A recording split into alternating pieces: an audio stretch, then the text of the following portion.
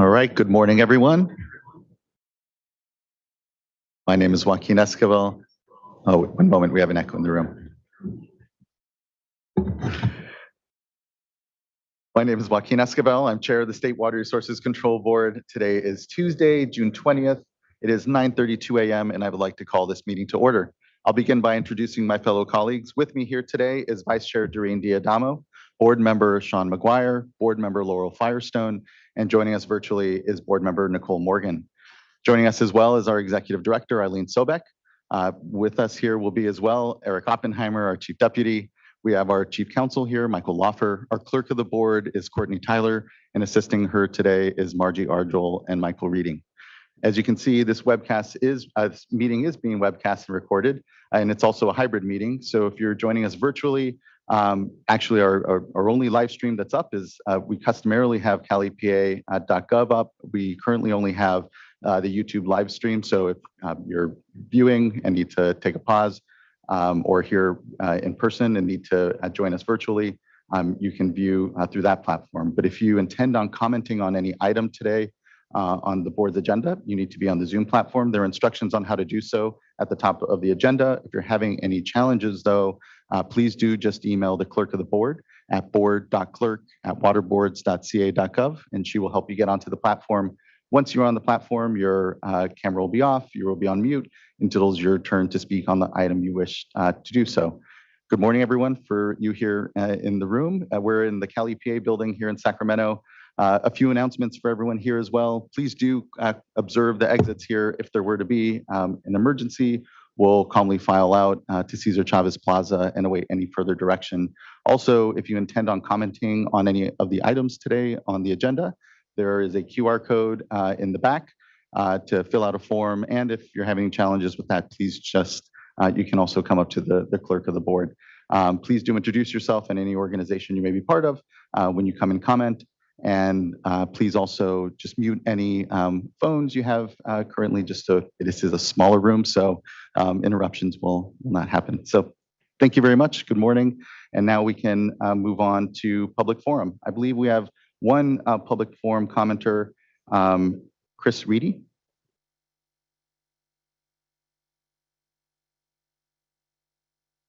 Good morning. And you may have to turn on the microphone there. At the base, there's a push green light. There you go.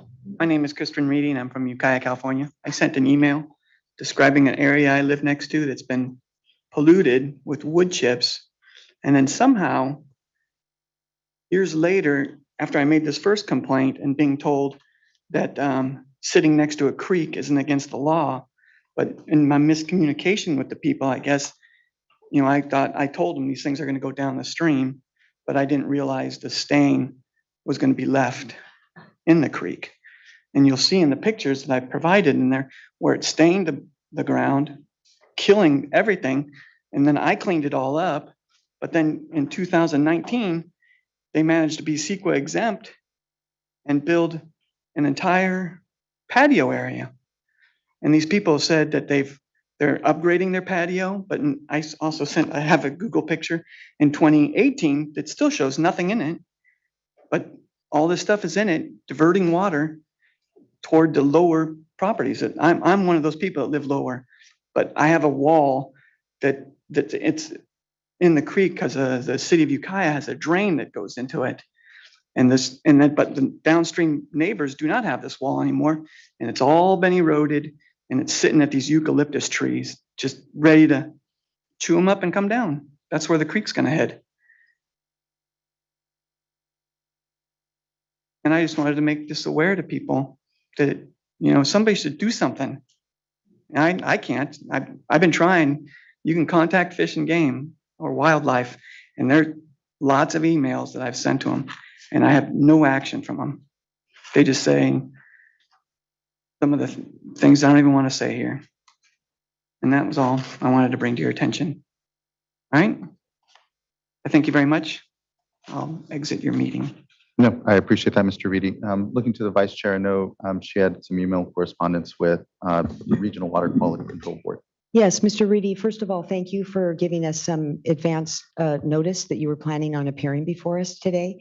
And so I am actually, we all split up the different regions throughout the state and were assigned as liaison, state board members, liaison to regional water boards. And so I'm actually the liaison for the North Coast region. And when I saw the packet and that you were planning on appearing, I contacted the executive officer, Valerie Quinto. And so she did follow up with her staff, Gil Falcone. It sounds like you've met with him on site. Yes, and then because of some additional information that you provided, they've indicated that they plan on sending staff out on site. So they will be, and that they will be following up with you directly. So thank you so much for bringing this to our attention. We appreciate it. I appreciate you. Thank you very much. Yep. Thank you, Mr. Reedy. Appreciate your time. Okay, with that, I believe, okay, we do have two more folks for public forum. And so here, let me read. All right, I think, yeah, next is Vivian Fuentebella Sanchez. That's me. Hello, good morning. Hi, good morning. My name is Vivian Fuentebella Sanchez, and I would like to talk about the recent changes in the SCAP program, also known as the Site Cleanup Account Program, that has affected our site. So I'm going to do a brief history about us. My mother and I have a property at 1155 El Camino Real in South San Francisco that was fortunate to receive the SCAP funding on March 2020. However, recently, last May 5th of this year, we received a letter saying that our site is no longer in the fundable list due to the recent changes in the SCAP program. Therefore, funding to clean up our site has stopped. A brief history is my parents got this property in March 1994, not knowing the prior use of the property. It was a vacant building. Later, my parents found out it had been used as a dry cleaner a number of years before they purchased it. And we also learned later that 24 dry cleaning machines were used in this site that leaked and apparently contaminated wells used by the San Francisco and South San Francisco areas for drinking water. The affected wells have since been closed. The property houses a restaurant right now that specializes in Filipino cuisine that my mother and I, a women-owned company, operate as well. And this South San Francisco restaurant also services another of our smaller branch in neighboring Daly City, which is a few miles away. Both restaurants serve the Filipino American and the AAPI population in the area and is considered a mainstay in the community. We have 40 employees for both restaurants, and most of our staff are seasoned and older workers who are also Filipino Americans. We average about $500,000 a year for payroll. We understand that the dry cleaning compound has been found in indoor air in our South San Francisco restaurant at concentrations that exceed the environmental standards. This potentially threatens the closure of our South San Francisco restaurant, which would also close the Daly City operation because all the food is prepared in the South San Francisco kitchen. My mother and I do not have the funds to continue cleanup of our site. I would also like to point out that our site is only 1,000 feet away from disadvantaged communities, and many of the people who eat at the restaurant live nearby. I would just like to end my comments by requesting the board to please continue this SCAP funding for our site so that we may ensure the health and safety of our staff and customers, and that we may also continue serving the Filipino American and the AAPI community. And that's all. Thank you for your time and thank you for listening. Thank you, Ms. Fuentebella Sanchez. I appreciate your comments here today. Do know that there is a formal process that you can go through to appeal to the Director, Division of Financial Assistance around that determination. We made sure that we allowed for a process for folks to be able to appeal, provide additional information. So while we appreciate your public comment here, do know that you should follow up more officially for consideration there. So really appreciate your participation this morning. Thank you. Thank you so much. Thank you. Next, I'd like to call up Nathaniel Kane.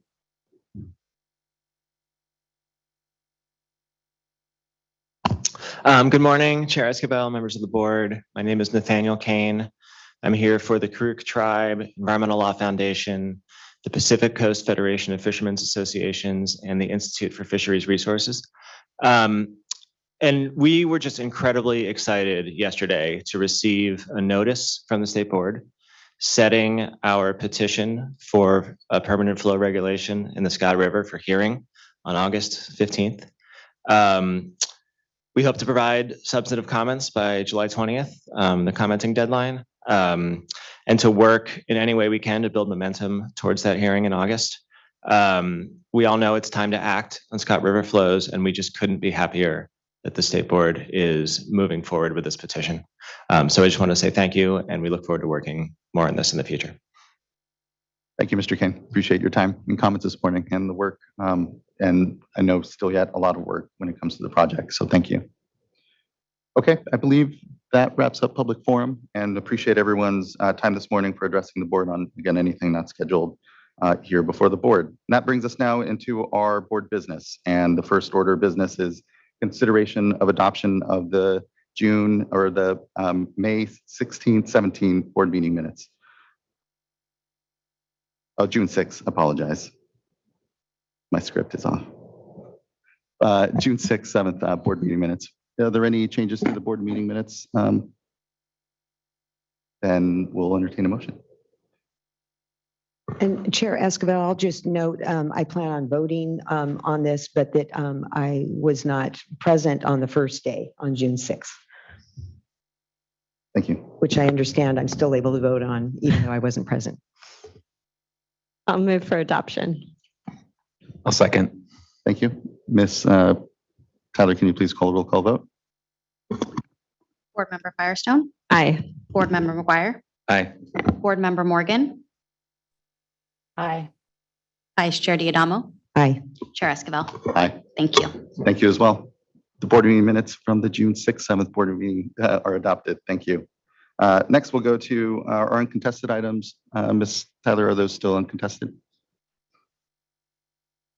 Okay. And any board members wishing to pull them off or otherwise, and just acknowledge the incredible amount of work coming out of the Division of Financial Assistance, and just thank and acknowledge the good work that has gone on to these two items. But if 2 and 3 don't have any further discussion, we can take them up. I'll move to adopt uncontested items 2 and 3. Second. Thank you. Ms. Tyler, can you please call the roll call vote? Board Member McGuire. Aye. Vice Chair Diadamo. Aye. Board Member Firestone. Aye. Board Member Morgan. Aye. Chair Escobar. Aye. Thank you. Thank you as well.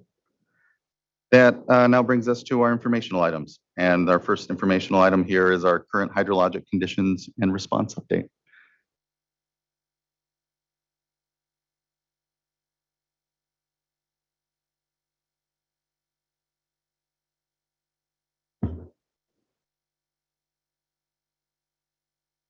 Good morning, Mr. Ekdahl, Ms. Fisher. Good to see you both. Board members, hopefully you can hear me now. Okay, the light is on. My name is Laura Fisher. I'm the Assistant Director of the Office of Research Planning and Performance. I'm here to fill in for James Knockbauer today for the hydrological report. As you can see to my right here, I've got Eric Ekdahl, who will be updating us on the Scott and Shasta River watershed, and also an update regarding the Division of Drinking Water, a public workshop that's coming up. Following Eric, we also have a guest speaker from the Department of Water Resources to update us on flood conditions and flood operations. With that, I'll kick it over to Eric. Great. If we can go to the next slide, please. Again, a quick just overview. We'll do a really quick overview of the Scott Shasta coming out of the June 6th meeting. There was a request to continue to provide the flows and kind of where we are relative to the in-stream flow standards for the next couple of weeks going into the August 15th hearing, and then a quick update on drinking water, and then we'll turn it over to DWR. Next slide, please. Again, really quickly, flows in the Scott River are still significantly above the in-stream flow target. I think the flows as of last Friday were in the 600-ish cubic feet per second range. The in-stream flow target at this time of the year, I think, is under 200. I normally go off of the graphic, but there's the inset, so I can't actually see where the in-stream flow target is, but we're still well above it. Next slide, please. In the Shasta River, you can see some more significant fluctuations in the Shasta. The in-stream flow target right now is about 50 CFS. Flows have been fluctuating, over 150 CFS to down right near the actual in-stream flow target. And based upon staff analysis, it does relate to some pretty significant diversions in the watershed. So you can actually see fluctuations of nearly 100 CFS just based on who's turning on and off their diversions at this time. The Water Master is continuing to work very closely with everyone in the watershed to help make sure that flows don't dip below that in-stream flow target. Next slide, please. And just a quick note, Dwinelle Reservoir, their water right does say that they must discontinue diversions to storage on June 15th, which we've just passed, and they have in fact stopped diverting to storage, but it is the most robust storage volume that they've had in a number of years. That's going to help maintain flows in that system for much of the spring and summer, we're hopeful. Next slide, please.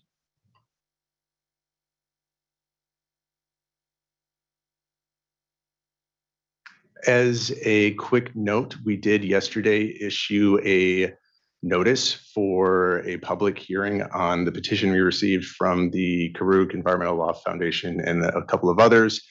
That announcement went out yesterday at about 3 p.m.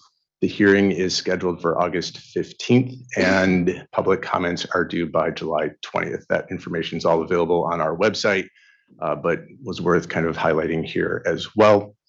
Next slide, please. And a quick note, the Division of Drinking Water is having a drought and conservation reporting public workshop. It's scheduled from July 13th from 1 to 3 p.m. There is a registration link and a public notice link that should also be available on the board's website and the Division of Drinking Water's website as well. And I believe that is all we have in terms of our comments, and would turn it over to the Department of Water Resources at this time.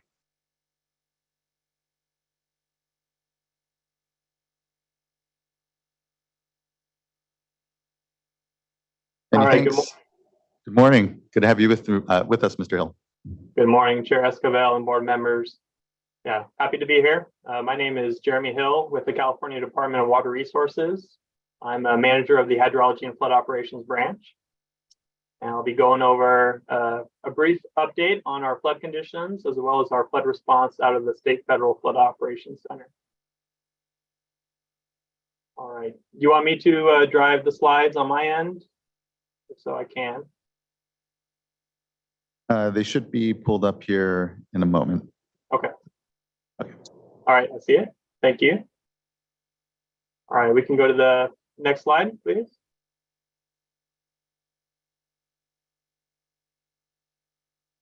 All right, so the State Federal Flood Operations Center is responsible for flood emergency preparedness and response statewide. We get our authority through many different ways, including the Water Code, as well as the Emergency Services Act. It gives us broad authority to respond to flood incidents and supporting and supplementing local response efforts that are, led primarily at the local level, but can be elevated to state support. Another important mechanism that we can tap into is Public Law 8499, which allows us to be the conduit to the federal government and the U.S. Army Corps of Engineers to get their assistance through that provision as well. Next slide, please. Back one, please. All right, so this map on the left depicts the series of atmospheric rivers that hit the West Coast and primarily California back in December through January of this year. You can see the colors denote the strength of the atmospheric rivers. We had 9 total hit us over that 3-week period. And in comparison, we only had 3 strong atmospheric rivers for the entirety of water year 2020 and 2021. And this led to, widespread precipitation across the state as well as flooding conditions. Next slide, please. So this map depicts some of those precipitation amounts, which were really phenomenal over that 3-week period in the winter. Set some records for some areas, including the Bay Area, but really had impacts throughout Northern California, as well as some of the coastal areas to the south. Next slide, please. So our response is that we activated our State Federal Flood Operations Center. We deployed specialists as requested by local agencies. We provide either technical assistance or direct assistance out of the Flood Operations Center. Our specialists are able to advise on flood fighting methods. They're also able to help lead California conservation crews or other flood fighters to help mitigate damages to levees and other concerns. Some of the pictures on the left denote some of those activities back in January. We also deployed an incident command team to the Merced area, as there was widespread concerns there as well. Out of the Flood Operations Center, we coordinate across many different agencies. We are co-located with the National Weather Service and the California and Nevada River Forecast Center. And we also had representatives embedded in the FOC from Cal OES and the Army Corps. We also were able to provide lots of direct assistance in terms of flood fight materials to local agencies, technical assistance in terms of forecasting information and support, as well as liaisons embedded in county emergency operations centers. And during this 3-week period, we had about 150 staff activated in the FOC, not at one time, but spread over that 3-week period. We also had additional staff, department-wide activated in different EOCs. For example, the State Water Project EOC responding to issues outside of those FOC concerns as well. In total, there were 57 incidents that came into our FOC in January. That doesn't represent all the flooding concerns across the state, but those were the ones that were reported into our FOC. Many of those we provided assistance on as requested by local agencies. Next slide, please. Some more details on the direct assistance. I mentioned the flood fight materials. We sent out an enormous amount of materials to support local flood fighting efforts, including close to 1 million sandbags to different local agencies, lots of muscle wall and other materials as well. We worked with our Division of Engineering on a couple of construction contracts to make some temporary repairs to levees to mitigate the damages. There were many different California conservation crews that were deployed to assist with flood fighting efforts too. And I mentioned the incident command team that was deployed to Merced County.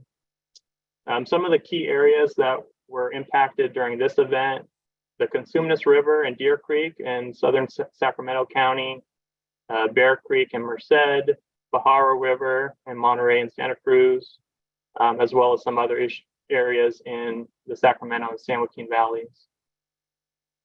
Next slide, please. So we had a short break in February from the heavy rainfall, but as we know, that reemerged in March.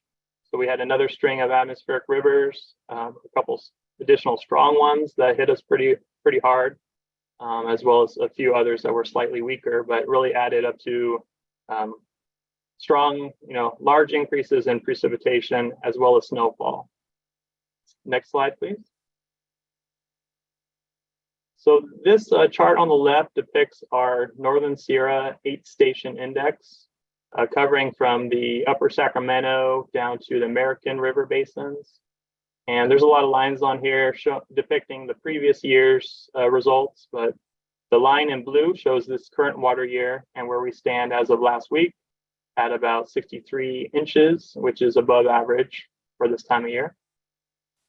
And then the chart on the right shows the different months and where we ended up in relation to the average amounts that we get for the 8-station index. So you'll see December and January with those atmospheric rivers, as well as March, really pushed us well above average for each of those individual months. Next slide, please. So this is a similar chart. This is moving to the south in the San Joaquin, our 5-station index.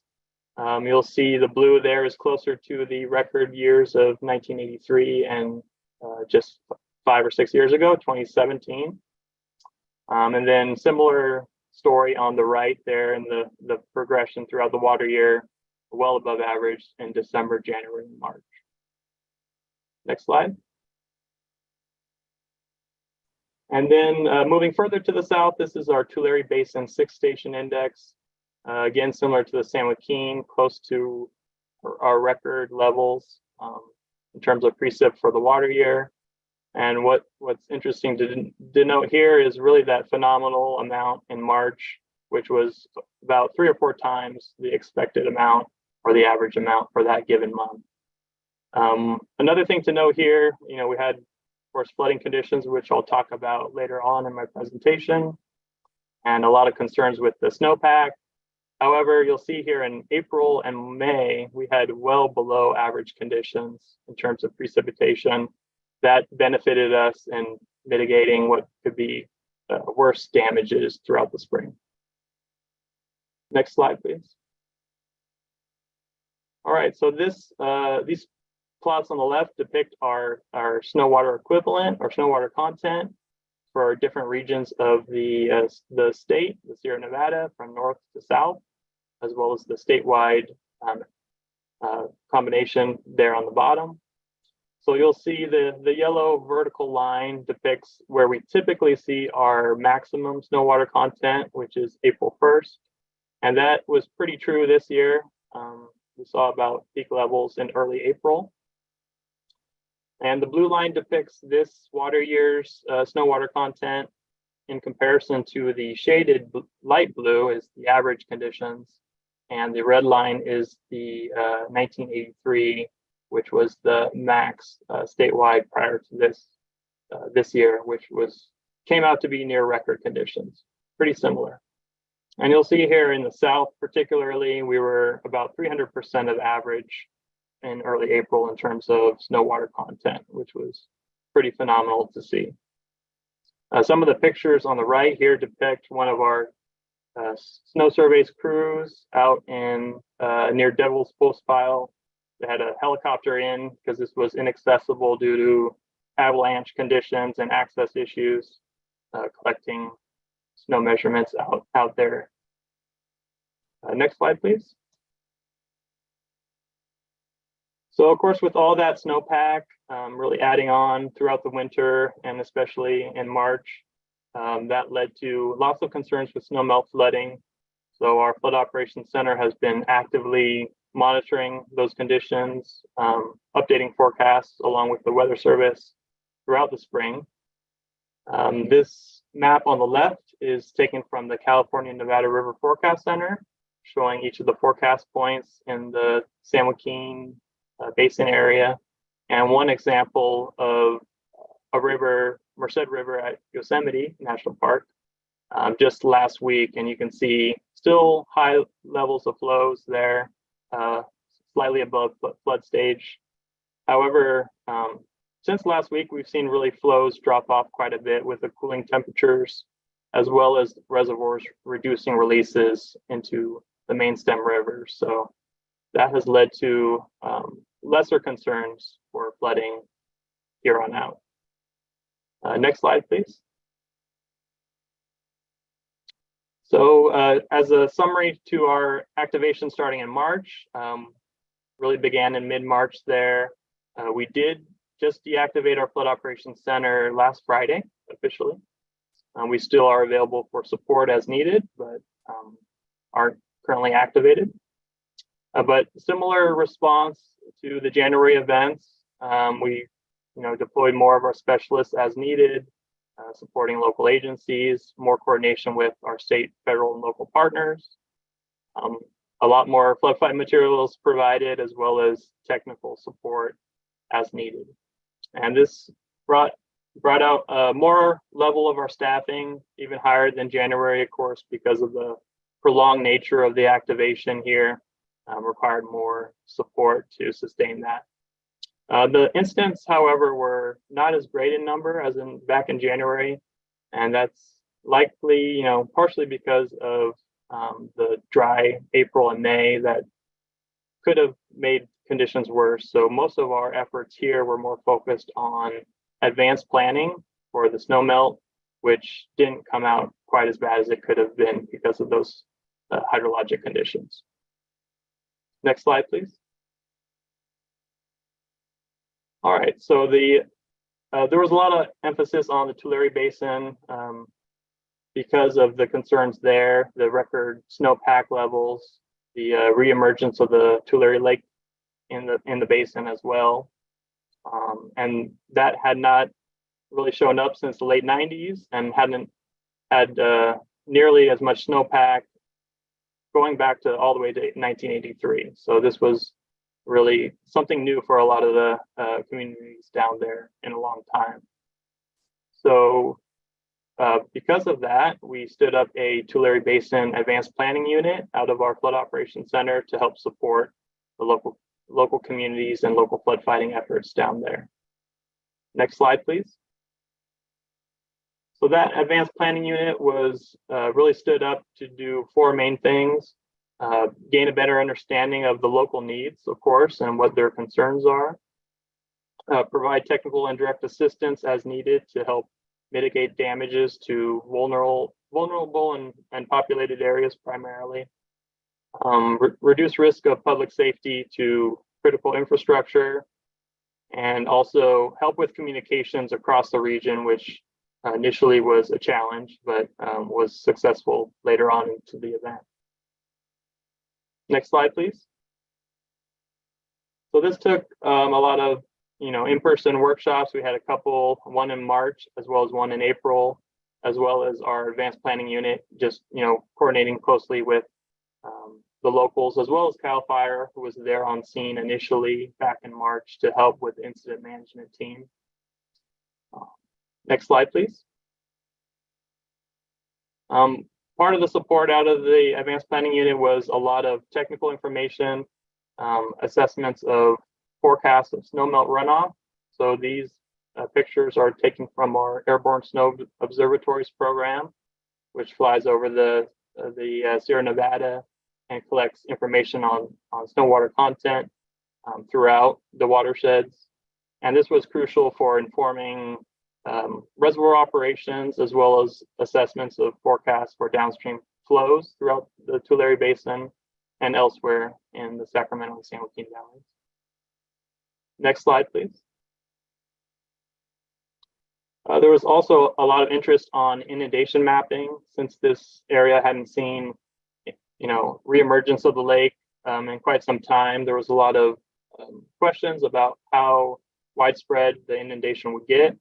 So our team, working with some consultant resources, put together inundation maps with frequent updates based on projections. These maps are showing the end of June and end of July forecasts that were just updated here a couple of weeks ago. So these are really the latest and greatest maps showing the extent of the lake bed. You can see here, both on the left and the right, the blue depicting those inundation extents. The biggest concern was around the populated areas such as Corcoran. You can see the blue up against the red line, which is the levee surrounding Corcoran, as well as the state prison there. So we were busy forecasting what levels that lake would get to along that levee and in other areas that were of concern to the locals. And we helped with some of the mitigation measures along that levee as well. Next slide, please.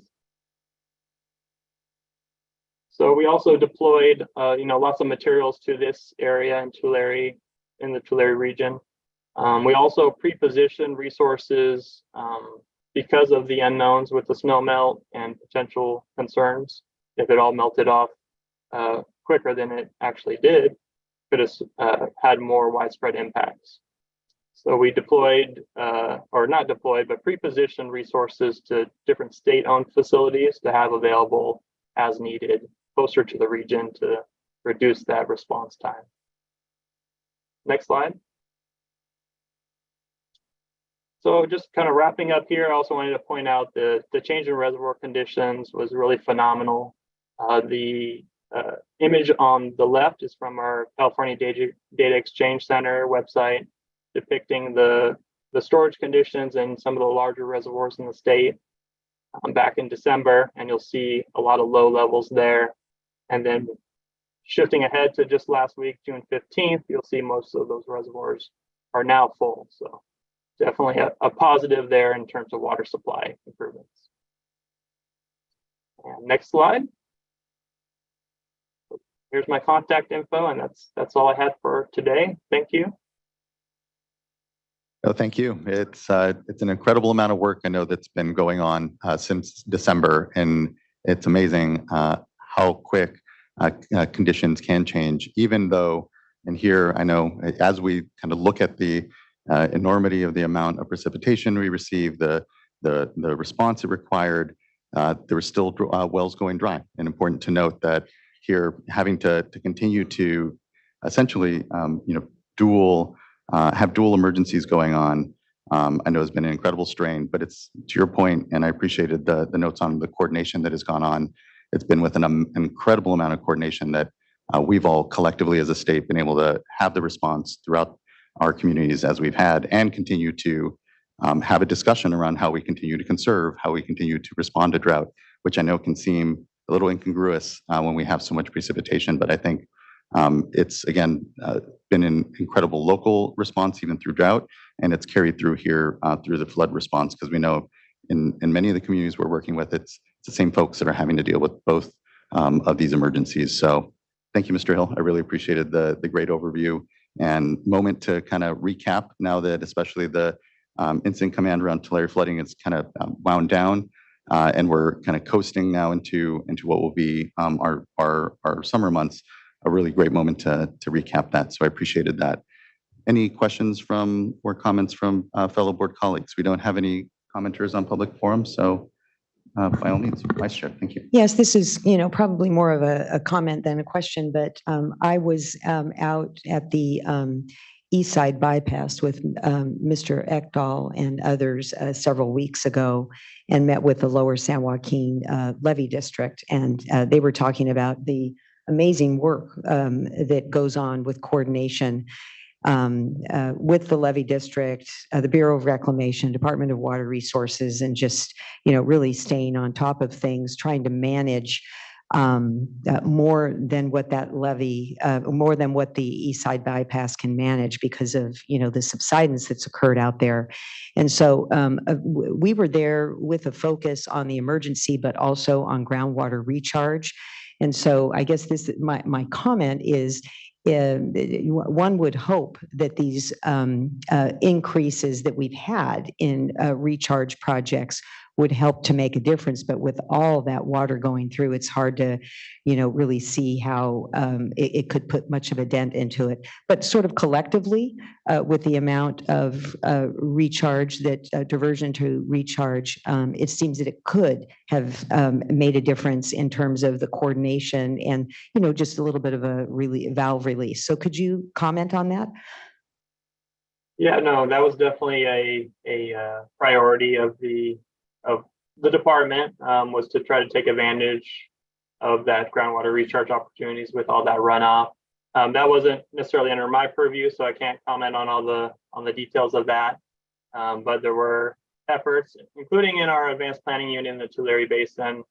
We brought in folks from the Sustainable Groundwater Management Office within our department to look at opportunities, because that not only impacts the groundwater levels, but also, would reduce impacts to any water that would otherwise make it to the lake bed and would have to be managed, and would raise those concerns along the levee around Corcoran.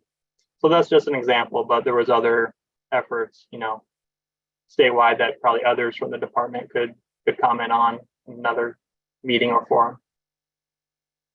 And I know Eric Ekdahl in the Division of Water Rights was working quite a bit with Paul Gosselin and others with Sigma, and just, I mean, because there was the authorized recharge that went on, which was at 1.2 million acre feet that the board was able to help authorize. And then there are the executive order recharge projects, which are flood flows, but that may have this recharge benefit that we have reported out. So I don't know, Mr. Ekdahl, you want to comment further? Yeah, just a little bit further.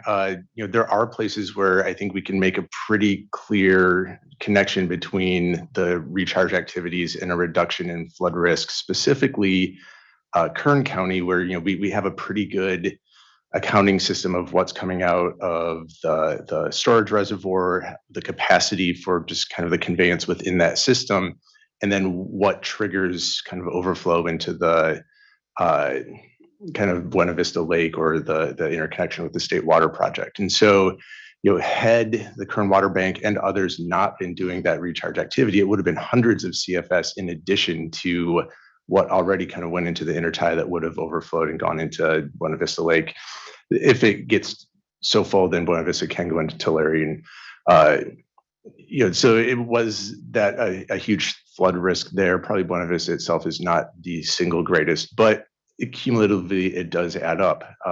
Also kind of the work with the CVP, the TUCP that they filed earlier in the year, facilitated, again, hundreds of thousands of potential acre feet of recharge activities that, again, had that not occurred, would have either gone through the system or overflowed and flooded as well. So that, in combination with the 92,000 acre feet of recharge activity from the executive order that's been reported so far, again, cumulatively, we can draw some pretty good connections to that making a difference. I also know that the Department of Water Resources, Stephen Springhorn and some others were setting up, temporary pump options in those circumstances. Even taking 1 to 5 CFS out of a really kind of flood, prone system does make a difference as well. So all these do add up. Thank you for that. I think it's important to continue to highlight this connection because as communities gear up for climate change and these opportunities, really they're responding to challenges as well. And so it's always good to get that information out so that, there can be more partners in these efforts, in these flood control / recharge efforts. Thank you. Yeah, thank you, Vice Chair. And what does come to mind then is right now is the time when folks should be planning for next year. We're coming out of that flood season, but importantly, we need to be planning now here ahead, especially when it comes to recharge projects, which, have a little lead time. We want to make sure we're being protective. I guess to that, Mr. Hill, what best on the flood protection side should people be thinking of doing now than these next months? The immediate emergency is less imminent. So just maybe if there's a few things you want to leave folks with on the sort of planning activities that should start to be happening here in these next couple of months. Yeah, no, good question. So, we'll be busy internally, developing our after action reporting and compiling all the information from our teams on kind of the best steps looking forward to next water year. Of course, we'll have, different reservoir conditions, higher levels. So that's already been an interest for some of our local partners, just understanding, what that may change in terms of flood risk heading into the winter. So some education opportunities there. But we'll do our normal coordination activities with our partners. We do flood preseason meetings every fall with local, state, and federal partners across the state. And that's really a good opportunity to, look back at the previous water year and flood conditions, as well as look forward and kind of prioritize some of those actions to help, prepare and plan for that. Great. Thank you very much, Mr. Hill. Anything further from fellow board colleagues? Hearing none. Thank you so much. Really appreciate the update from everyone. Thank you for the time. And that closes out informational item number 4.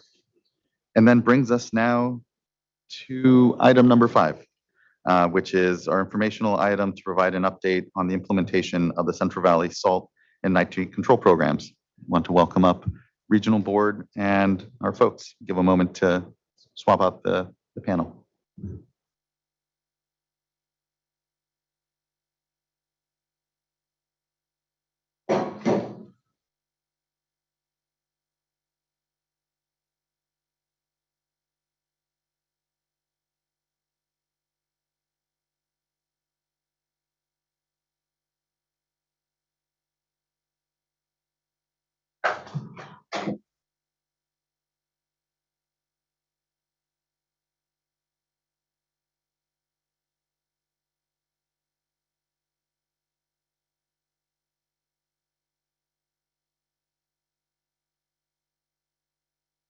Morning.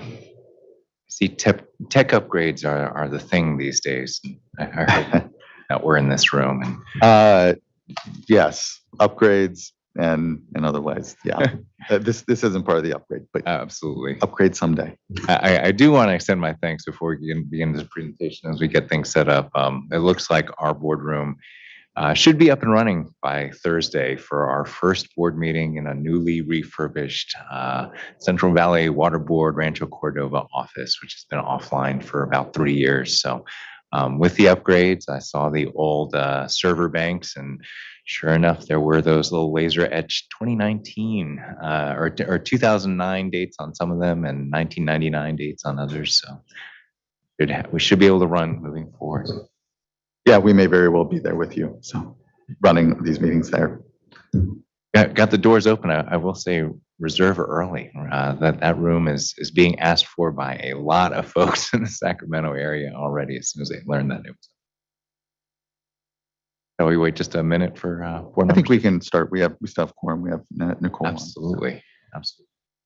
At your pleasure. Well, good morning, Chair, members of the board. We're here today to do another of the annual updates as to the implementation of the CV Salts program. Frankly, one of the bigger programs at the regional board, even though it's still on a shoestring staff. We are doing a lot of things within this area with respect to nitrate and salt control. Next slide. For overview of what we're discussing here today, and there's a lot of material. I'll provide an update on the nitrate control program from the regional board side. You'll then hear from a couple of the management zones that have been doing the work, Valley Water Collaborative and the Tule Basin Management Zone, and then some comments from environmental justice advocates on their perspective on the implementation of the nitrate control program. We'll probably take a break at that point, answer some questions, because there are very distinct programs at this stage, and then begin an update of the salt control program, where a lot of activity is happening as well. A brief 2-slide update on enforcement activities when we find dischargers not enrolling in one of those 2 programs, and then some question and comments, which I'm sure there will be some. Next slide. I know you've seen this map before, but I think it always helps to orient us when we're talking about these programs. We have a prioritized program in the nitrate control program that is a groundwater only program, and then a phased program with a salt control program for surface water and groundwater. And to be frank, we've been discussing internally when we talk about CV salts, all of this is mushed together along with a few other policies for compliance, secondary MCLs and things like that. So we've been a little bit more blunt about talking about the nitrate control program as firmly in its implementation phase at this point. It's not a basin planning program, and the salt control program a little separately, because we're currently still in a long 45-year phase to update basin plan amendments, do additional studies, et cetera. And you'll hear a little bit more about that in just a minute. Next slide. So for starters, the nitrate control program, I don't think I have to explain the consequences of nitrate contamination. It's widespread in the valley. It is an acute contaminant. It can result in methylglobinemia, blue baby syndrome. And so in a very real way, this threatens children's lives in the valley. And so it's a very urgent concern. One of the reasons why this was added to the program as we were developing CV salts on the whole. Next slide. Apologies for the speed. We've got a lot of folks talking here today. So if you want to pause me at any point, feel free to do so. We've got a lot of ground to cover. And frankly, there's a lot of slides that made on the cutting room floor to make the time limitations. So I can certainly elaborate at any point in this presentation. But here's priority 1. Priority 1 management areas are the first phase of implementation. These areas cover the most nitrate impacted areas of the Central Valley. These, worth noting, are confined to DWR subbasins. So generally speaking, they cover just about the same ground. Modesto and Turlock are actually 2 management zones on the upper portion that are covered by one implementing agency in Valley Water Collaborative for administrative purposes. And then we also have a combination, next slide, As we move into phase 2 or priority 2, where we will be issuing notices to comply, hopefully by the end of this year, you'll note that we've got the Kings Water Alliance in the blue outline has already begun work on priority 2 within that area, forming up some of the initial steps for that area. Just again, for administrative convenience, they're also working in the priority 1 Kings subbasin. So that's what we're going to be talking about. This is where the action is happening in priority 1 so far, and priority 2 is where it's coming next. And just quickly, because I know tomorrow we will be having a discussion around the Sustainable Groundwater Management Act. When we talk about priorities here, again, we're talking about water quality side of things. Absolutely. But just to note that the cross-pollination here, both between the borders of the basins, the growers, the constituents that we're going to be working with are all kind of the same. So, it just comes to mind. I just wanted to make clear for folks when we talk about priority of groundwater basins here, separate from SGMA, and of course, around water quality, but interconnected completely. Absolutely. And I should have introduced Jenny Fuller, who's here as one of our senior specialists. And behind me, we have Hannah Daly, Cindy, and Angela, all newer members of the team. Cindy's probably the most seasoned veteran at this point. But we actually had a conversation with Office of Research Planning and Performance, their SGMA team. They're envious of how few management zone implementing agencies they have in these subbasins, but we've been sharing a lot of ideas as you move towards implementation of SGMA and kind of mail outs and things like that, talking about what works and what doesn't work as we move in that area. So certainly a lot of communication happening between state board staff, between the irrigators that are implementing SGMA and the growers and permittees that are implementing the nitrate control program. Next slide. And for the overall numbers, so I did mention that there's a nitrate control program. We did a notice to comply in that one. You'll see the stats on the salt control program on a separate slide, but these are the priority 1 permittees. So these are the entities within the priority 1 areas that received a notice to comply, essentially triggering their responsibility to start providing drinking water, to start working on management zone proposals, or for that 1% identified in the individual pathway of demonstrating to the board that they are in compliance with the nitrate objectives. Basically a few wastewater treatment plants that are on full Title 22 recycled water that is nitrate compliance, that has nitrification, denitrification technology, and some, I think there's a couple food processors that essentially their effluent is virtually pure water with no nitrate loading. So those are the folks that are in that 1%. Just about everybody else is working on management zones. That's a 93%, or is not compliant and has been getting some notices from our enforcement team to either bring them under the individual compliance pathway or into a management zone. And they do have to pay some back fees if they sign up to a management zone late. Next slide. And I want to talk a little bit. We received a letter about a management zone implementation plans, which are due in early September. About the engagement efforts, I want to say, I apologize if we did not meet expectations or demonstrate complete transparency as we work through this process.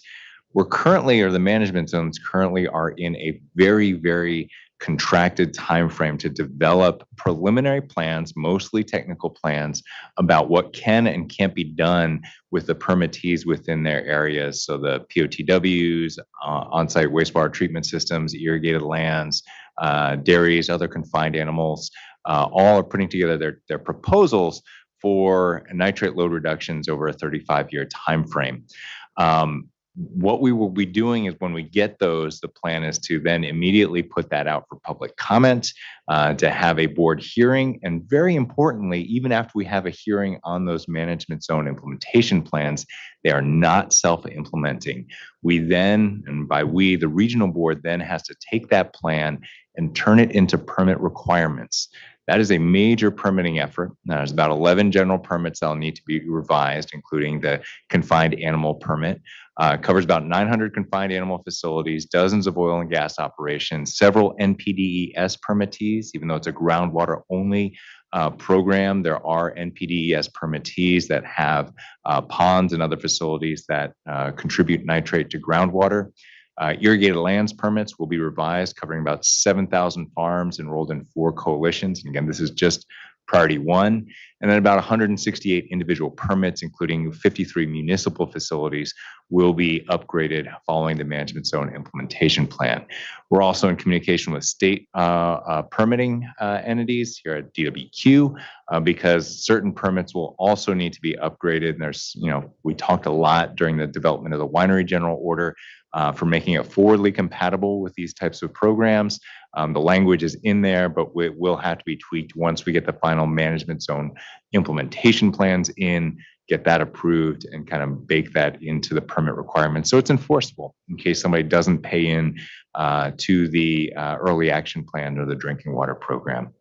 Next slide. A little bit more about the management zone implementation plans. When they come in, before the permits are updated, we will be going through CEQA assessments and need to detail environmental impacts and trade-offs, the infrastructure needed for nitrate load reductions on the dairy, the confined animal side, cost for compliance, impacts during the compliance timeframe, so how long that nitrate will remain in the groundwater detected in wells. All of that has to be discussed in CEQA assessments that will be subject to several public processes. Drinking water infrastructure build out and financing, we're going to be assessing that in cooperation with the affected communities and infected individuals, certainly talking with State Board and Division of Financial Assistance as they kind of look through those proposals and when we kind of get those in. Communities with non-compliant wastewater treatment plants will have to assess their infrastructure needs, opportunities for upgrades, get buy-in from local municipal leadership, lots of opportunities for public participation in that process. My guess and the kind of conversations that we've been having is very few of the communities within Priority 1 area have the financial wherewithal to upgrade their plants immediately. So those will probably be towards the end of the 35-year compliance timeframe. So discussions about BPTC, best practicable treatment and control, anti-degradation policy and financing options will be in the discussion as we engage with all the municipal leaders to work on their long-term wastewater infrastructure needs. That includes OTS, on-site wastewater treatment systems, consolidation orders that could be prepared by the board, the funding for consolidation, and things of that nature. And last but not least, certainly all the permits have to make AB 2108 findings. Because what we are doing here is we're putting all of those thousands of permittees on a time schedule for nitrate compliance that will require culturally relevant engagement done by board staff in collaboration with the dischargers to talk to all the communities and affected entities to make sure that they are afforded opportunity to provide meaningful input in this process as we work through what could be a lengthy process to develop this into permit requirements. Permits must also satisfy all applicable state policies, including anti-degradation policy, source of drinking water policy, human right to water, non-point source policy, as is pointed out quite frequently. And last but not least, the drinking water programs and outreach that the management zones are currently doing must be maintained. So you hear a lot about the outreach that they're doing right now, while these activities, the permitting activities, are going to be ongoing. All right, next slide. Here are some highlights about the early action plans. This was the kind of program that the management zones have taken on to address the needs of the communities while they work on nitrate load reductions and coming into compliance. The gross numbers are kind of put in front of you right there. Lots of discussions. They ramped up, as you'll hear, a lot of door knocking campaigns, lots of social media promotion, postcards, websites, and attendance at about 161 community events within these Priority 1 areas. And this shows kind of some of the highlights in terms of where the total numbers are. Lots of inquiries into the program. Can I have my well tested? Many of those are within the service boundaries of public water systems that are compliant with the nitrate standards. That's why you see a much lower number of applications. There's still a lot of applications that were submitted by folks who don't have domestic wells, And so we have a gap between the applications and the wells tested. Certainly, they're trying to get all of the wells tested that are part of eligible applications. A little over 1,000 of those wells tested by the management zones are above the nitrate standard. And you've got a slightly higher number receiving bottled water, a higher number because some of the wells are tested under different programs and the management zone stepped in to provide the replacement. Next slide. All right, so just want to highlight that number of 1,730. Next slide. Sorry, can I ask you just a quick question on that?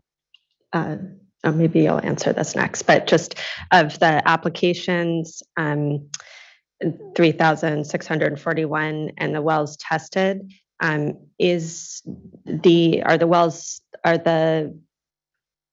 the ones that applications received that haven't been tested, are the vast majority not eligible, or is it just that we haven't been able to schedule and do the testing A yet? combination, and I think the management zones could Can probably answer address that. that a Okay. little more directly, but it's a combination.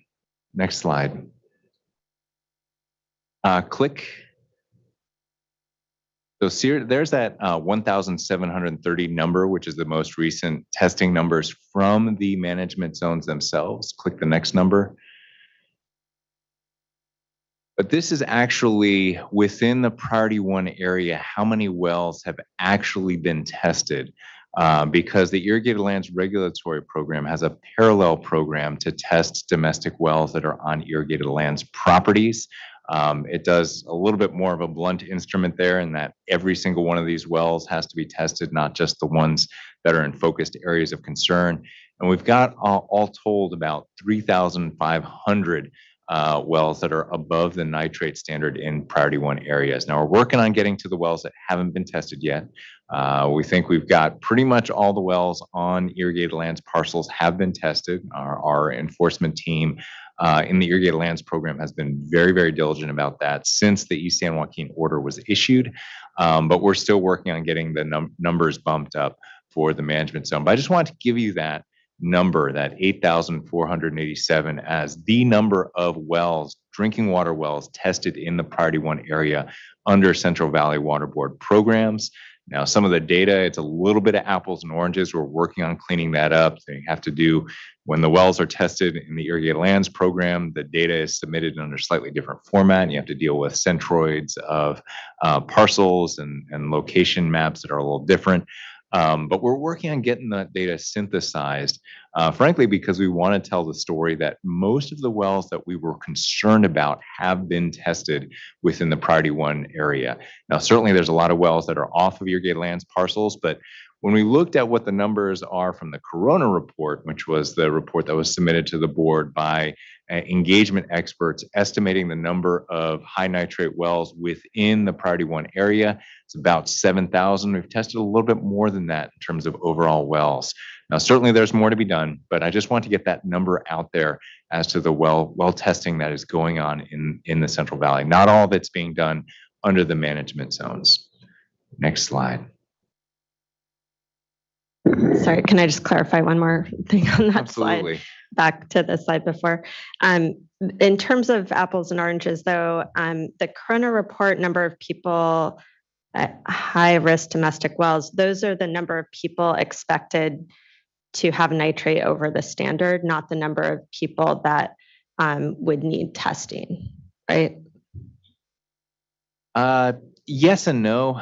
The way the Corona report was submitted, it used some conservative assumptions about the potential impacts to wells. So, that the number there included a margin of safety that was a little higher. So it's not quite apples and oranges and bananas there. The Corona numbers are a little higher than the exact numbers of actual impacted wells that we'd be expected to find. But that's the outreach and the type of numbers just to put in the ballpark of wells that would need to be tested that would thought to be threatened in that area. So the 8,487 was there a number in the Corona report that was the number of wells that should be tested because they may be at risk? And then the Corona report was, again, a little conservative, but of those wells that should be tested, this is the amount that we would expect to be over? I wish I could give you a number that was closer. No, I don't No. need the number. I just want to make sure I'm understanding whether it's apples and oranges. I mean, or bananas or whatever the fruit is, you know? I mean, in other words, it seems to me that we would be comparing the 3,531 above the nitrate standard to be what would be more comparable to the Corona report estimate of how many would be at high risk of having nitrate over the MCL. And again, I understand Corona's overly concerned, or, you know, is more inclusive than maybe what we actually find, but I'm just trying to make sure I understand that. I think the most direct comparison would be the Corona report numbers with the domestic well tests that are not on ILRP parcels. So if you were able to kind of carve out the number of that about 7,000 from the Corona report, which we don't have, if they were able to carve out all the ones that were on irrigated lands parcels, hopefully we'd have a number that would show up similar to the 1730 testing. But that's the point of demarcation that I don't know. It wasn't contained in the Corona report what was on irrigated lands parcels or what wasn't. The data sets were a little different there. And irrigated lands, the reason why it's not an easy comparison is irrigated lands just said test all of them. Doesn't matter if they're if you think that they're nitrate impacted, if they're on the red zones in the map or not, test them if they're within a different definition of what nitrate impacts would be expected to be. So you're dealing with kind of three different types of maps in terms of where you're expecting nitrate. Well, and then similarly to that point that you made, just the when you're looking at the percentage of tests of wells that are over the nitrate standard in the management zone testing, where it is much more targeted to high risk. It's I think we know where you're going. A lot. It's the vast majority are finding it over the MCL. So I'm just, I guess I'm just concerned that we still have a while to go to figure out make sure that we're testing those that the Corona report would identify or has identified as high risk. And I understand your point on the irrigated lands is just a less targeted, any irrigated land. So to your point, we haven't figured out exactly what that gap or overlap is, but I will say I was really hoping to have these numbers sharpened for you this year. It will have to be next year. Again, we've got the 4 or 5 people in our irrigated lands program that do the irrigated lands well testing program, working on synchronizing the data with the management zones, having those communications. And by this time next year, I hope to get you the numbers, apples to apples comparisons about what's been tested and what's not been tested. Thanks. Next slide. All right. Now, in terms of bottled water program participation, you see, there is a slow ramp up. This is frustratingly slow to some folks, although we don't have a huge time frame represented here. But this is just to show that there have been progress in providing bottled water, in doing the testing, and in fielding the inquiries in the priority 1 areas. Next slide. The early action plans, the drinking water program's next steps. I'll talk a little bit more about expanded SAFER funding on the next slide. Enhanced outreach. You'll hear a lot about what the outreach that has been done. It is a program that we are still pushing on. Despite all the successes there are some stubborn numbers that we're trying to make sure that are driven down exactly to your point. Incorporation of irrigated lands regulatory program, domestic well testing data, so that we're comparing apples to apples, and continue to work with health providers, schools, and community leaders to frankly, foster trust in this program. You know, if somebody comes up and offers you something free, there's a lot of skepticism. And, you know, it sometimes takes leaders or word of mouth, as you'll hear later, to gain that trust and have the management zones come into your home, sample your water, and provide you replacement water. And of course, expand on outreach methods that are working. And last slide for me until a little later on in the presentation. And here's a few slides on the safer co-funding. You know, it does, and I know it's even for myself, it's taken a long time to get these funding agreements in place, to get the funding done. It takes a long time, I've learned, in terms of this contractual process. But we are, I mean, there are millions of dollars. I know that this board, the state board, is putting out there to enhance the testing that we're doing, to really help make some assurances in these communities that when we test the well, we're not just testing for nitrate, that we can say for arsenic, 123 TCP, variety of other co-contaminants, your well is safe or it is not safe.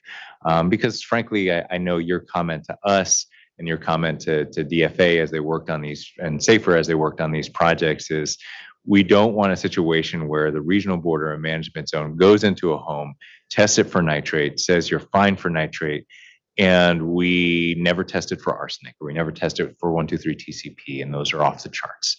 And so it leads to a false sense of security for those other contaminants.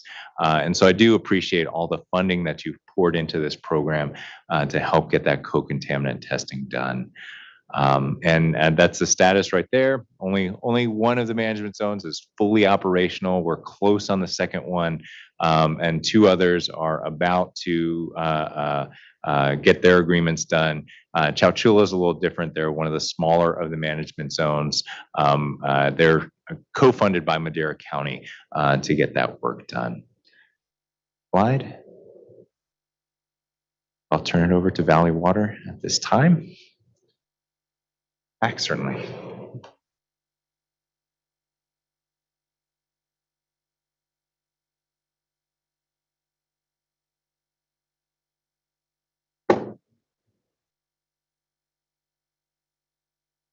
Well, good morning, everyone. Chair Esquivel. Harry Clausen, Valley Water Collaborative, Executive Director of the administrative group that manages 2 management zones. Go next slide. So to give you a perspective of where we're located, we cover most of Stanislaus County east of the San Joaquin River. And as I mentioned, for administrative purposes, we combined the 2 management zones into one group. So far, it's worked out really well, and we've been able to realize the efficiencies that we had hoped for. So as you can see, we're bordered by the rivers. These are the DWR basins. Next slide. So we are a little over 2 years into our program. This is a depiction of our 2 management zones. On the left, you see the number of applicants that we have received. We've received a little over 1,000 total. And then after removing this, any one that's in a public water system in a city, we have narrowed it down, and we have, as you see depicted on the right-hand side, I'll give you the numbers in a minute, those that are receiving bottled water. We targeted in our mailings the areas, you can see it somewhat in this slide, the red areas. Those are what were designated as high above the nitrate drinking water standard in our preliminary management zone proposal. So we have been targeting our mailings. And there has been some outside of that area, and you'll see some in the hatched area as well. That's where the city public water systems are. There are islands still in these cities where they have public wells. I mean, they have private wells. So we are reaching those as well. Okay, the next slide. So I'm going to give you some of the data that we've been collecting over this time. As you can see here, we've had 562 wells that have been tested. And the bar chart here indicates the red line, the bright red line, is the drinking water MCL for nitrate. And you can see where the exceedances are landing to the very far right. The one you can see out to the left of the photo is 90 milligrams per liter, all the way down to, below the standard. And I'll come back to that in a minute.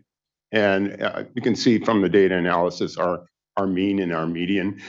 The point being is that we do have a lot of exceedances in our area, and it's in part because we targeted a high nitrate area. So this is not really representative. It's not a data study of our management zone. I have to point that out to the folks that read data in a different ways than us other people. It is scattered throughout the area, so it's not really representative of the spatial area. Okay, the next slide. So we, as Patrick mentioned, Valley Water was able to get a SAFER grant. We were okayed for funding in January 2022. So we've expanded beyond nitrate to the contaminants you see listed here. And we're doing a cost sharing arrangement. The easiest one is outreach. We split 50-50, but then the other contaminants, the state's paying 100% for that. We pay for the nitrate, and the administrative recipient handling and other things are split based on the breakdown of contaminants. So if we're sharing nitrate plus 1,2,3-T, then there's a percentage split, et cetera. And yeah, so far it's going quite well. Next slide.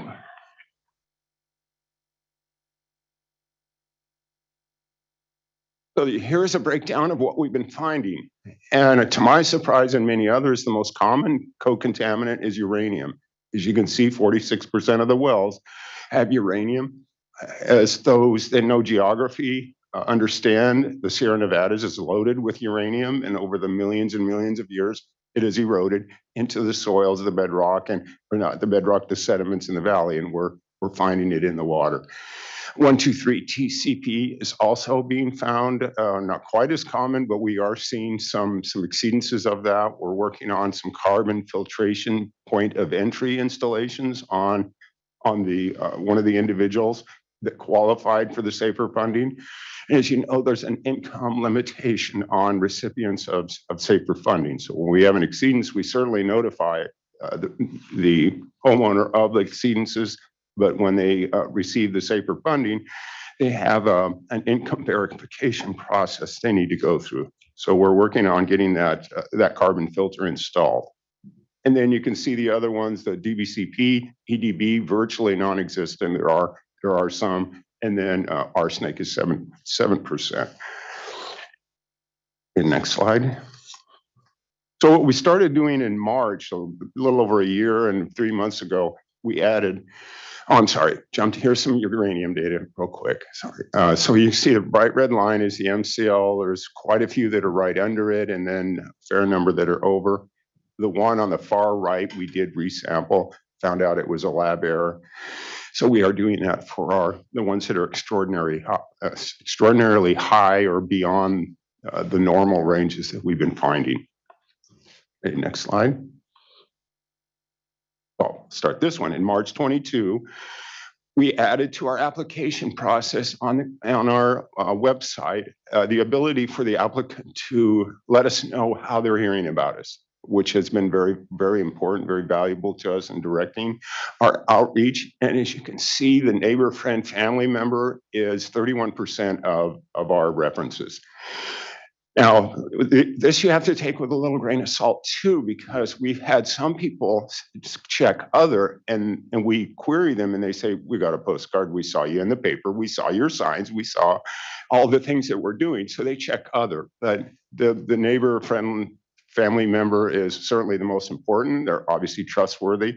To get a test, it was fine, it didn't hurt. We've got water, everything's going well, and that is our best, so far has shown to be our best way to get people to sign up for the program. In fact, I'll talk a bit about it later, but we are focusing our outreaches efforts on our recipients now to try to get them to do more incentivize referrals for our programs. So we can keep those applications coming. So the next slide, but you hold that newspaper. So we've been fortunate to have 3 newspaper articles in the Modesto Bee, in the Turtle Rock Journal about our program, which has helped a lot. It shows that there's still many people that read the newspaper, which is encouraging. So that's one point about it. But the other one is that We had an article about the program launch. That helped. Then we had the Safer program launch. Laurel came to Modesto. We got some press coverage, some TV coverage, and people respond to that. They see it in the paper. It must be something that's genuine. So we've got a lot of folks that have applied through that. We've also had, as you see pictured here, high school display contest. We've done this twice now, and we went to the local high school, offered them cash prizes. We were going to offer a scholarship, and the administration said, just give them cash. It's way easier. If you do a scholarship, that's a lot of paperwork for us. Just give them cash. So we've been giving them cash, and $2,000 first place for a group of 3 or 4 teenagers that are really happy when they get their prize. Anyway, they came up with some very creative displays for us that we've been using in farmers markets and the fairs and such that we go to, and they attract a lot of attention. We started out with posters and free and things, and in our tabling events, and it wasn't as attractive until we started getting these displays. So that's really helped us a lot in both exposing the program to these kids' parents, but also we got some press coverage out of it. Okay, the next slide. So this just gives you an idea of the tabling events that we're doing. This is similar to all the other management zones. We go to any place that will allow us to have a table, essentially. And some we're paying, most are free. Farmers markets, swap meets, and any type of celebration that we can do, and just start talking to people. We get between 50 to 200 interactions at a farmer's market, typically with our bilingual staff that have been going. So, we're doing what we can to be out there in the public so folks can see us and have name recognition. So the next slide. Last August, we started canvassing in earnest. We had, again, my bilingual staff went out and knocked on 1,000 doors in the Turlock, Modesto outlying area. They had 337 conversations, as you see there. 212 expressed interest. 119 were very polite and said, no thanks, we're not interested, even after long conversations sometimes. And some of them were not happy that the data would go on GeoTracker. We'll talk about that later, but that was one deterrent for a lot of people is I don't want my data on a public website. But the sort of not positive thing about it, we didn't get a lot of applications out of it. We got 16, which is 1.6%.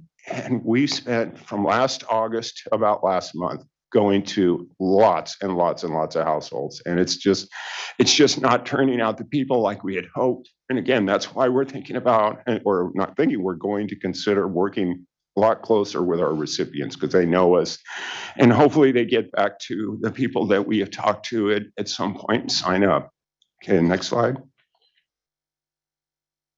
So we have an excellent database that we planned out where we would canvass. We took the neighborhoods that were disadvantaged communities that were in the red areas that we had highlighted in our mapping. So we did very systematically went through the neighborhoods that were canvassed at the outskirts of the small communities that you see listed there. Okay, next slide. Then we also do roadside stands. We follow the local ordinances and we get the landowner's permission. Many of our board members are growers in the area, so we make sure we have permission. We put the signs out and we've got 64 signs spread around the area. And then we also do the poster or the little flyers in the window. We have businesses throughout the area. We're 70 businesses where we're putting flyers either on the window, as you see on the left, or on the counter, English and Spanish, and just getting to know them. We go back after a period of time and make sure that their quantities are adequate. And then next slide. There's just some more shots of some of the ways that we're promoting our resource fair that we had recently. Again, flyers posted wherever the owners will let us. Next slide. So in summary, I just want to give you a little sense of what Valley Water and the other management zones have become. I mean, really, you think about it, 2 years ago, there wasn't anything out there. We are now, I would say our staff, speaking for the ones from the other management zones, we're jack of all trades. I mean, we're lab field test managers. We got water delivery schedules. We have people that didn't get their water. You serve as kind of an intermediary to the water providers, outreach coordinators. We're now learning a whole lot about reverse osmosis and carbon filter systems, the advantages and disadvantages. They're not a turnkey plug and play. We're event promoters. We're local organization liaisons. We in the other management zones have made numerous excellent contacts amongst the community organizations. They're willing to help us, and it's been refreshing to see people come to us and say, "Hey, we'll help you where we can." We've had a couple people have volunteered from these organizations just to come to our tables to help us out. And then, as I've mentioned, the water recipients are our best promoters by far. Many that have come up to our representatives at the farmers markets are just saying, thank you. Oh, this is great. Never knew I had this in my water. And they're very, they praise us a lot. Lavish praises, I guess I would call it. And then our high-speed display contests, as you can see from those posters, they're a lot more effective than posters. And we're not finished yet. We're still building relations with all these local entities that we're going to be working with, especially now as we start the management zone implementation plan process. We're already talking to them about the need to have, once we have the skeleton of our plan put together, the skeleton or the meat and the bones too, that's coming in September, we're going to sit down with them with each of these communities and figure out where does this fit in your planning and your authorities. Because what we've learned, and you all know this, authorities are very divided. Drinking water is different from wastewater. It's private.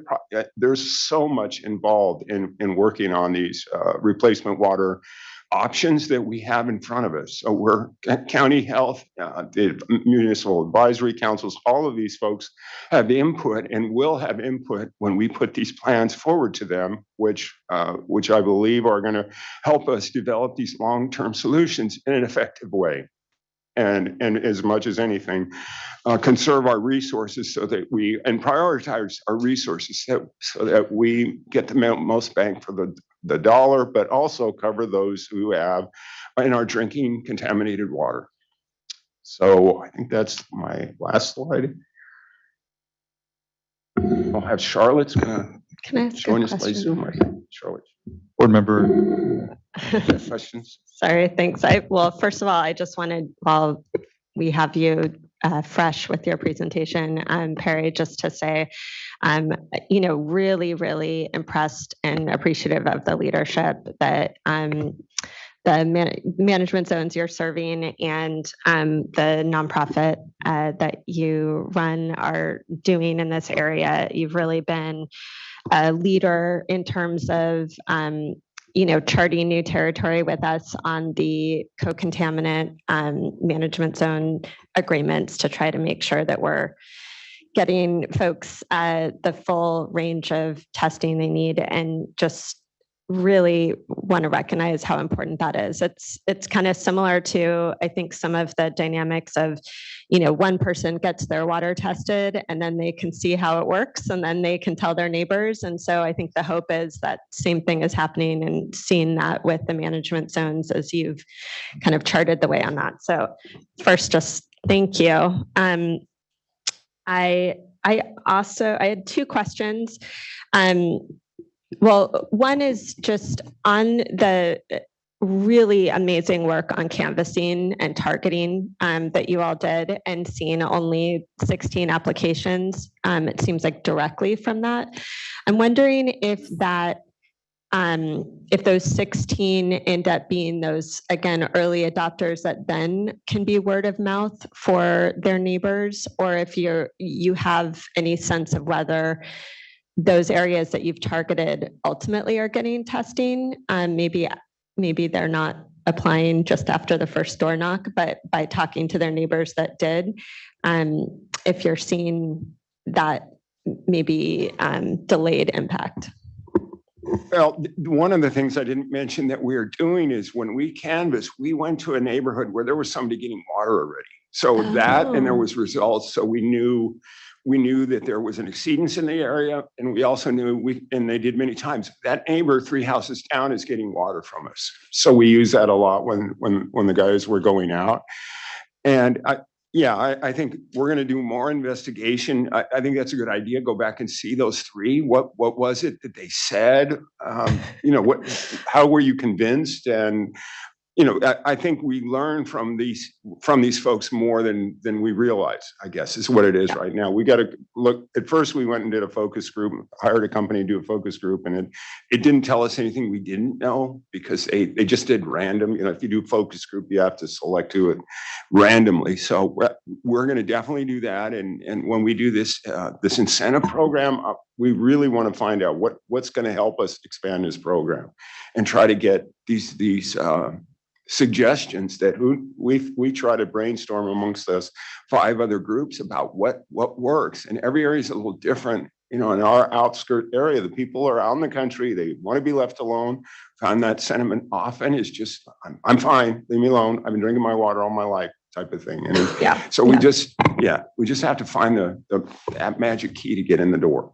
Yeah, and I think really appreciate your leadership and work of the management zones and organization to really dig into that and reflect and learn from it and engage with the folks that are doing it to figure out how to increase that. So thank you. And then last question is really, and you mentioned this at the end, so the focus with water testing is obviously domestic wells that aren't otherwise doing testing.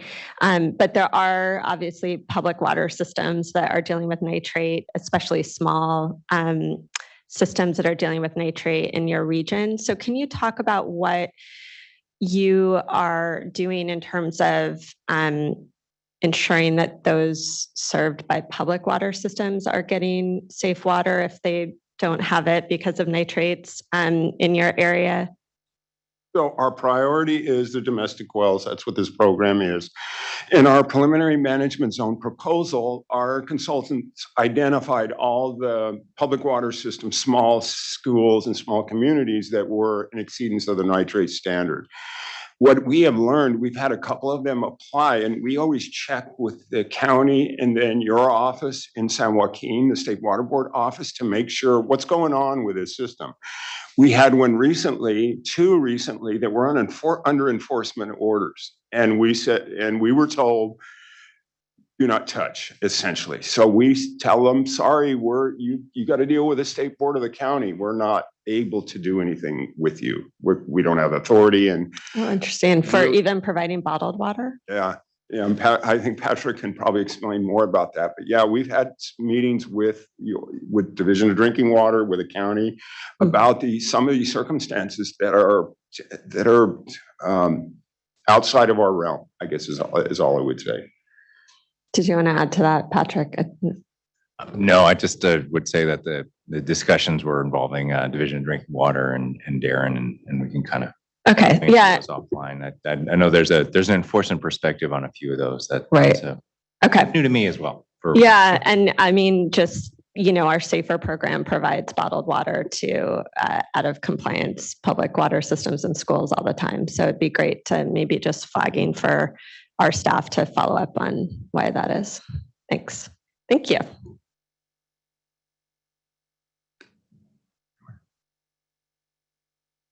Thanks. And I think now we can go on to the next panelist. Oh, wait. Hi.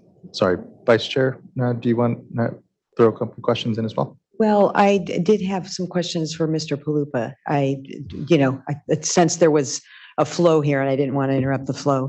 So getting back to the slide that you had on all the permitting that's going to be going on, can you give us a better sense of time frame? Because we've got, the 35-year and this permitting is going to take an awful lot of time. So what's sort of your target for wrapping up that phase of implementation? I wish I had a better number. I think at this stage, a lot of it is going to depend on essentially evaluation of all all the individual permitting entities. I know you've heard it from the environmental advocates a lot. We hear it too, and we know it's our obligation to try and get everybody on a schedule that is as short as practicable. So, some of those will be weighed on, sector by sector. So Irrigated Lands Regulatory Program, looking at what is the most practical way of meeting the nitrate objectives at the dairies, confined animal facilities.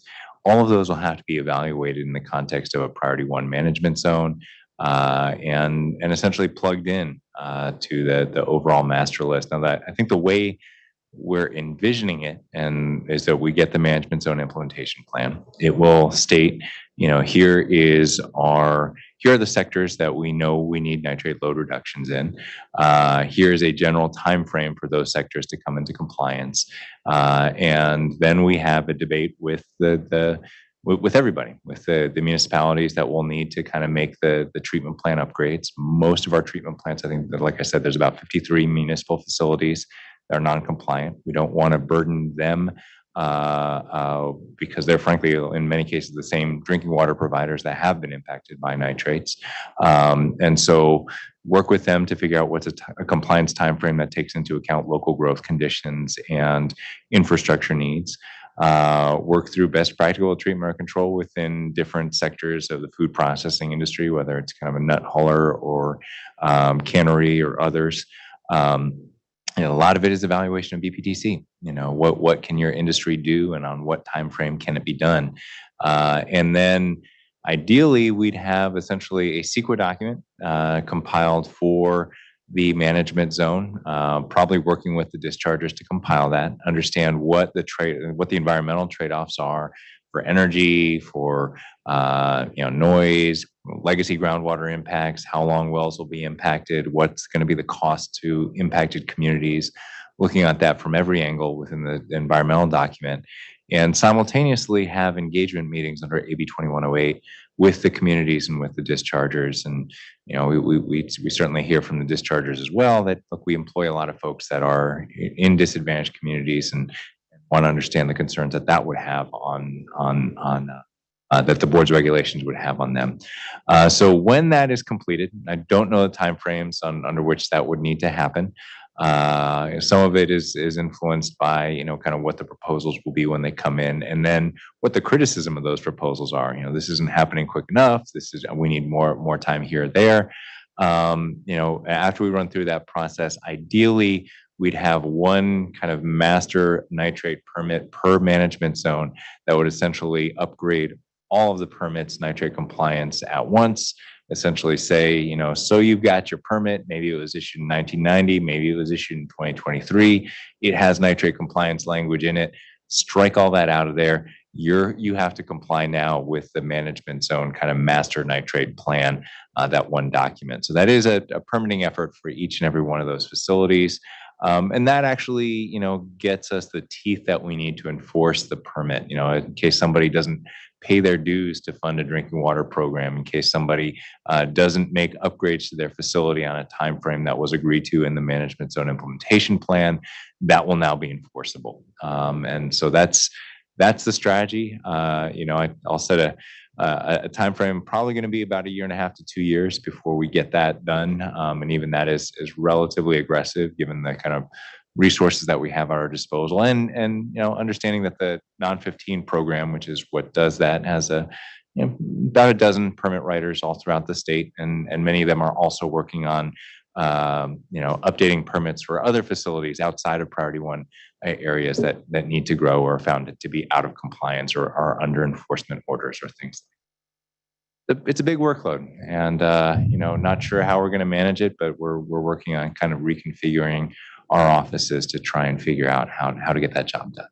Thank you for that. And I'm glad you brought up AB 2108 because that was going to be my next question. So just looking at all the different moving parts here, the management zone plans, the regulatory piece, SGMA, and the coordination that's required with SGMA. And now, maybe not in this area, but in some of these others that you're working on, we're gonna see, perhaps even our involvement. And so looking at how how you tie things together for the communities, because I think every step of the way we've had concerns about community engagement. And then, hearing from Mr. Clausen about just the effort, the monumental effort that's involved. And there's always that tension, move quickly, but do a good job. And so, maybe looking for, and I don't know if it would be today or the next time you come before us, but, maybe some thoughts on how to tie things together for community engagement, because I just always think of what it's like to sit up here and have constant opportunities as a board member, and I still have to put on my thinking cap really hard as you go through these programs. And I think of what it would be like to be, a community member that doesn't have that advantage. And this is just CV Solves, not all the other programs. So, maybe if you could comment on that, but on these ongoing updates, I think looking specifically on how to help us or how showing us the vision on connecting the dots there for community engagement with these overlapping programs. Yeah. And so, I think it'd be an excellent conversation to have, because I think there's the concerns are very widespread, although they do slot into a few categories. You have, just to kind of name a few, you've got, domestic well owners that are impacted with nitrates that are relatively close to a drinking water provider. And I think there the strategy will be when can I get connected? What will my rates be? And frankly, I don't really care so much about the nitrate contamination as long as you can get me connected and get me a decent rate, so I can drink my tap water. Then you have kind of the facilities or the houses that are in the middle of agricultural lands and that don't have a viable means of getting, plumbed to a drinking water system. And there it's, how are we looking at wellhead treatment? How long will that treatment occur? What's the obligation? How will that impact my property value? And then you have, a whole suite of dischargers saying, well, when do I need to make these upgrades to my facility? How can I plan for financing? There are ponds that need to be lined in a variety of different contexts that could potentially help with a nitrate issue. There are lots of municipalities that we've been talking with over the years. We have more non-15 POTWs in the Central Valley than the rest of the state combined. Many of those are looking at exploring options for recycled water projects. How can I do direct potable? No, we're not even, we're light years away from even kind of getting a compliant plant. But I would love to have a treatment plant that could, not even purple pipe, but maybe, plumb into my drinking water system and kind of kill two birds with one stone. What does the infrastructure need to look like? Will high-speed rail put a depot right in my community, and I'll be experiencing a ton of growth, hopefully with that infrastructure build out that would enable our community to grow. And when is that going to happen? Can I have my treatment plant upgrade once we have those details finalized, because we're looking to grow? So I think on our concept, we're trying to figure out a different kind of outreach module for each one of those of, a dozen or so different type of scenarios that would be impacted in very different ways by the management zone implementation plan. I think the one thing that they all share in common at this stage is that when you have somebody who is not kind of waist deep or neck deep in this process, and you speak with them, because we do in community meetings, and kind of, well, what do you think about this? What do you think about that? And they're like, don't bother me with the abstract. Come to me, what's it going to mean to me? I don't know yet. When we get the final management zone implementation plan, I think that gives us a platform to have more meaningful conversations about what does that actually mean for the groundwater that you drink, the groundwater, in the soil beneath you. And so I think that's kind of the stage that we're at right now. But it's a monster. It's an incredible kind of thing to work through. The CEQA and AB 2108, given that we don't have resources for that, it's a lot of strategizing about how do we reach the most vulnerable, and I don't want to say the least well-versed in this, because certainly everybody who drinks has water from their tap has an opinion, a valid opinion about what they can do, and certainly frankly, I think it matters even more when a significant share of your income is going to, buying water and in many cases paying your water bill and also paying for bottled water on top of that. So addressing all those different types of scenarios is something that we're strategizing on our end. I'm trying to figure out how we're going to get it done when those proposals roll in.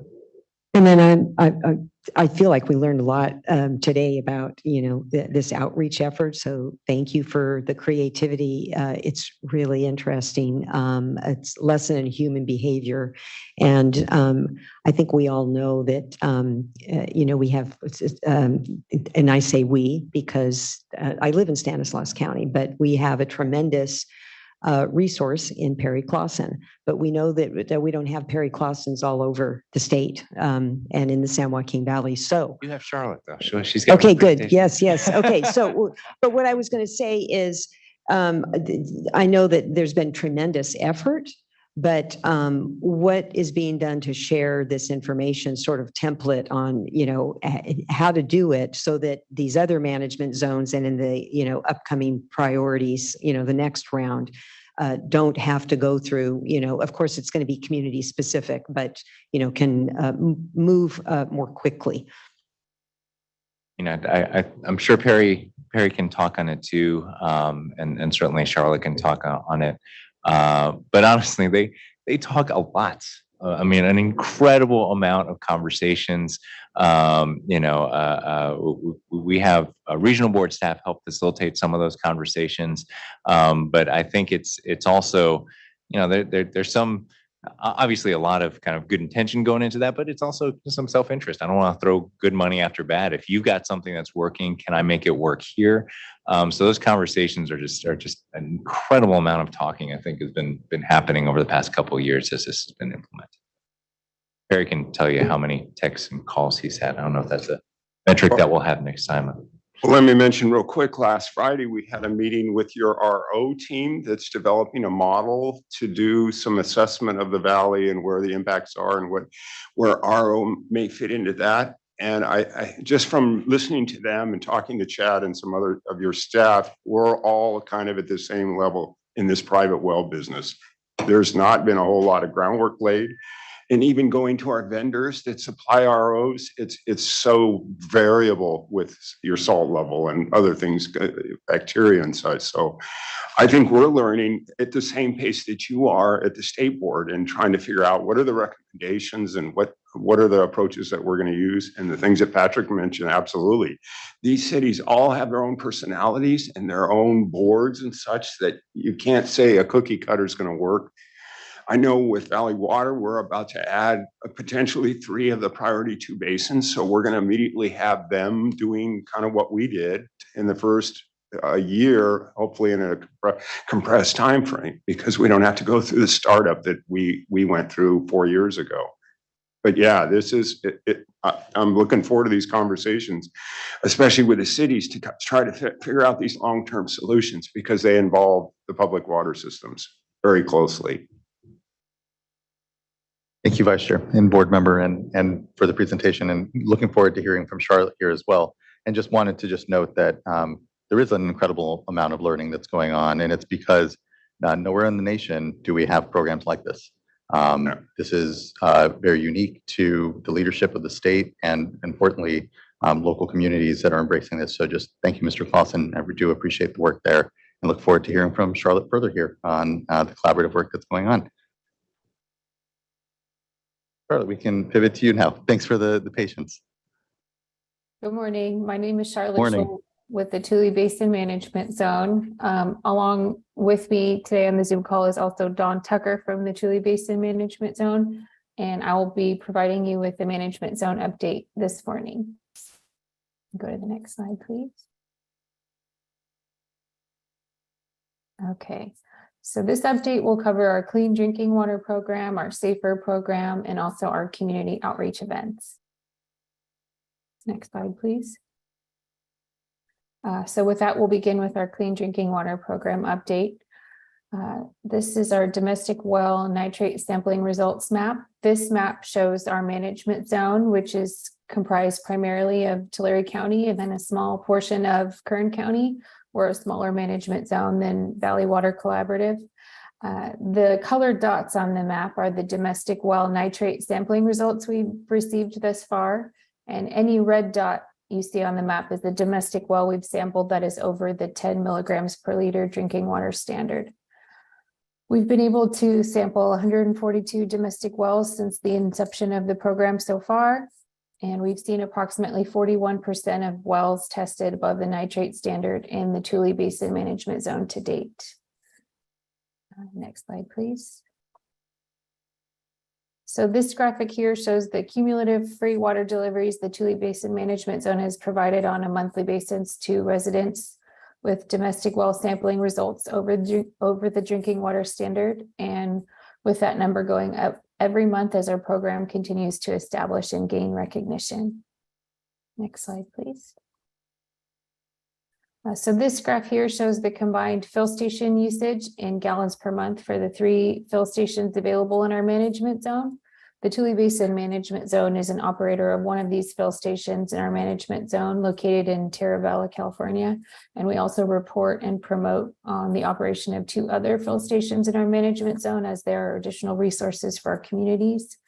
Fill stations are located in communities for any person to bring their own water container to fill with safe drinking water to take home at no cost.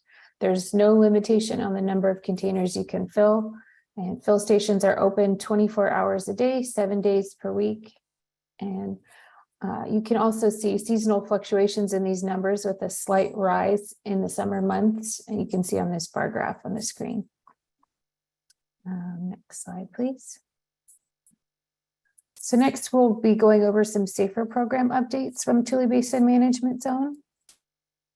Tule Basin Water Foundation received funding approval from the State Water Resources Control Board Division of Financial Assistance on March 23rd of 2023 for the SAFER program expanding co-contaminant well sampling and replacement water project. The Tule Basin Water Foundation is working with DFA through various project components to execute a final agreement. DFA staff has instructed this may take up to a few months. On a previous slide, you saw Tule Basin Water Foundation was approved for a little over $4.5 million in SAFER funding. And we at Tule are very excited to execute the SAFER agreement and begin co-contaminant testing this year and expand our resources available to our communities.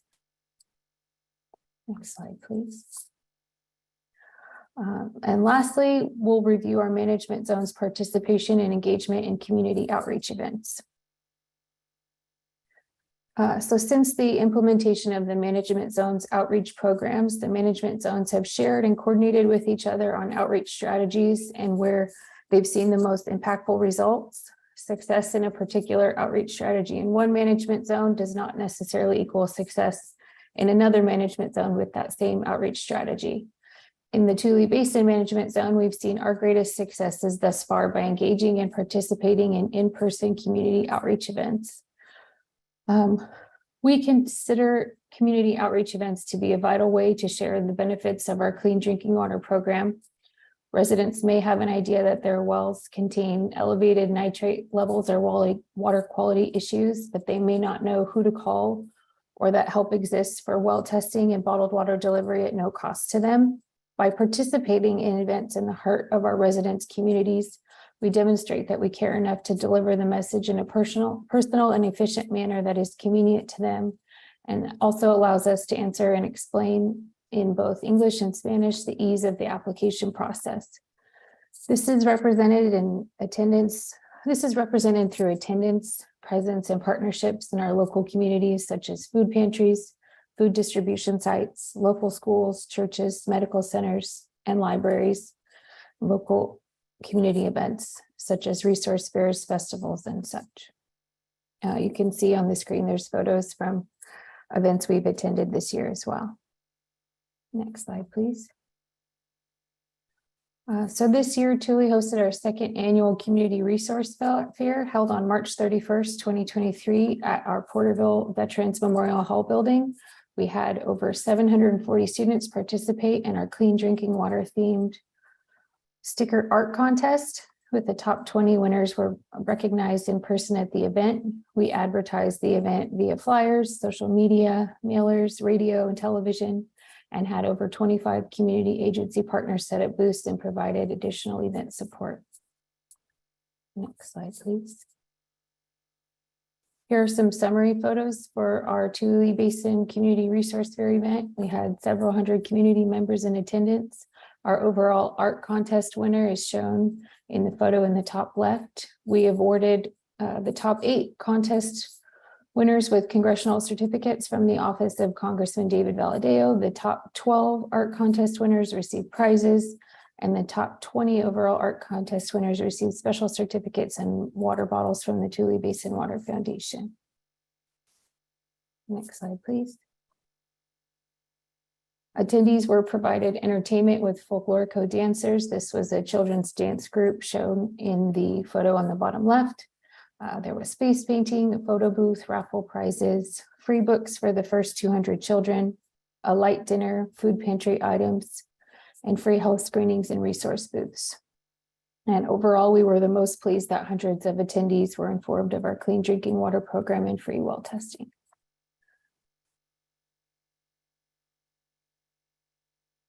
Next slide, please. Okay. Sorry, can you go back? So also worth noting is the Tule Basin Management Zone's ongoing coordination between the Tule Subbasin groundwater sustainability agencies for implementing and developing programs that consider and align the objectives of each. The two groups recognize that the most effective solutions for impacted groundwater users are not developed within the scope of a single program, but also are instead are collaborative approaches with solutions considering the full depth of groundwater issues within the subbasin. Thank you very much for your time today. And with that, I'd like to open it up to any questions. Thank you, Ms. Schul. Really appreciate the presentation and I know the good work that's going on to engage folks on this program. So just thanks for that leadership and work. Thank you. Look over to Mr. Blue, but Mr. Clausen, please. Yeah, one more thing real quick. Sorry, I digress on Valley Water. I have to point out my stars, Maureen Thompson and Even Doyer. They have been talking to hundreds and hundreds of people. They do a great job. That's, you know, they're the reason why we're so successful. And your DFA staff, Matt Pavlicek and Christina Raynard. Every phone call we have, we learn more. And they get more to-do lists from us for follow-up. I just wanted to mention that. Thank you for those acknowledgements. Appreciate that. Thank you. Yes, Board Member Firestone, please. Great, thank you so much. And thanks, Charlotte, for the presentation. I'm just going to catch you before we keep moving on, because I have just a few questions specific for Tule.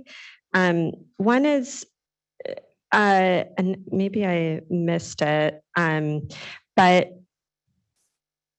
I really the number of wells actually tested in your area and the you know how that looks compared to the number identified that you all identified as at risk. I know I was just looking at the total numbers we've heard so far, and it looks like the Valley Water Collaborative in those two management areas had about a third of the total wells tested were just in their management zone. And so I'm just wondering if how Tule is doing just in terms of numbers, and out of the total that they're that you all have identified as at risk. Yeah, so first I'd like to point out Valley Water is significantly larger than Tule, so they do have a larger number of tested wells, and they've also been implementing the safer program co-contaminant testing. So you'll see their numbers are slightly larger than ours. We've been able to sample 142 domestic wells thus far. We're hoping to see that number increase with safer funding. And we've seen about 41% of those wells above the nitrate standard in the Tule subbasin. And we're anticipating to see those numbers rise with the additional resources of the safer funding. And can you give a ballpark sense of how many wells were identified as at risk for nitrates? I don't have that number in front of me, but I do know it's less than 1,000 and identified, I believe, in our preliminary management zone proposal. Okay, thanks.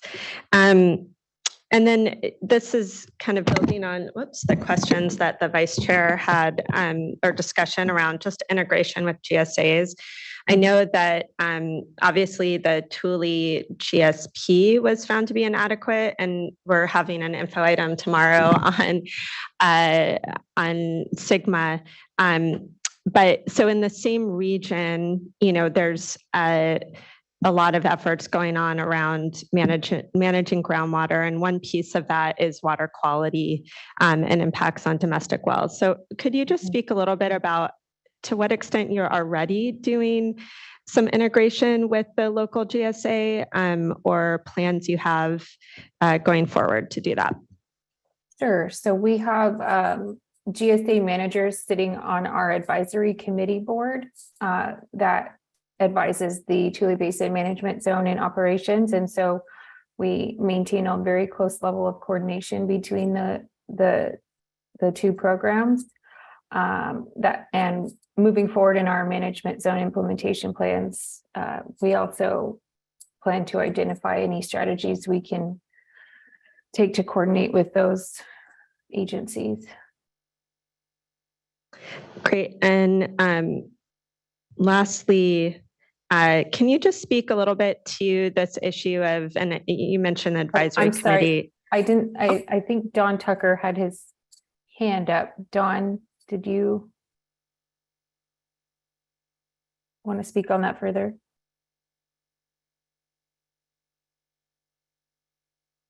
Yeah, sorry. I just wanted, good morning, board. I wanted to address Laura's question about the GSA's interaction with the management zone, because I do work on both sides of those programs and just kind of expand on Charlotte's response. And so as you know, and mentioned, our GSPs were not approved, and we have been working to address those deficiencies, and one of the items was the mitigation plans. And so one of the components of mitigation obviously is groundwater quality. And so seeing that this program has been under development for years, and the GSAs are just getting into that realm, they are coordinating mitigation efforts and coordination and using the resources that the management zones have already developed, whether it's relationships with the communities and the presence that they have, to pass those different options along, and so that it's not two groups going out there with very similar objectives, but it's one group that can coordinate both programs and push them forward in a parallel path. So just a little bit more to add to that particular item. That's great. That's exciting. And before I ask my last question, I'll just note, I think I asked Valley Water Collaborative about if there's schools or small community water systems that have nitrate contamination that aren't domestic wells, that you all have talked to, sort of how you're addressing those areas in addition to the domestic wells. I know you talked about I think places like Terabella having water bottle filling stations, but curious if you've had a similar issue to what they described in terms of having challenges trying to give bottled water to areas that have nitrate contamination that are on public water systems, including schools in your region. Yeah, and so as Perry mentioned, most of our focus has been on domestic wells, but we do coordinate with the different communities. Many of them are part of our management zone, so the conversations are starting with what is already going on in your community. Do you have a program that's existing? Are you providing drinking water? And so some of the schools that have had issues, when we coordinate with them, they just kind of let us know the programs that exist and the bottled water programs that they're already receiving. And so there are other efforts, I guess, that are ongoing. And so our goal is not to always come in there as the solution for everything, but making sure that if there are gaps in what's already being done in the sub-basin, that we're there to provide that additional effort to make sure that everyone has resources to clean drinking water. Great. Do you know of any communities or schools that you are providing that gap to at this point, or that aren't getting safe drinking water yet that have nitrate in your area? Currently, we do not. We do not have any communities or schools, but the ones that we've reached out to that have had issues were already implementing programs of their own or through another program. Right. Okay. Great. Second, so last question, and I think as there'll be, I know the environmental justice panel has comments on public participation. So I think there'll be more robust discussion around that, but I'm just, while we have Tuli talking, will you all talk a little bit about your public participation and engagement with communities so far with both the I guess advisory group that you mentioned and then development of the management plan?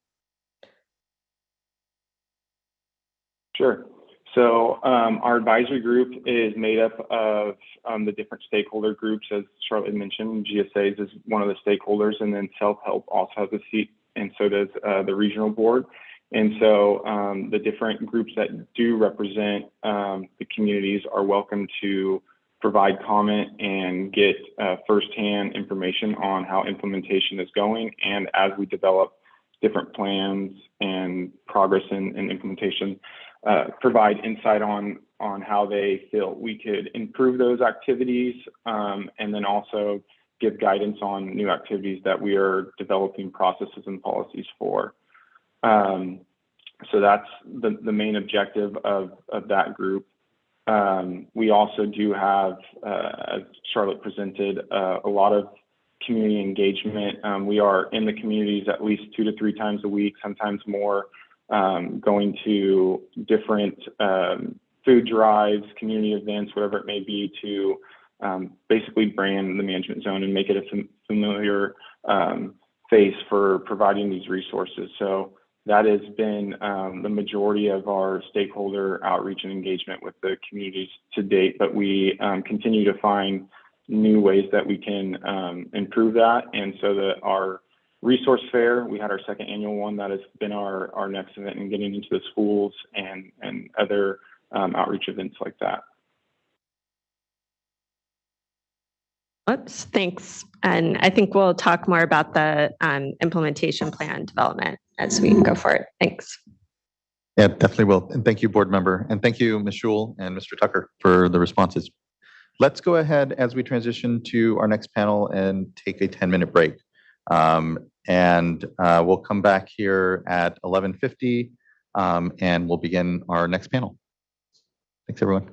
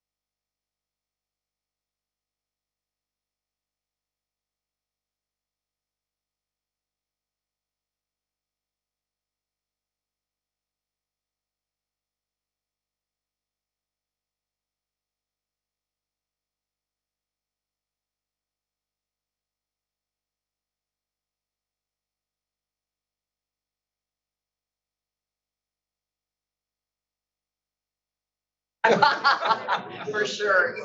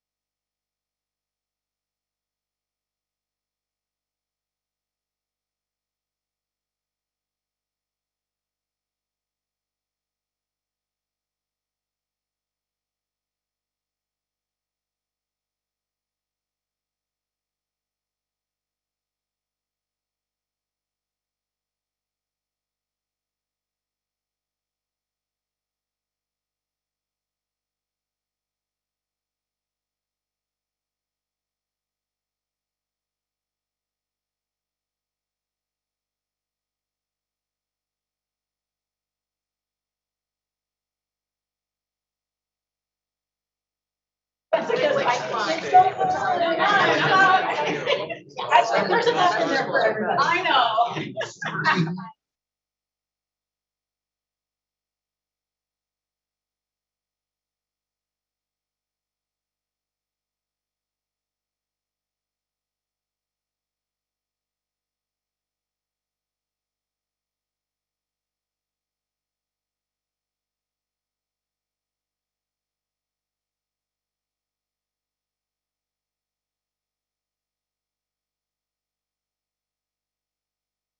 That's right.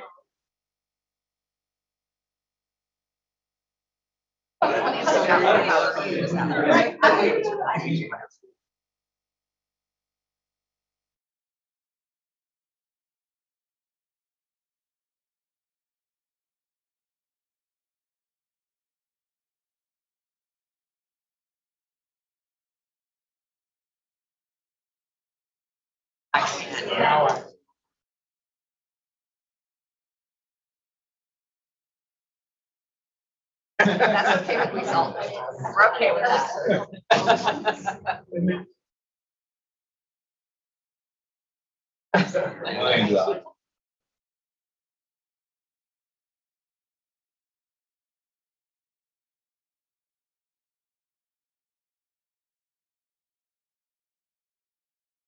Going. Good to see Good you. to see you. Good to see I you. didn't know you were in. Just a-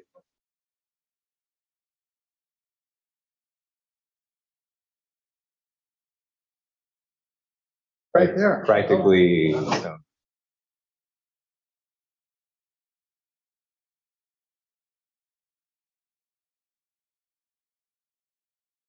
Gotcha. Oh, yeah.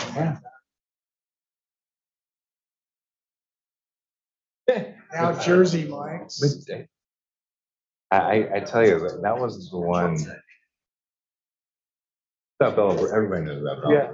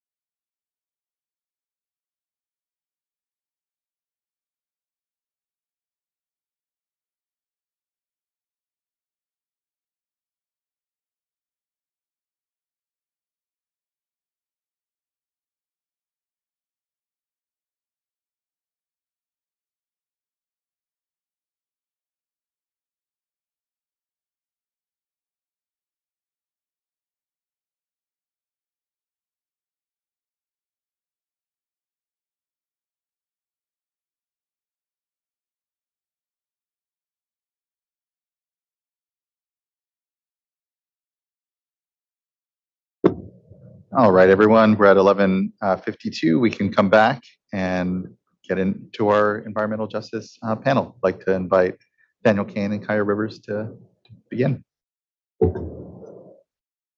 Morning. Excuse me. Good morning, Chair Escobar. My name is Kaya Rivers. I'm a policy advocate at Community Water Center, and I'm going. Sorry, Ms. Rivers, you might want to just bring the mic closer to you as well. Thank you. Sorry. Can you hear me okay? For CV salts. Next slide, please. Next slide again, please. So an outline for our panel today, we're going to start off hearing from community members from different communities in the Central Valley, progress on EAP implementation, management zone implementation plans, community outreach and engagement, coordination with other programs, and regulatory requirements. Next slide, please. And then I first wanted to introduce Tui Montez, if he would like to talk about nitrate contamination and his experiences with that.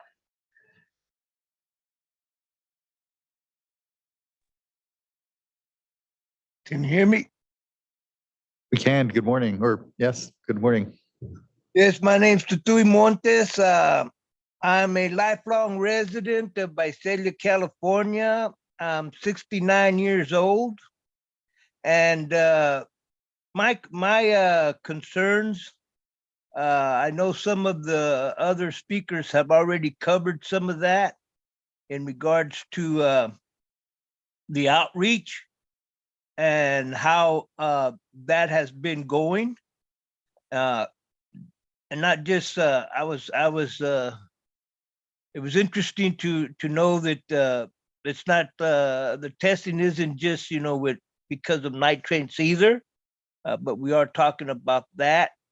And my concerns had to do with accountability. If I hear the word stakeholders, but people that are involved in this program as far as providing drinking water, is there something in regards to holding people responsible if they're not implementing or slow to implement outreach, to these communities? The other thing, as I was listening and my thoughts kind of shifted in regards to domestic well testing, I didn't hear very much about ownership of the land, or are they renters? Again, I came in thinking, I had some ideas of what I'd like to mention, but as I've been listening, my thoughts kind of shifted to that, the ownership versus the renters, and how that might impact people's unwillingness to have their wells tested. I heard some of them mention how many wells go to test and then sounded like a low percentage of people actually getting their wells tested. The other thing was the age range. Are these new owners younger people, or are they older people that have owned the land for a long time? Was another concern that came up, But I know there's a lot of other people that also want to speak, and I do live in Visalia, so I get my water from Cal Water. I'm not on a domestic well. But again, there is other people that I've been involved with in different areas, that live in the surrounding areas, and their concerns. We've already heard someone mention, about the trust, right? And somebody coming into their home and wanting to test, but there's a trust issue. I think my personal experience going out there and testing wells, I encountered that quite a bit, with people. And as we all know, they're not too open because of government or whatever that might be. And so I just want to say that much about that. And again, going back to surveys or whatever in regards to the owners versus the renters, and the age range, if that affects why people aren't getting their wells tested. Thank you. Thank you, Mr. Montes. I really appreciate your time and participation in the discussion here today and your work in the community here. On accountability, know that both the Regional Water Quality Control Board and the State Board are here to help ensure that accountability on the project and this work, and is why this conversation is so important as part of that. So thank you. And then on the importance of understanding the complexity here, that many times we're engaging directly with renters, and there's an actual homeowner component here. I appreciate the question and here, filling in further there, because we haven't touched that point as much as well.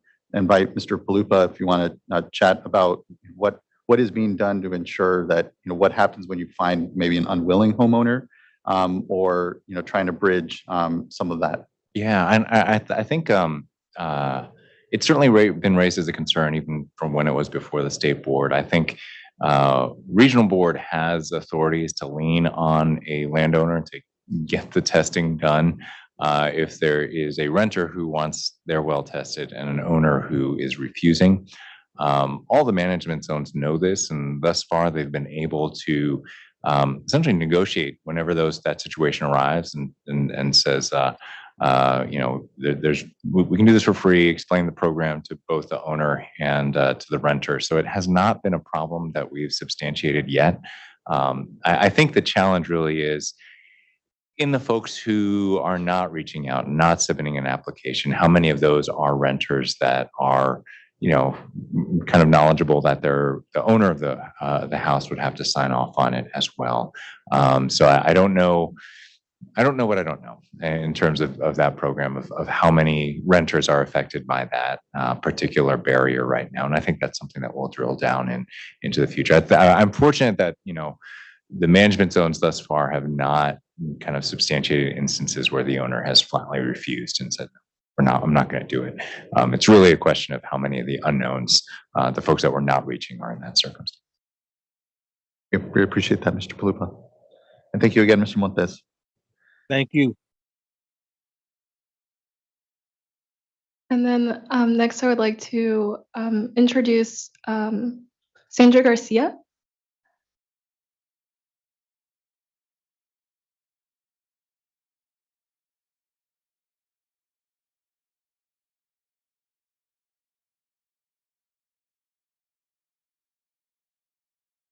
And there we are.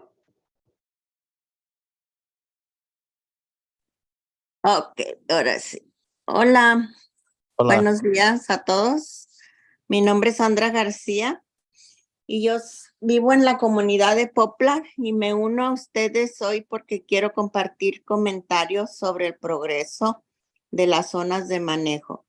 Si bien soy consciente de que las zonas de manejo se encuentran en sus primeras etapas de implementación de soluciones provisionales para beber, pero si no fuera por nuestras juntas de agua, ni siquiera sabría qué es una zona de manejo. Vivo en Poplar, pero trabajo en diferentes comunidades del condado de Tulare.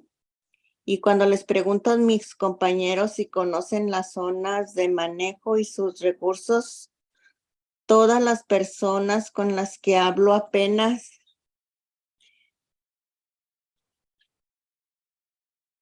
sí dicen que no conocen.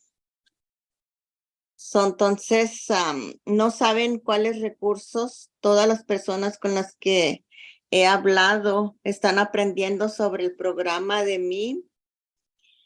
Y haré mi parte para compartir sobre este programa, pero pido que las zonas de manejo hagan un mejor trabajo para poder llegar a varias comunidades que sus residentes tienen su agua contaminada por nitratos. Es un problema grave y necesita urgencia. Una última cosa, llevaba ya unos años esperando el kiosco en Poplar que la zona de manejo de Tule promocionaba en su página.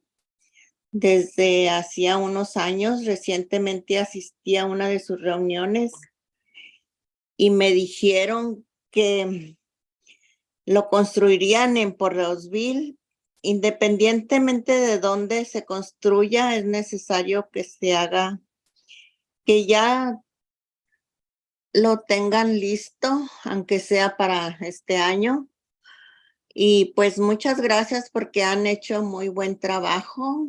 He visto que han puesto su participación y teniendo en cuenta que varios han hecho alcance a la comunidad, pero se necesita más educación, más promoción y necesitamos más educar a las comunidades rurales que casi no saben nada de esto, de estos programas. Muchas gracias por oírme.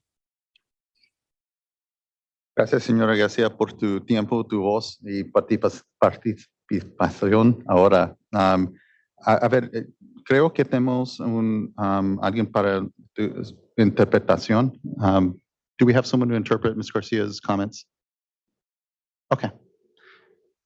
And I will look over to Mr. Gutierrez, if you can help us make sure and translate her comment today. Thank you.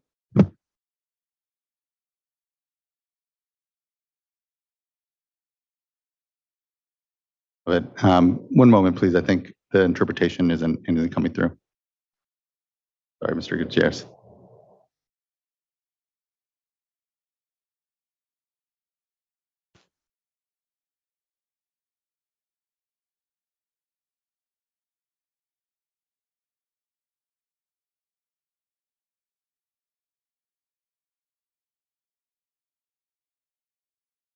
Okay. Oh, Okay, Mr. Gutierrez, we can now hear you now. So thank you. Sorry about the tech confusion.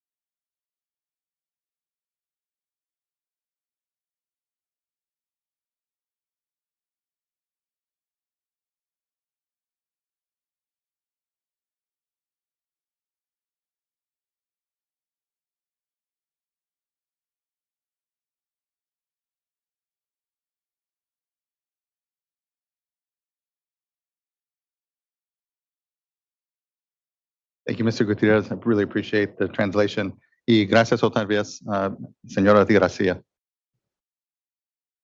Next, we'll go on to our next commenter. Thank you, Ms. Rivers. Thank you, Sandra. Next, I would like to introduce Maria Luisa Munoz.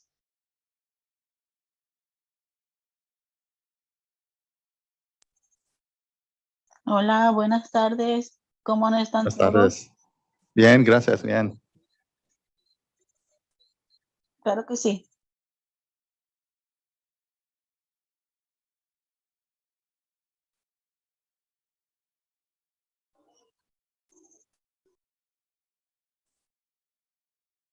That sounds great. Thank you, Mr. Gutierrez. Y gracias.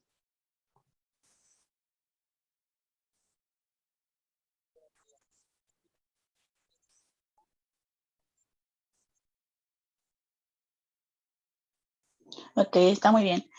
Buenas tardes a todos. Disculpe por lo que voy a decir, quizás sea un poquito rudita, pero quisiera saber de todo lo que están sentados ahorita en las mesas y todo lo que sea, que están ahorita en las juntas. Se mira muy fresco, muy bonito lo que están sentados, pero ¿quiénes de ustedes realmente han venido directamente a la comunidad y ver realmente lo que está pasando en la comunidad? Yo estoy, sí.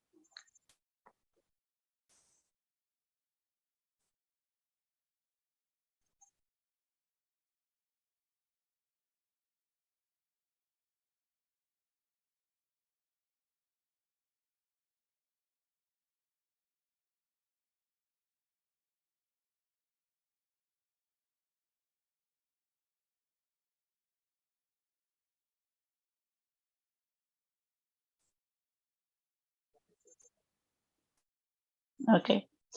Yo vivo en Visalia, California, y me he dado cuenta que el agua de Visalia estaba muy buena para tomar, sin siquiera andar embotellando. Últimamente he oído que tiene PFAS, eso es en Visalia, ¿verdad?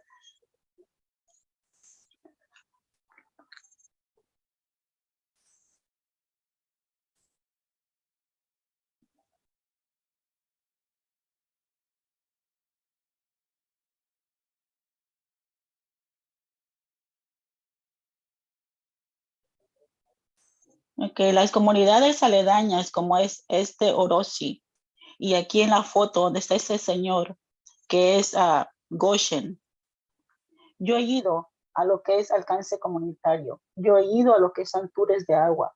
El problema sigue oyéndose año tras año en lo que es el nitrato. ¿Cuándo?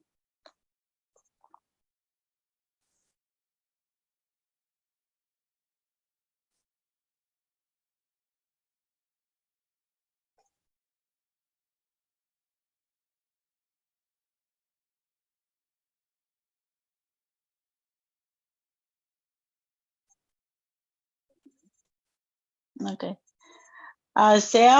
Sigue oyendo lo mismo, lo que es el nitrato y el nitrato y el nitrato. Cuando el nitrato está envenenando gota a las comunidades, como dije. Wow.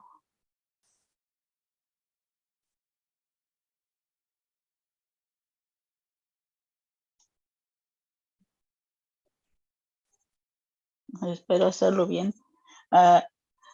Como dije, el agua sigue contaminada y seguimos tomando agua contaminada. Hay más de 13,000 pozos. En muchos de ellos no se ha llegado, ni siquiera se sabe que se está tomando agua con nitrato.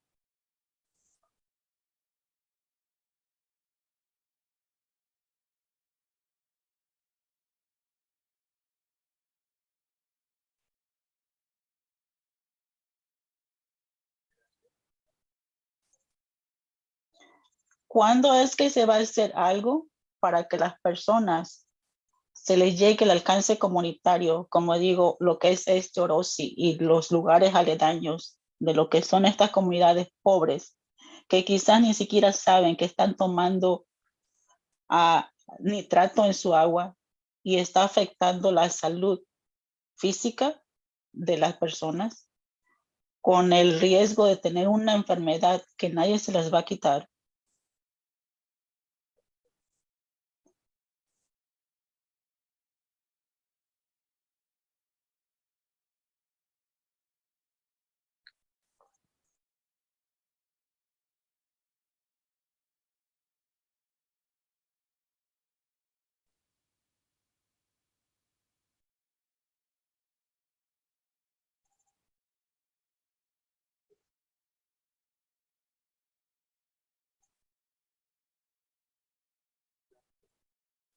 Sí, yo pienso que el fondo que tiene SAFER debe de ser para la comunidad y no para que las personas que están contaminando la tierra, contaminando a la comunidad, estén lucrando con la salud de las personas.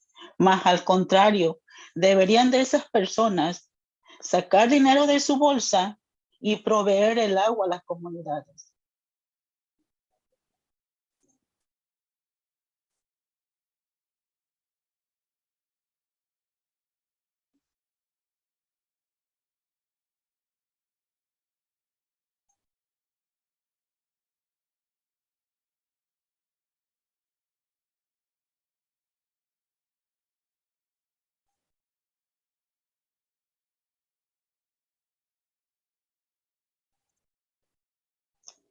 Los altos niveles de nitrato, la verdad, nos van a llevar ¿a qué? A que niños nazcan con defectos, como una de ellas es mi hija, como yo que he tenido problemas médicos por la misma agua que se está tomando. Aunque en Vaiselia apenas recientemente es que hay esa duda que tenga la PFAS. ¿Qué va a pasar con las comunidades que han tomado agua por años con diferentes contaminantes? Uno de ellos el nitrato. ¿Qué va a pasar con ellos?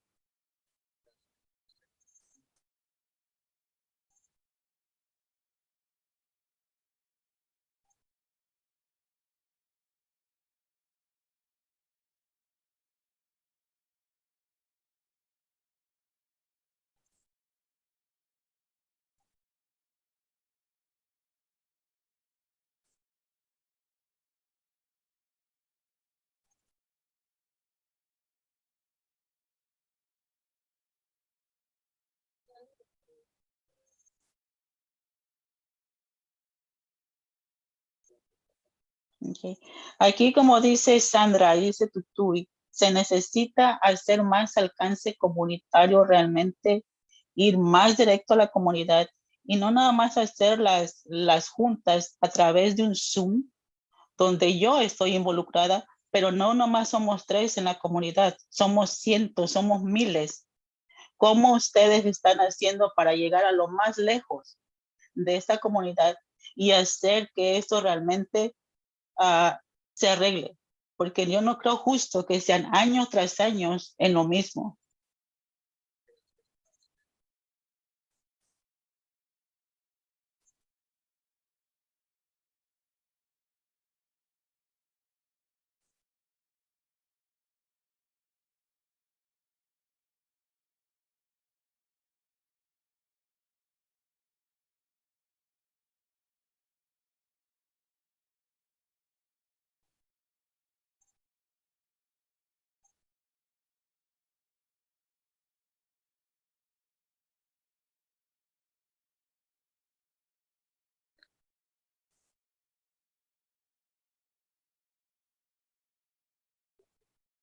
Ok, yo como dije, voy a ser un poquito ruda y sí los hago que ustedes me oigan un ratito y que piensen en su cabeza que están ustedes en la comodidad, pero la gran mayoría de las personas que estamos fuera en la comunidad necesitamos que ustedes se presenten, realmente que encuentren el modo de que la gente confíe en ustedes, porque no nomás que pase como cuando viene un político y se para el cuello gritando y diciendo cosas y no arreglan nada.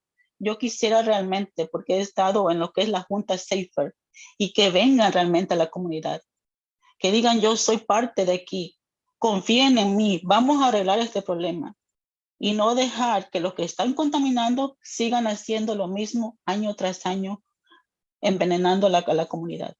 Eso me gustaría verlo.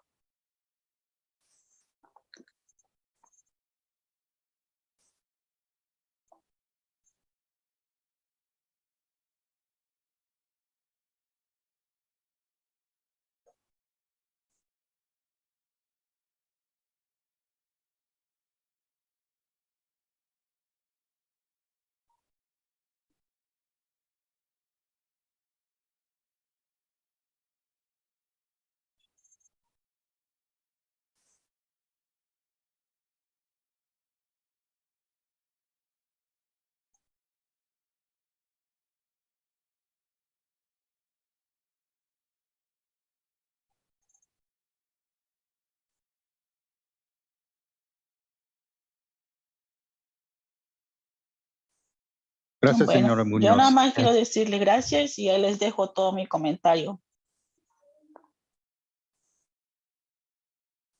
Y gracias por eso comentario, señora Muñoz.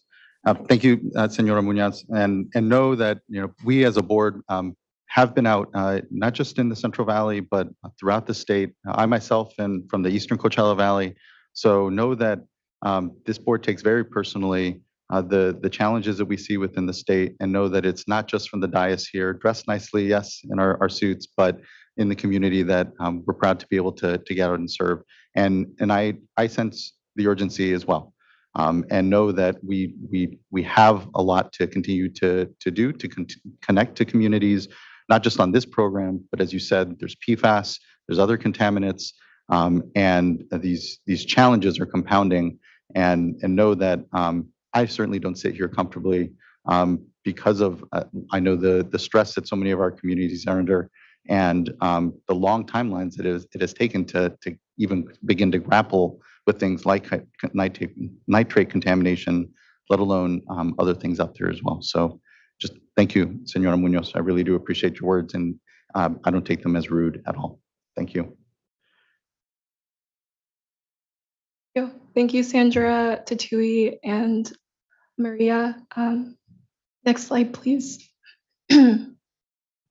Over 85% of residents like Tatui, Sandra, Maria, who we heard from today, rely on groundwater for their drinking water.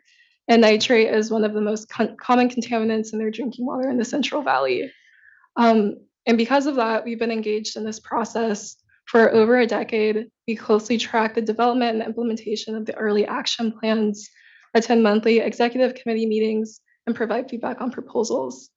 And the next slide we'll share, or the next slides will share some of our concerns about this program and how implementation has gone so far. Next slide, please. Management zones have estimated that there are 13,000 nitrate impacted wells between the 5 active management zone regions in the Central Valley. And of those 13,000, only 1,730 wells have been tested. And of those wells, over 1,000 have been found with nitrate over the MCL. That means over 60% of wells that were tested so far contain nitrates at a dangerous level for human consumption. And around 12,000 households may unknowingly be drinking unsafe water at this moment.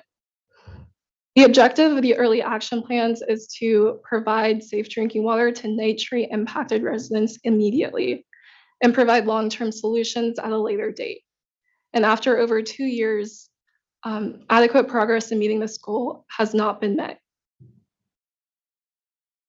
Additionally, as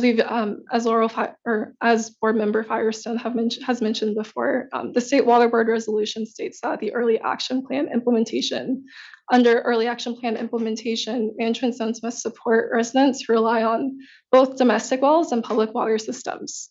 However, there's only one public water system at the moment who receives water from a management zone. Public water systems with nitrate contamination must be identified, and residents who rely on them must be provided with safe drinking water. I would also like to emphasize that follow-up well tests for wells with nitrate levels close to the MCL and regular tracking of public water systems nitrate levels are needed to ensure that residents aren't exposed to nitrate contamination throughout the year. This should be communicated to residents as contamination plumes can travel throughout groundwater basins or increase in concentration with declining groundwater levels. Part of the CV Solids negotiation process that led to the Basin Plan Amendment was the agreement for management zones to address the immediate drinking water needs of residents who are currently drinking harmful water, which allowed for a longer timeline to address ongoing pollution as early as practicable and no longer than 35 years.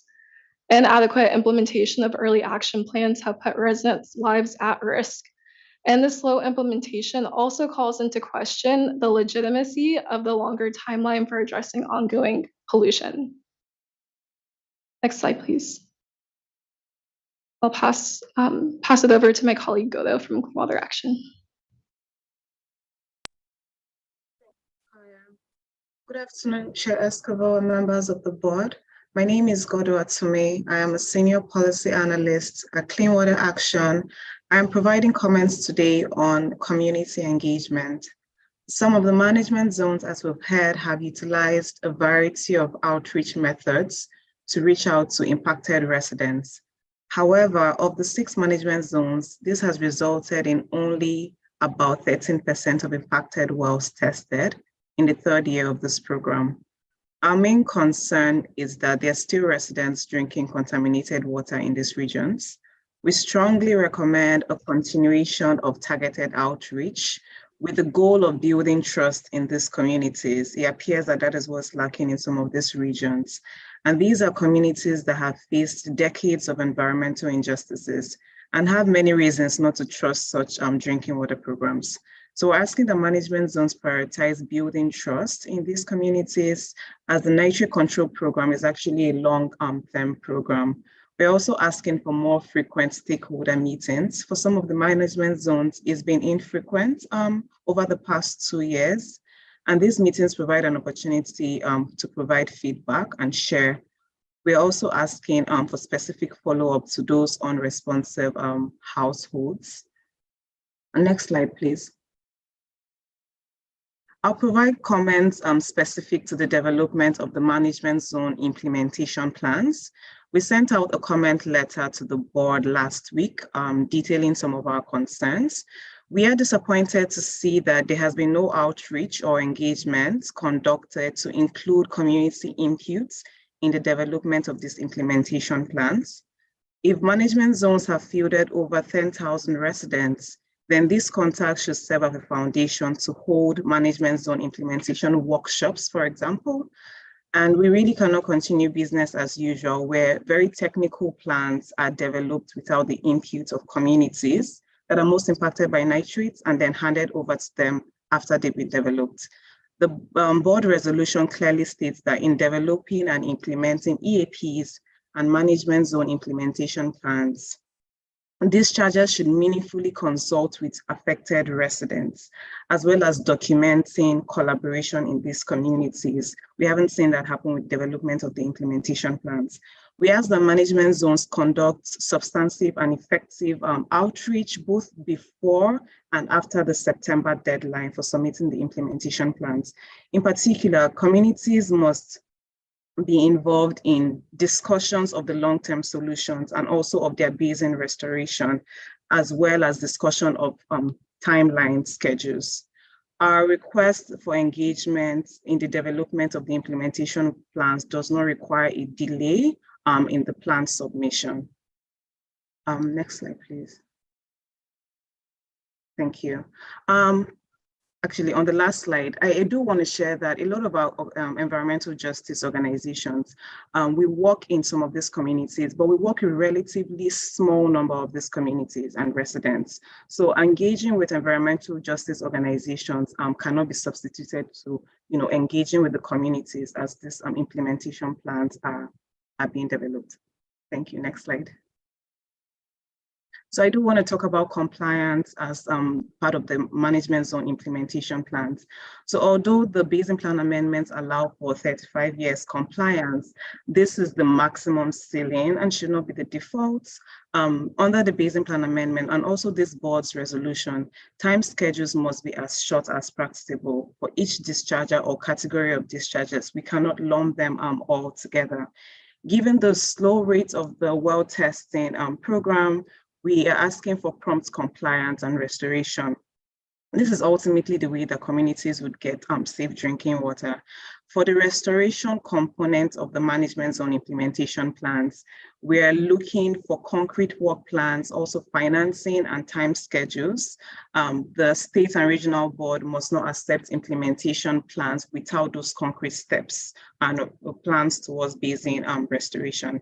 And I'll say that finally, the state and regional boards need to play a strong oversight role to ensure that discharges come into compliance and stop contributing to pollution in receiving drinking water. Next slide, please. Thank you. I'll pass on to Natalie. Good afternoon, board members. My name is Natalie, and I'm a water policy coordinator with Leadership Council. Coordination with other critical programs will be important for successful MZIP development and implementation. In regards to co-contaminant testing with SAFER, some management zones are still working on testing coordination, as mentioned earlier in the informational item. We ask that this process be fast-tracked. We are concerned that residents tested for nitrate might go ahead and believe their water is safe for drinking when there might be other contaminants present in their water. We'd like to see this co-funding finalized as soon as possible. This is financially beneficial for both management zones and the State Water Board's SAFER program. Additionally, we still need an effective solution to ensure that landlords are not standing in the way of well testing and delivery of solutions where tenants are at risk of exposure to nitrate. Requiring landlords' consent for well testing remains problematic, especially given that tenants may fear retaliation and decide not to participate in the program at all if the landlord must consent to water quality testing. We note that the legislature is considering AB 664, which is a step in the direction of mandating that landlords participate in state-funded drinking water solutions, or otherwise ensure that tenants have access to an adequate supply of safe and affordable drinking water. However, the state and regional boards can take that step towards improving water supply for tenants where management zones are providing testing and solution. Legislative action isn't required for this. In regards to coordination with ILRP, we ask for continued coordinated efforts with the ILRP on well tests, and would like to note that we are concerned about the use of groundwater protection values for ILRP in the computation of nitrate loading for irrigated agriculture and CV salts. Last, we want to encourage active coordination between CV salts and SGMA implementation, and ZIPs and GSPs should be coordinated in areas such as data sharing, stakeholder engagement, nitrate monitoring, and nitrate compliance and restoration. And I'll pass it back to Nat to close us off. Next slide, please.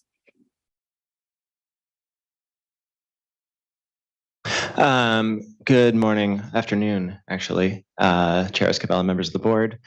Nathaniel Kane for Environmental Law Foundation. I just want to wrap up by talking a little bit of institutional memory around CV salts and how we got to this point. In 2019, CV salt came before this board, and we've heard about how nitrate was a late add to the CV salts program. Originally, it had been a salt-only program. By the time it made it to this board, there were serious problems with the nitrate component of CV salts. It did not have hard deadlines. It would have extended compliance well into our grandchildren's lifetimes. It did not have a hard requirement for reductions of nitrate loading to reach balance, nor did it require restoration of aquifers to ensure that really ever they would be drinkable for our children or grandchildren. It contained vague and undefined qualifiers, such as conditioning many of its requirements on whether such actions were reasonable, practicable, or feasible. And it was unclear whether the regional board or the management zones would consider costs not just to the polluters, but also to the communities that were affected by this pollution when considering whether actions were reasonable, feasible, or practicable. And finally, the requirements for community engagement needed a lot of work. And this board in 2019 stepped up. And I don't think I'm exaggerating when I'm saying that the board's resolution in 2019 was really one of the better and most significant decisions it's made in the last few years. It sent CV salts back to the regional board with more than a dozen specific changes and directions to undertake, a number of which, not all of them, but a number of which are on this slide. And the regional board went ahead and adopted those changes. And so now we are a few years into implementation, and implementing not only the state boards and the regional boards' legal obligation to achieve clean water and drinkable water, but also the enormous moral responsibility associated with cleaning up water and ensuring access to water for some of the most vulnerable Californians. And so the organizations that are here are going to be watching these management zone implementation plans in a few months to ensure that they're in full compliance with the board resolution and with the regional board basin plan amendments.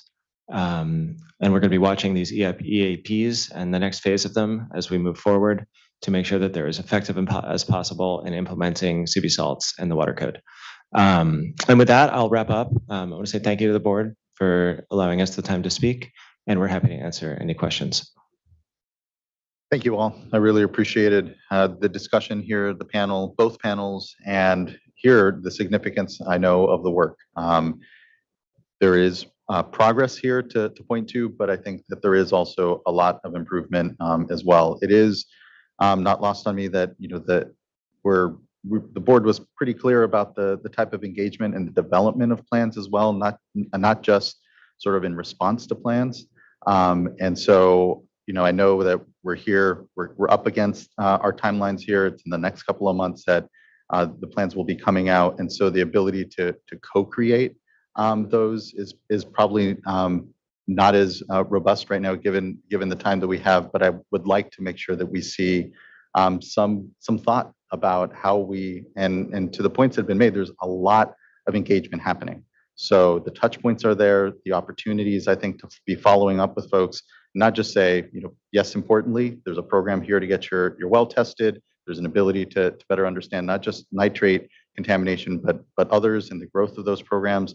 But then also, what are the solutions? A natural follow-on to so much of the specificity of a program addressing immediate contamination in a person's home can follow on to, well, how are we going to address this long term? What are the solutions out there? And begin to have that same sort of engagement so that as you hear the frustration from folks here in the community, there's more of a penetration and a meaningful one that's around, well, what is the plan? What are the options being put into place, and how can folks be part of that prioritization, knowing that when it comes to just the role of, say, the wastewater treatment plants will play in this, the update of, and then the costs that will come, it's going to require that sort of buy-in community-wide, and especially those that are most impacted by these issues here. So I just want to thank everyone for the time, for the good discussion, the cautious optimism on the momentum we are seeing.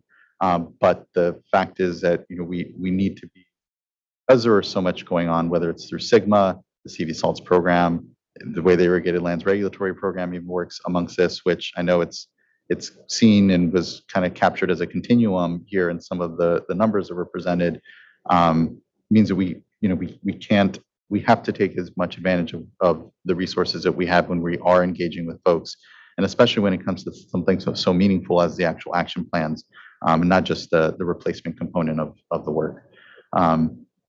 Look to other board colleagues. Again, I just want to echo. I know there's a lot of concern from the groups, the community groups, environmental justice groups, around not understanding that there wasn't going to be that sort of engagement in the development of the plans, that it was sort of a desire to develop the plans and then engage with communities and hereafter as they're submitted. And yes, full public process at the regional board. But when I think of our work here across many of the projects that we have, getting people to be part of things up front instead of kind of reactionary at the back end can sometimes save some time in all of this. And I think that's what I'm hoping we can kind of do, get to a better level of engagement, but not take any significant amount of time here, because the timelines are already a bit long when it comes to the work. Board Member Firestone. Thanks. Adding to that, maybe I'll just start with, echoing that sentiment on the management zone implementation plan. I know you've acknowledged this. Just to emphasize the way that I see that is, it's recognizing that there needs to be a collective vision on how we're going to transition these really impacted, challenging areas to achieve neutrality, to not be exceeding exceedances of water quality objectives, and then ultimately to restoration. And that's only going to happen, and the vision of CV Salts was that would happen through a collective vision of how to chart a local pathway to get there, including, I think we would assume that through that collective action, it would be prioritizing public health and hotspots. So and also to make sure that the timeline is as quickly as feasible, and again prioritizing the timeline even just within those 30 years, not necessarily saying nothing has to happen or we don't have to achieve anything until 35 years. There's, you would hope collectively a vision to do a lot more sooner in areas that are most impacted. So that doesn't happen just through a technical document without community engagement. That's only going to happen through a really robust collective process. I think folks know that, but I just want to emphasize how much that is the expectation, certainly of this board. And I would imagine, the Central Valley Board believes in that too. And just to also emphasize there, especially if, and assuming that to some degree, those plans, those implementation plans are going to be kind of batch adopted into permits. It is really critical that those plans are developed collectively and address all of those needs. You can't just rely on, I know you know this, Patrick, but I'd have to say it. You can't just rely on future permitting public processes, because at that point the plan's been developed. And like Chair Esquivel said, I think it saves everyone time and just makes it more effective if you've got everyone there at the beginning, rather than having people come in at the end and express concerns and critiques.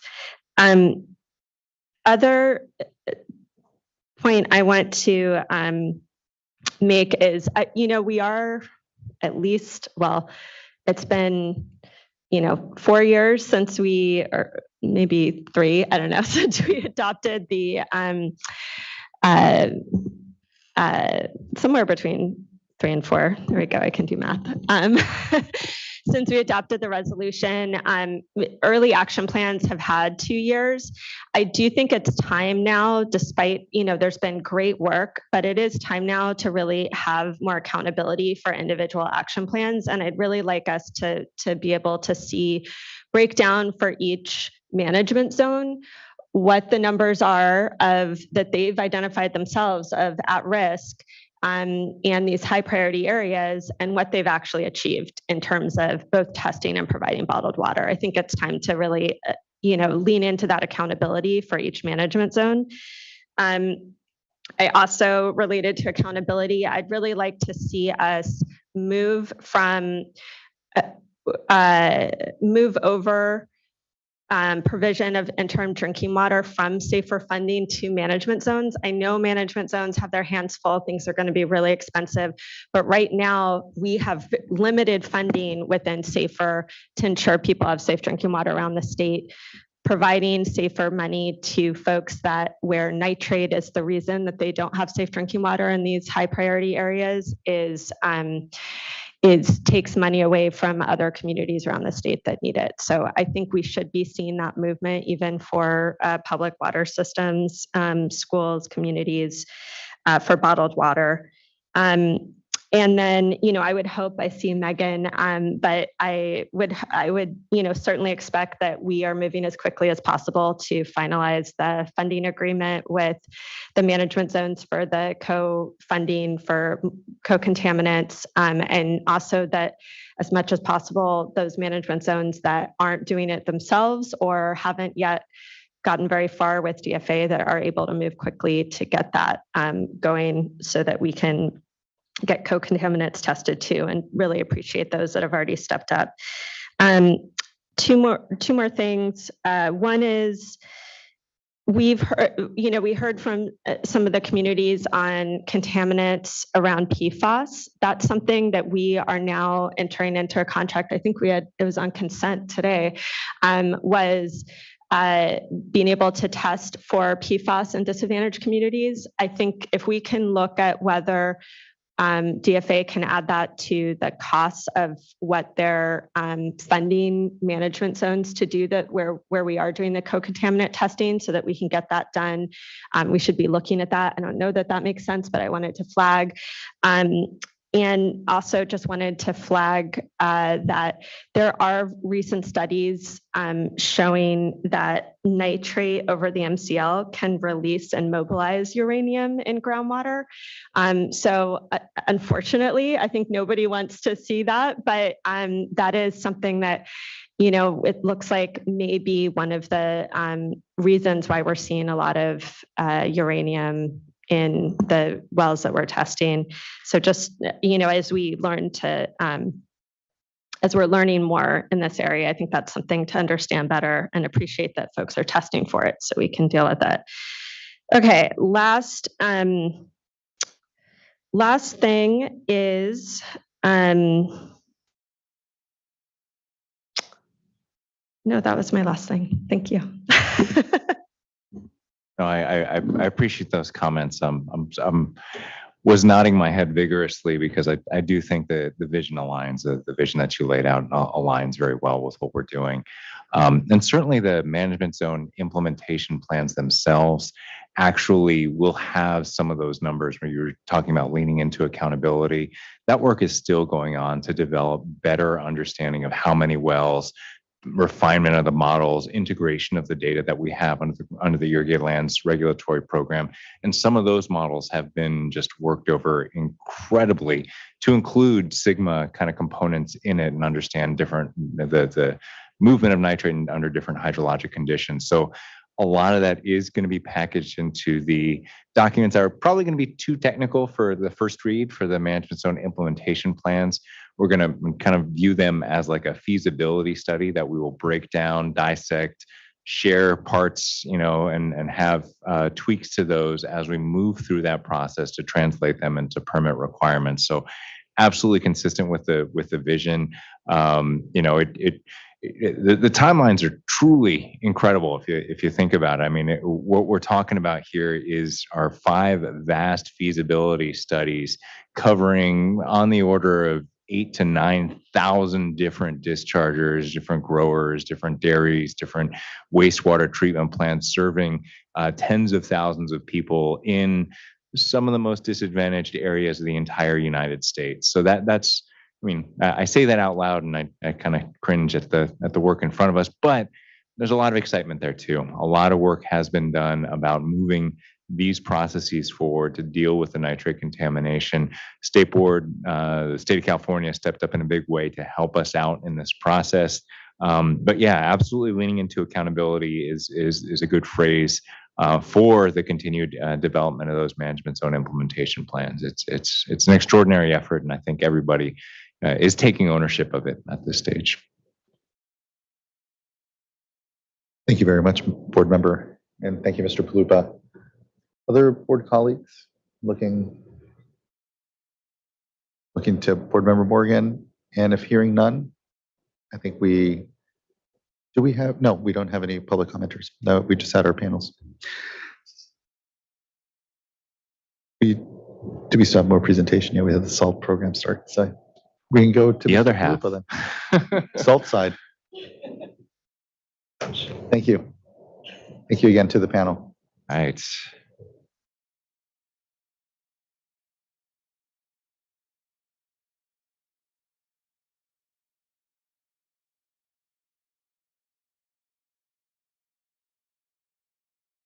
Keep moving.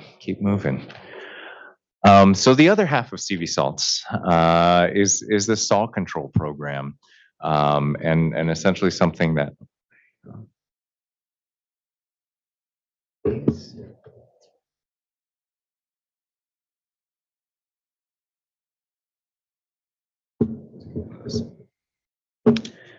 So CV salts, in its initiation, was designed to deal with one of the most critical problems for every growing community in the valley, many of them impacted by salts, every agricultural operation impacted by salts.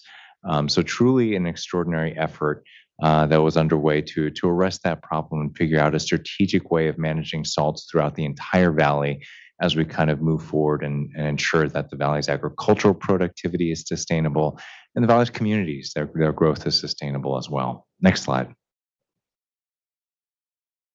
So the salt control program, as opposed to the is a phased program, as opposed to the nitrate control program, which is a prioritized program.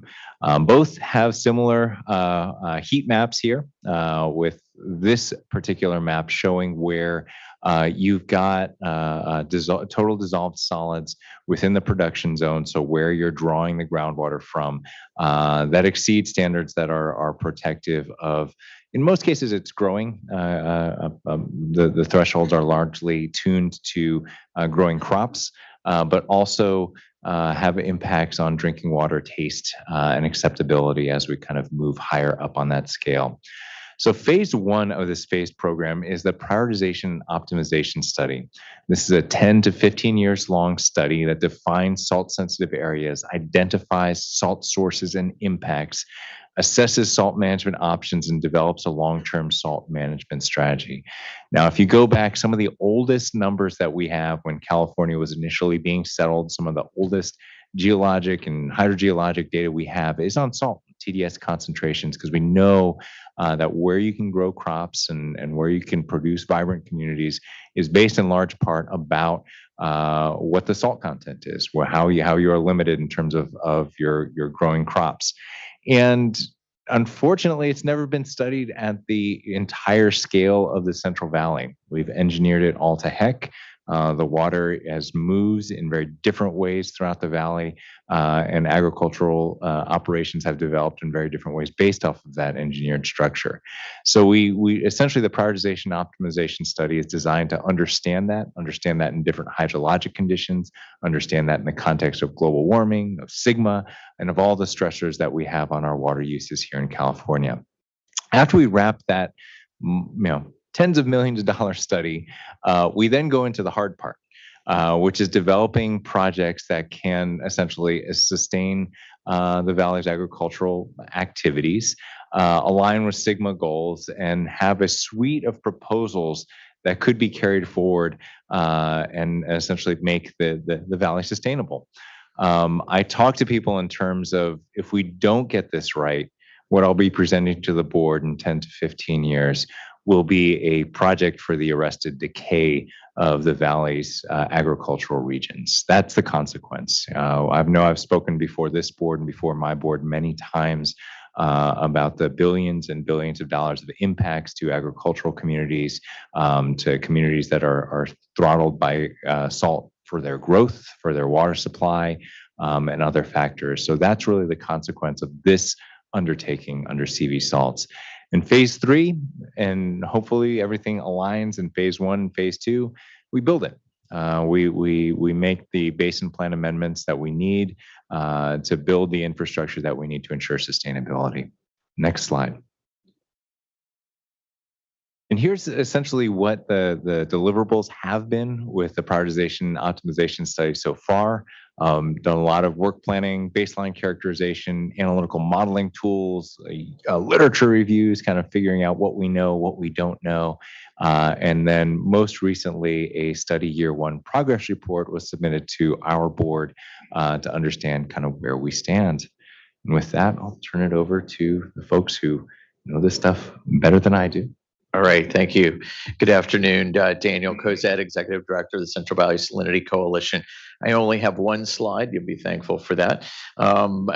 Just to put the SALT program in perspective, we have about 3,500 permittees who are participating. In fact, my phone was going off a little earlier with, they all pay for a part of this. So the permittees are the folks who are working on this together. Patrick has some statistics on that coming up a little later in the slides. But the Salinity Coalition leads this effort on behalf of the permittees, and in coordination with the Water Board. We have, in addition to management zone meetings on Friday mornings, we have salinity meetings once a month and go through that. So, but lots of work going on. One of the questions I think from last year's was, why does it take so long? What's so difficult? What are you even doing?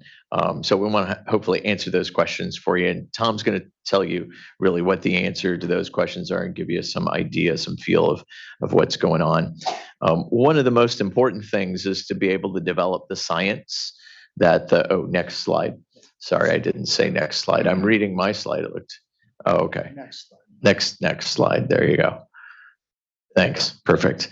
One of the major elements that we need to do is develop the package of tools that will need to both test out those alternatives that Patrick mentioned, but also be able to produce the reports at the end that justify the suggested alternatives, right? And be able to test those. Are they feasible? Can they be done? Are they affordable? Will people even do them if you build them, right? I mean, all those things. So those are, we're looking at all the kind of key requirements that you see there. I know there's lots of opinions on whether you can build brine lines and do those things, but we're going to study them all, right? Because we don't know what will be effective and possible in 20 or 30 years when full implementation of all of these will get done. And so simultaneous to that, also working through the policy issues. There's a number of sort of pure policy issues that don't really depend on whether it's feasible or not. They don't really depend on what the engineering is necessarily. We need to address those assimilative capacity issues and anti-degradation, those sorts of issues. So with that kind of introduction, I'll introduce Tom Grovehog from Larry Walker and Associates. He's actually leading half of a large team of consultants. We have a very unusual process where we have two teams that have come together to provide skills. And each of those teams is made up of 4 or 5 sub-consultants, experts in modeling or water quality or groundwater, surface water that are doing the work that he's going to talk about. So my job is to ride herd over all of that. I don't have to implement a management zone, so I got it easy. But by comparison, this is one of the largest stakeholder programs in the United States, at least according to EPA's evaluation. So I'll turn it over to Tom. Thank you, Daniel. My name's Tom Grovehog, Chair Esquivel and board members. Good to see all of you. Thanks for having us here today. And with the next slide, please. As Daniel said, I'm co-leading the technical team who's undertaking the first 4 years of the P&O study. And so it's really to get the ball rolling, to set the stage for this very, very monumental piece of work, really. Dealing with when the state and federal water projects were implemented to provide the valley with the capability to have the breadbasket of the world, the irrigated agriculture that we have, one of the issues that was identified way back when was, what about the salt? And so attempts were made in the early basin plans to think of a salt drain, and that didn't play out quite as hoped. And so this study is really kind of the third leg of the stool in dealing with this issue of getting water to people, but also ending up with a sustainable valley that can accommodate the salt that is accumulating. So to deal with a project of this magnitude, we do need a sophisticated suite of tools to deal with issues such as the complicated surface water hydrology of the entire watershed, starting from the rim of the Sierras and the Coast Range and how that drains to the valley, and the reservoir operations, a highly managed system with a lot of dams that are operated by state and federal and other players. So that needs to be, we have to have tools that can take that into account and how that water is distributed from those reservoirs. Complicated suite of land uses that exist, all the salt sources that we have. So accounting for those and having tools that can deal with them. It all comes together in the Delta, where we have sophisticated issues and water quality and modeling that needs to happen, because the Delta ends up being a source of supply to at least 2/3 of the Central Valley. And then we need to deal not only with surface water, but also the complex groundwater system. And one of the big issues that we need to that's a goal of CV salts, is to make sure that we maintain a vibrant agricultural economy. And so protecting all beneficial uses, but in particular, as Daniel and Patrick said, really doing a good job of evaluating the tolerance of crops to salinity. So next slide. So to give you just a brief overview, we spent most of last year considering the candidate tools that would be in our toolkit. And this is a simplistic representation of what the decisions that were made by the executive committee and the coalition and all the stakeholders. The centerpiece right now is if you look at the top middle, CV SWAT, that's a Central Valley watershed model that is capable of modeling hydrology and salinity in the entire valley at the surface level down to the root zone. So that effort, we made the selection of that model combined with DWR's Calcium 3 model, which provides us with the reservoir and water distribution information we need to consider. DWR's DSM-2 model, which effectively models water quality in the Delta. And then for the groundwater piece, at least at the initial stage, we'll be using the CV NPSAT, so a million acronyms for you guys here. Sorry about that. But it's a non-point source assessment tool developed by Thomas Harder and others at UC Davis. I believe State Board has partly funded that effort, and this is a tremendous opportunity to apply this tool. It's built to represent the groundwater system, and in particular, basically a virtual well network of tens of thousands of wells throughout the valley. So we're excited to be able to deliver root zone information out of CV SWAT into the NPSAT model, and then use that to run some of our future scenarios centuries out into the future. So the other groundwater tools that we will be using, we have the DWR C2V SIM model, which is a groundwater model for the whole valley, as well as the USGS over on the left-hand side, CVHM2, which is their groundwater model. And those are connected to the tool that Thomas Harder's and his group has developed. And we imagine using that as we do some more high resolution work in years to come. And then for crop tolerance, CV SWAT has some capabilities that we will be exploring its use in that area. In the past, we've used the Hoffman model and some other approaches. We think this actually might be a more elegant tool. So that's our suite of tools that we're using. Next slide. Quick question on models. I'm fortunate to be on the Salinity Forum for the Colorado River Basin states. And I know there a lot of discussion around the Sparrow model being used to do similar salinity tracking and work. When it came to the selection of the models for this effort, did we look outside of kind of California? And just wondering when it came to selection, kind of how broad a net was cast and how we kind of landed on this suite of models. Yeah, we had a set of criteria that we used. Obviously, models that were developed specifically for the Central Valley that seemed to be a good fit for this application scored well in that. The CV SWAT model was on the watershed model side, which I think the Sparrow model would be more connected to. It had a serious leg up because it's currently being used in the irrigated lands program. And so it already had tremendous land use crop information built into it. Another model that's been used extensively in the Central Valley over the years is the warmth model.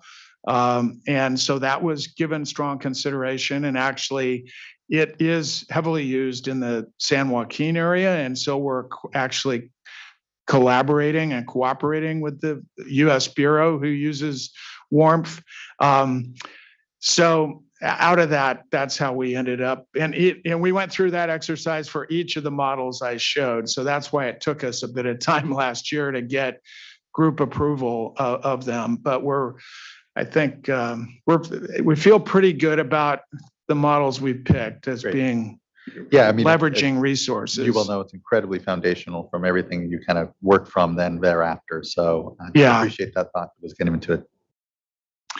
And just to dive into, just to give you a sense of the level of detail and the factors that are considered as we're going into this representation of, that's our goal, is to build tools that ultimately will allow us to evaluate management alternatives in different futures, right? Under different climate conditions, different land use, maybe different water supply configurations. But to do that, we need a tool that can deal with the granularity of all these things shown on this chart, reservoir operations, streams. So this is just a representation of the San Joaquin, and I'm not sure, with my eyes, I'm not seeing quite as good picture of all the colors, but there's in just the San Joaquin model, there's 35,000 of these hydrologic units that are built into the CV swap model, parroting the same demand units that Calcium 3 uses. And so a lot of effort has gone to matching those up because it's so important to just have that commonality. So very, very sophisticated look and representation of the valley, breaking it down into municipalities, water districts, refuges.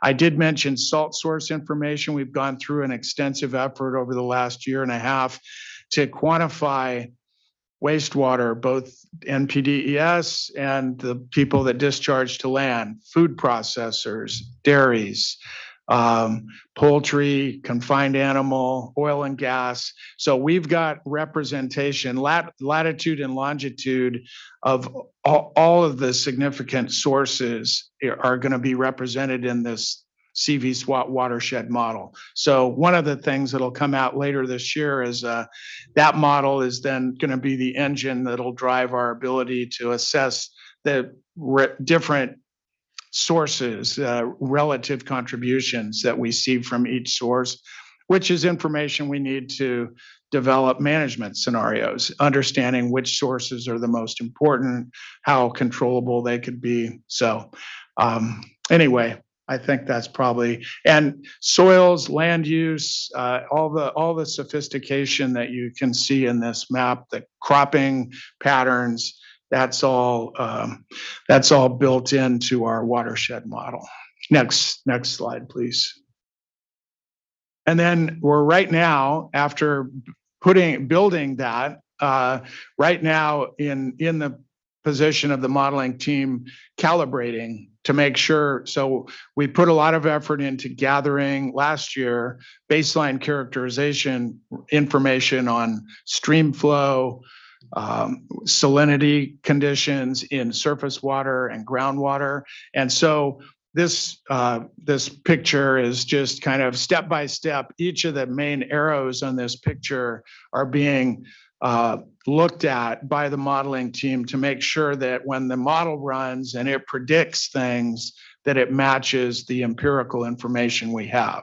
So that's this year is our foundational baseline run of the model, if you will, to represent the valley kind of under current conditions. And then from that, we'll then add, when we do additional future modeling runs, then it'll be a comparison against that baseline. So we had to, that step one is to build that run, and that's what's ongoing. We're thinking this will be done with this step in the next couple months. So, and next slide. And so I think I've said a number of these things. So this year, we're really developing our watershed tool. What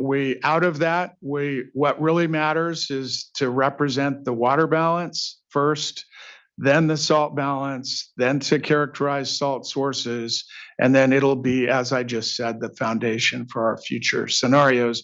Those will be developed.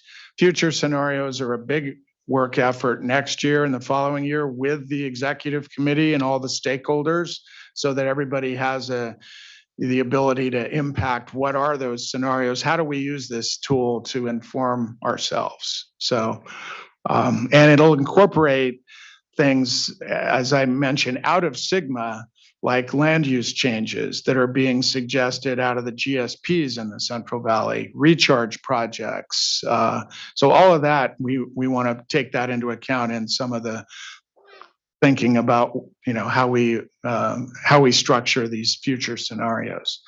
Next slide. And so how is this different from anything that's been done prior? As Patrick said, I think this is the first time we've really undertaken to do a holistic, whole valley assessment of salt. There's been a lot of research done, prior work. We're aware of that. We've taken it into account in the work that we're doing. We've captured it in the baseline characterization report, which will be finalized this year.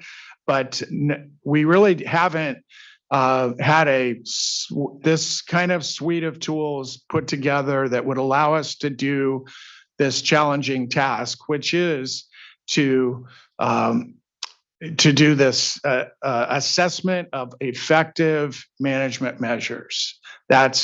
We need tools to be able to evaluate. If we do A, B, C, combination of A and B, all the ideas that are out there in terms of the salt management measures, we need tools that ahead of the game answer what our best sense is of the effectiveness, because these are going to be massive projects with high resource requirements. So we really need to do a good job of doing this pre-work. As I said, the information generated under SGMA, we have a task that will be started next year to look at every GSP that's in the valley and to pull from their water use information. So the timing has worked out great that SGMA and the GSP work, all of them have been done now, and all that local information that exists around surface water versus groundwater use, how much reduction in use might be needed to get to sustainable situation from a groundwater perspective. We intend to take full advantage of all that information in the P&O study and incorporate it in the work we do. So land use changes, project and management actions. So that's a big benefit, and we expect to take advantage of it. And I think I have one more slide. So I've talked about what's happening this year. In 2024 and 2025, we will plan to identify a couple archetype areas to do more detailed work. Part of that effort is to identify salinity targets and to engage directly with stakeholders in that effort. And so we found that to be very effective in developing the salinity objectives in the lower San Joaquin River. It's a very complicated, these crop tolerance numbers aren't static. Crops are changing, management practices are changing. And so it's really imperative that as we develop, and using the archetypes to help us develop management scenario information, that we really connect with the people that are on the ground, the agricultural users in the valley. So with that, I think back to you, Daniel. Yeah, so just the next slide is a summary of kind of all of the elements that are going on. I know you look at it and you say, gosh, year 1, 2, year 2, 3, but the detailed schedule below this those tasks overlap during part of it, and they all connect to each other. So I tried to put that chart in, and everybody took it out. I do every time I try to put it in. It makes perfect sense to me, but it's how all these things are linked and how the team works on them. But you can see, all of the areas that Tom talked about get done in the early phases of setting all of this up, and then being able to develop those management scenarios, run them through the model, figure out which ones work, which ones don't. Those all come in a little bit later years, so it's hard to withhold. You really just want to say, gee, we got a lot of rain. Didn't that fix everything this year? Which, and of course, didn't fix everything this year. And as Tom reminded me, we're modeling this out for 400 years. There'll be some more of those, and there'll be some more droughts in between. So we'll be looking at all of those and then testing out the template physical and non-physical projects. So either regulatory non-physical projects or actual physical projects that move and reduce salt around. And those will all get proposed a little later in the study and evaluated. So I think that's our slides, Patrick. All right. I appreciate that. And trust me, there were a lot of meetings to discuss. I think Chair Esquivel, the models are foundational. And, when you're running a model over thousands of iterations in different scenarios, small tweaks at the front end can have huge ramifications at the back end. So very careful consideration. Lots of thanks to my technical team for reviewing that and having those meetings so that they were all vetted along the way. Yeah, I appreciate that. I appreciate the good work on the salt side here. Certainly nitrates, given their immediate impact on human health and the challenge around those, very front of mind, but so are the salt challenges. I know there can be a feeling that some of these salinity issues are kind of out on the horizon, but I guess my main question is, are we seeing current issues now, impacts to beneficial uses, to ag within the Central Valley from salinity already? And what is the scale of that already unfolding now versus kind of the challenge that we have, going on to the future? No, 100%. I mean, I think the number is about 250,000 acres that have been taken out of production already because of salt impacts and potentially, in the near-term horizon, billions of dollars of impacts due to salinification in soils. There's a lot of individual management projects that are being undertaken by irrigation district here and irrigation there, but to a certain extent, because it's a closed basin, you're exporting the salt problems to your neighbor, even when you're dealing with the salt problem in a very effective way. And so trying to kind of make sense of that and develop a long-term strategy for the entire valley is the point that we're at right now. Yeah, and thank you for that. I promised just a couple slides on the enforcement update. I need to comments. Yeah, need to get a couple words in here. So yeah, thank you for the great presentation. Really informative. Thank you for the comprehensive update, and really impressive and awe-inspiring the amount of work that you're doing and the level of rigor you're putting into the thought. And just the concept of thinking about modeling 400 years into the future and what that may or may not look like then is hard to even wrap my head around. So I'm thinking here about the timelines and 20 to 30 years, and just the study being 10 to 15 years long on its own.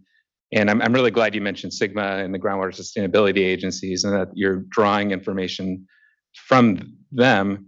But I'm also thinking about their responsibilities as well. And this came up a bit in the nitrate conversation. So I'm going to ask the same question, a similar question. So is there a feedback loop? Is there communication going basically from you, from CV Salts to the GSAs in terms of how your work and how salt management, from your perspective, will ultimately interface with the responsibilities that the GSAs have to avoid undesirable results to water quality? I'll start, maybe others can add in. There's a specific task that we envisioned as part of the scope of services to get that started. It'll be the import of everything that, as Tom talked about, pulling those things in to see where they matter and how much they matter in which cases. And then that should, as it lives out in the modeled scenarios, be able to be a tool that allows us to talk more concretely to the GSAs about where we think their water management activities benefit, or don't benefit salinity in groundwater and surface water, right? So that's, I think, the missing piece. We're going to pull all the data in, but then being able to make that data make sense and show GSAs how their management activities may help us manage salt or may not help us manage salt is really the critical piece. It's the tool we don't have. But so everybody's talking in general, everybody's talking in generalities, and to get to that next step of what does this mean if you do this research, this recharge project in this area versus that area, it's twice as good for this or for that. And so I think those will be the places. We're a little bit away from the specifics, but we have the same people, as you kind of heard in nitrate management zones. The same people who are working in those are the same people, so they won't get far away. But we do need that tool and some specific runs of that information to be able to, I think, show. Everybody who's trying to manage water thinks in one way or another. If you're thinking from water quality to water supply, you think one way. If you think water supply and then think water quality, you solve the problem fundamentally different. And we need the glue that pulls those pieces together. This is my entire career wrapped up in 2 minutes, to be able to show people how those two things intersect with each other. Without it, everybody pontificates that water supply is important and water quality is important, and they not ill intentionally, but they just talk past each other. I would just say, just to answer, the process of that dual communication hasn't really started yet, but by next year at this time, after we've read all their GSPs and engaged with the GSAs, then I think that's going to really open up the opportunity. And they're going to be a lot of GSPs I'm aware of pointed to CV salts as the way they're dealing with salt problems. So this will be a very healthy conversation. It hasn't happened yet, but it will. Well, thank you for sharing that, and thank you for the response. And that's exactly what's on my mind. And I mentioned the timelines, and so I'm thinking about your project and the efforts you're undertaking. And I'm also thinking about SWRCB, and that the critically overdrafted basins have 17 years here from this moment. So to the extent that these efforts can be harmonized and synchronized in some way so that there aren't any regrets in terms of projects that are being implemented, I think that'll be wise. So I'll look forward next year perhaps to hearing some updates on that coordination. How the dialogue has happened, yes. Thank you very much. Yeah, I appreciate that, board member, and agree. And I think we'll be able to explore that a little tomorrow as well as we speak to the sustainable groundwater management agencies. For Palupa. And for folks' planning purposes, we're still here, obviously, on item number 5. We will wrap up some discussion. We do have one public commenter at this point now for the item as well. And then we're going to take a lunch. And so we'll come back and start item number 6 after that lunch. So, Mr. Palupa. Fantastic. And again, I think, Daniel, I could not have said it better myself about the confluence of interests, frankly, from groundwater quality to surface water quality to the quantity issues involved. And I think as the SWRCB groundwater sustainability agencies eyes are gradually opening to the fact that there are infrastructure investments that they need to make, looking at CV salts and sharing some of the information, sharing some of the modeling efforts to understand where those infrastructure investments can be made in the best possible way for both quantity and quality is really the big kind of carrot, I suppose, in this equation. And also, as we have conversations with the agricultural community, understanding that, the regional board will at some point in time have to essentially say, what are the standards we are going to be enforcing? Where are the areas where we know growth will be limited in the future due to salinity impacts, or the variety of crops that you can grow are limited due to salinity impacts? Let's talk about those and let's figure out how we can sustain that and sustain high quality areas and make sure that poorer quality groundwater doesn't get degraded to the point where it's unusable.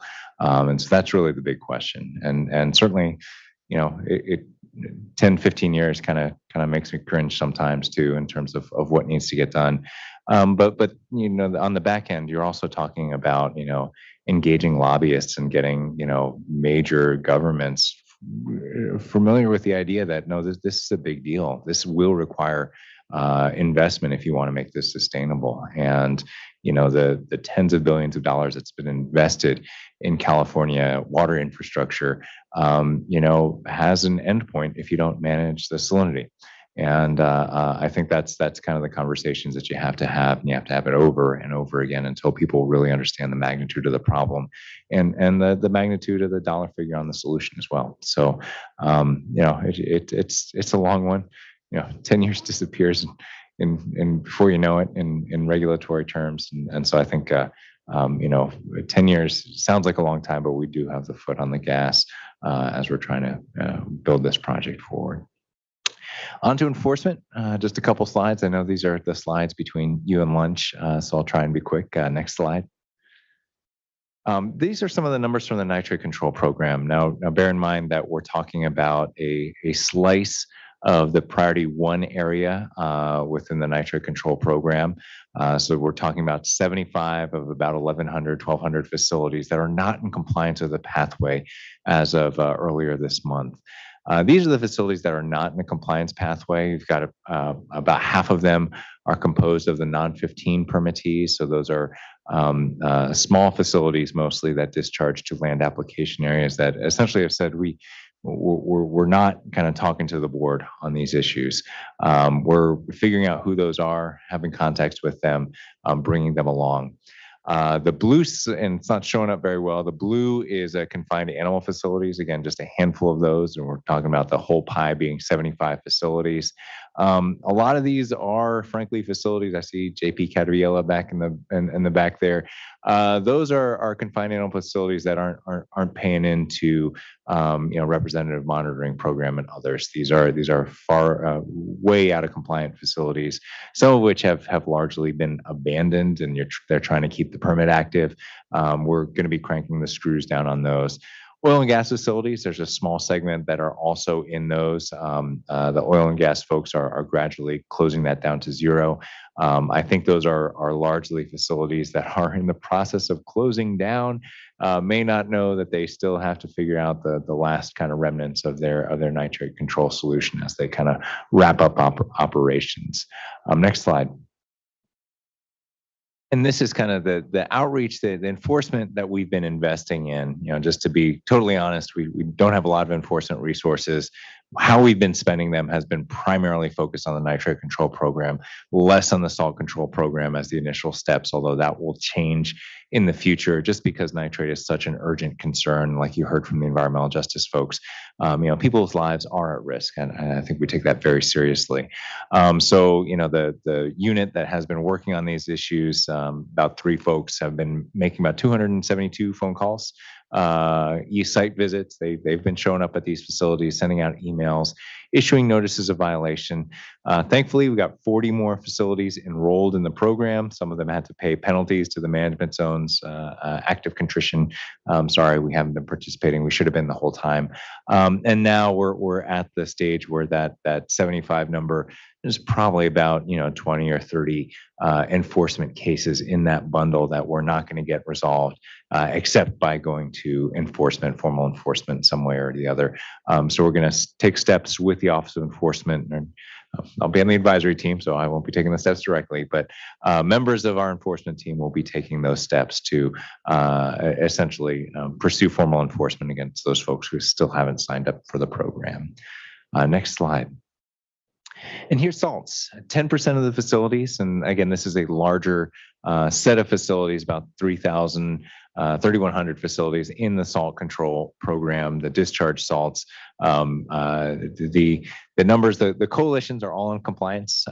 So that kind of deals with a good, 30 to 35,000 growers are all in compliance by virtue of their coalitions funding the P&O study in a very significant way.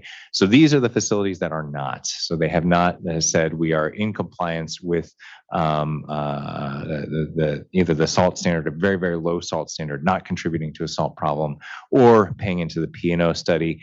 Again, that same kind of segment of confined animal facilities, same deal. They are probably not paying their representative monitoring program. They're kind of out on their own, is about a quarter of these. The non-15 facilities, and again, small, very, very, very small wastewater treatment plants are in that mix, along with some food processors, some shuttered operations here and there are in the non-15 slice. That takes a big chunk of them. A handful of NPDS facilities that we're finally getting them buttoned up as well. Those are just to be clear, those are probably not treatment plants. Those are the kind of seasonal NPDS facilities that they get a permit for a year, get a permit for a couple of years to discharge, sometimes with a cleanup program, sometimes with a general order. And so those are the suite of NPDS facilities, handful of oil and gas facilities, largely the closing facilities, and some composting operations haven't quite paid their fees. Some of them are exempt from the nitrate control program. Might have thought that gets you a pass from the salt control program as well. It does not. And so those are the remainder. And I think that's the last slide. Next slide. At long last, there you are. And again, happy to answer any questions that you might have. Well, worth the time. Really appreciate the thorough update and the conversations we've been able to have here. We do have one commenter, but I want to look to fellow board members in case Mr. Cathiavella has decided to pass. Although we have time, by all means, if you still want to, but you're okay. It's still passing. Thank you, JP. Appreciate that. So we don't have another commenter, which brings us to the end of the item. But just thank you, everyone, for the participation, the work, the ongoing work. And I know that we'll have plenty of further discussion here, but this has been a meaningful and important update. Really appreciate, again, the work and time that's gone on into it. Let's go ahead and give ourselves a lunch break now here, late as it is. We'll go for 45 minutes and bring ourselves back here at 2:15 then to continue on to item number 6. Appreciate everyone's time and patience and participation, and we'll convene here in 45 minutes. Thank you.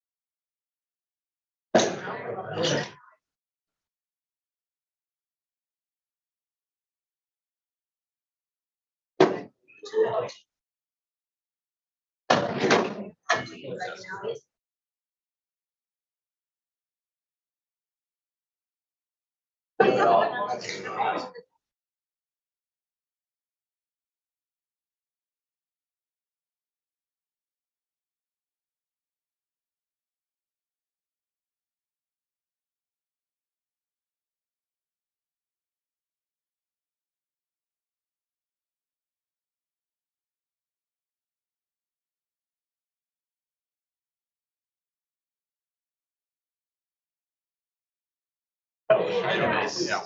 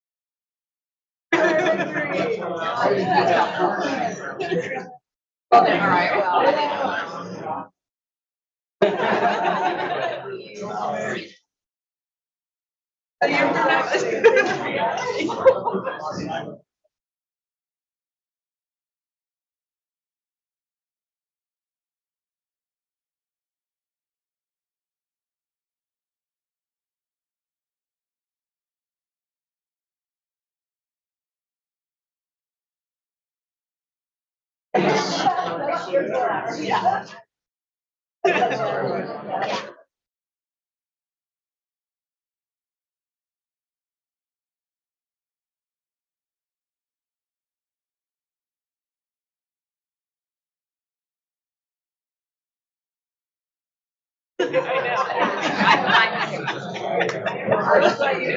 don't have to, you know.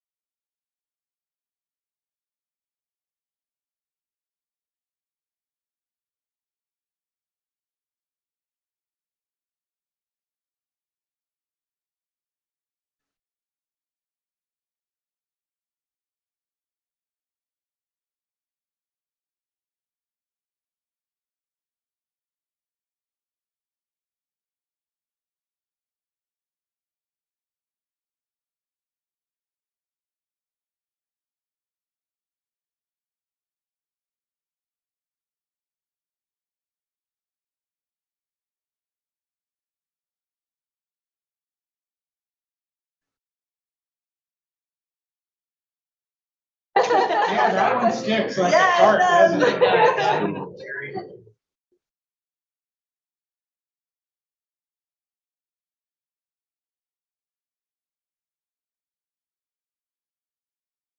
The funniest part about it is the modelers go, because it's just. And everybody thinks, oh my God, 400 years. That's. Oh, and it'll be.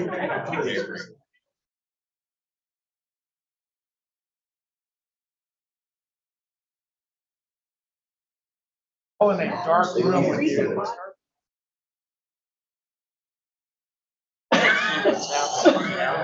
Otherwise. Hard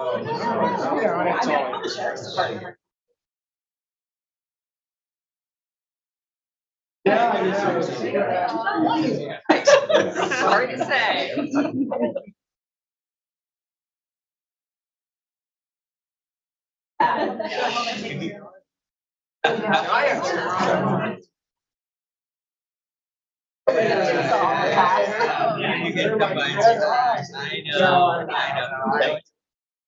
I'm still like striking this.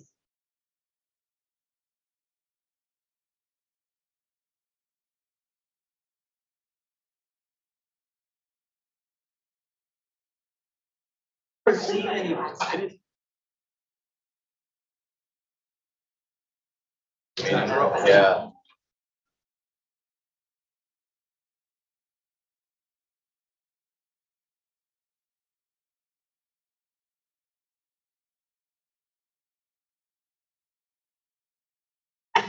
Good job.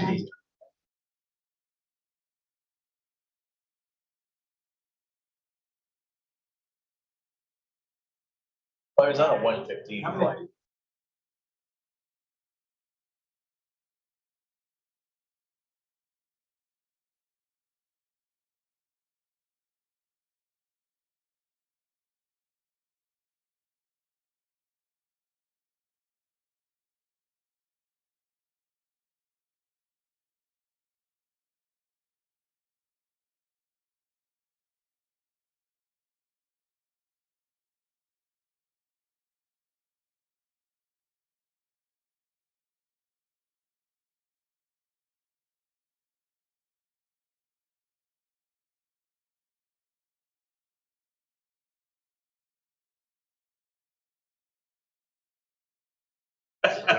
Because they had lost like 17.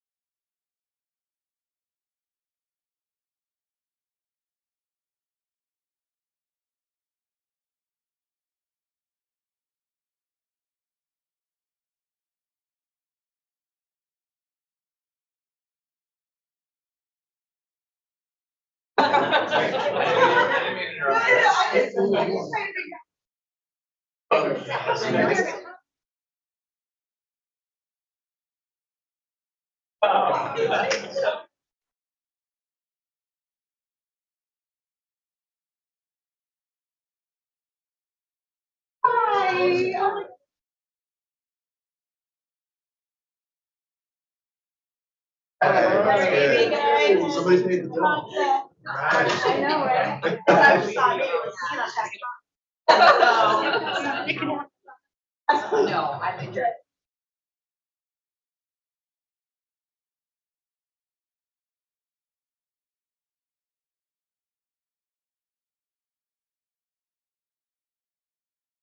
I was thinking that too, but then I thought maybe it was.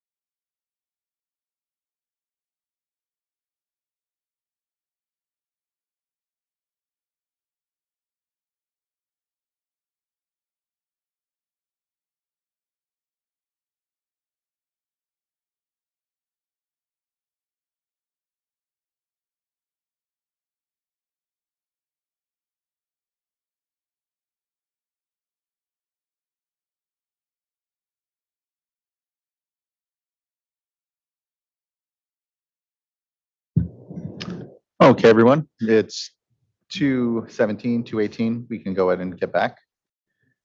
Hope everyone had a good lunch. We're now back and we're at item number 6, which is our yearly intended use plans for the Clean Water State Revolving Fund and Drinking Water State Revolving Fund, and want to hand things over to Mike Downey.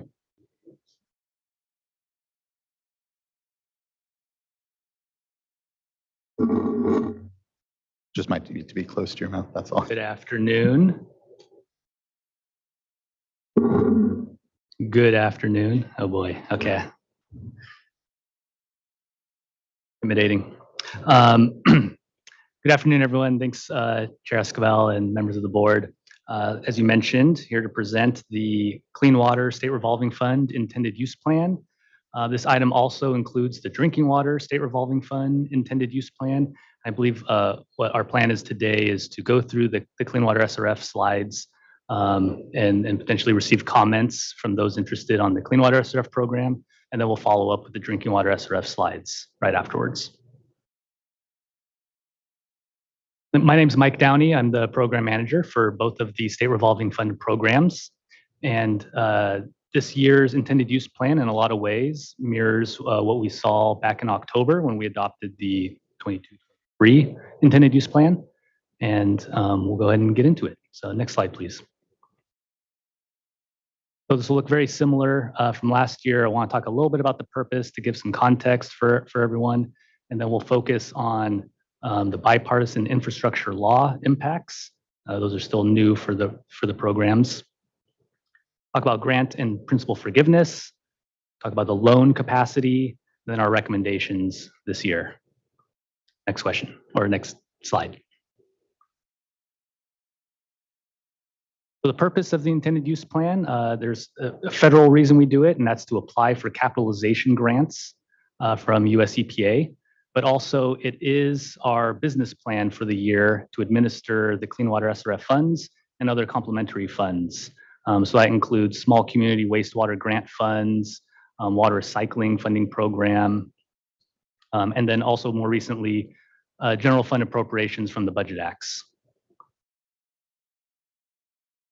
Next slide. Organized the intended use plan into the base plan and then some supplemental IUPs. And so if you've gotten a chance to take a look at it, it is very long. There's some appendices with the supplemental IUPs. So for the Clean Water SRF IUP, it includes funds from our base program capitalization grant from US EPA, and that's the capitalization grant we've been receiving for decades. It also includes the bill general supplemental capitalization grant, and this will be year 2 of those bill funds. And then it also helps us administer the water recycling funds, most recently from the budget acts. Then a supplemental IUP is developed for the emerging contaminant funding. And so that is a combined drinking water and clean water emerging contaminant supplemental IUP. And I'll talk about it in a bit. We're proposing that we transfer the clean water emerging contaminant funding to the drinking water program. Next slide. So don't want to belabor the point, but bipartisan infrastructure law did have an impact on the program. And there's kind of 2 pots that go along with the bill funding. So the first is new funding that was appropriated with bill. And so for the clean water program, that is general supplemental funding for any project and emerging contaminant funding. So those funds are appropriated for all 5 years. We do have to apply for them and receive them. And so this IUP is will allow us to apply for the second year. So for general supplemental funding, that's 149 million. For emerging contaminant funding for this year, it's 15 million. Next slide. The bill also authorized an increase to the base Clean Water SRF program. And again, this is the national Clean Water SRF funds that are allotted to all 50 states. And I just bring this up because this is part of what was messaged with the bill originally, was this really large increase in authorization. However, the difference is what we've seen Congress in the first 2 years do is they appropriated at the same level. And so they appropriate those funds in the annual budget. And so the appropriation is about what we've seen. So they're not appropriating at this huge increased authorization level that they could. And so how that impacts us is this year's base program capitalization grant is $54 million. So that's less than half of what we've seen historically. And so that looks like it'll be, approximately $300 million over 5 years. But again, we'll need to see what Congress does each year when appropriating those funds. Next slide.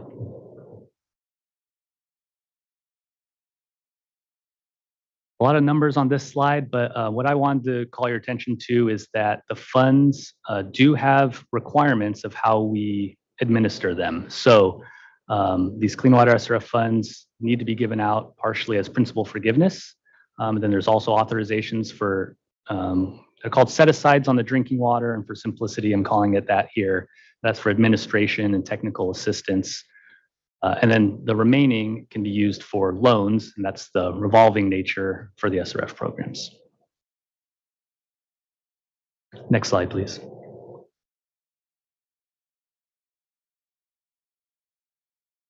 The takeaway here is that there continue to see high demand on the program. Number of applications, 196, requesting almost $5 billion in funding. And so when we're talking about rollover projects in that top line, we're talking about projects primarily seeking loan funds. Looking at the small DAC projects, they're primarily seeking grant and principal forgiveness. So the fundable list consists of those loan projects, which are scored and make the cutoff score, and we place them on the fundable list, and the small DAC projects, which can be added to the fundable list once they submit a complete application and we determine that they are eligible to receive the funds we have.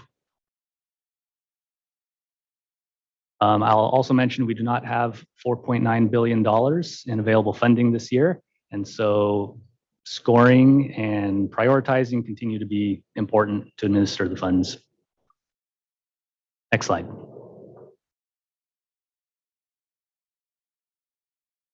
This gives a balance back in March of available grant and principal forgiveness. So you can see that principal forgiveness continues to be an important part of available funds, and so we're expecting to continue to receive that with our capitalization grants every year. And then the state general fund infrastructure appropriation, while it looks like about $400 million still available, I will note that we have several applications that are complete that we're working on processing, and those funds did have, if you'll recall, some prioritization for septic to sewer projects, and so there's some large septic to sewer projects in the works that are expected to take a good portion of those funds. Next slide. I just want to focus on some of the changes because a lot has stayed the same from last year's intended use plan. So for small community wastewater program, again, talking about those entities eligible for grant and principal forgiveness. Two, I would say, kind of minor changes. One is, well, I guess major, it depends on who you are. So consolidation incentives. We have been offering consolidation incentives in the drinking water program for a few years now. And this is the first time we've put consolidation incentives for the regionalization of wastewater service in Water SRF IUP. And then we also removed the maximum grant amount for certain wastewater construction projects. There is still a maximum amount, a maximum per connection grant amount, but there was also a secondary maximum per project amount. So that maximum per project has been removed.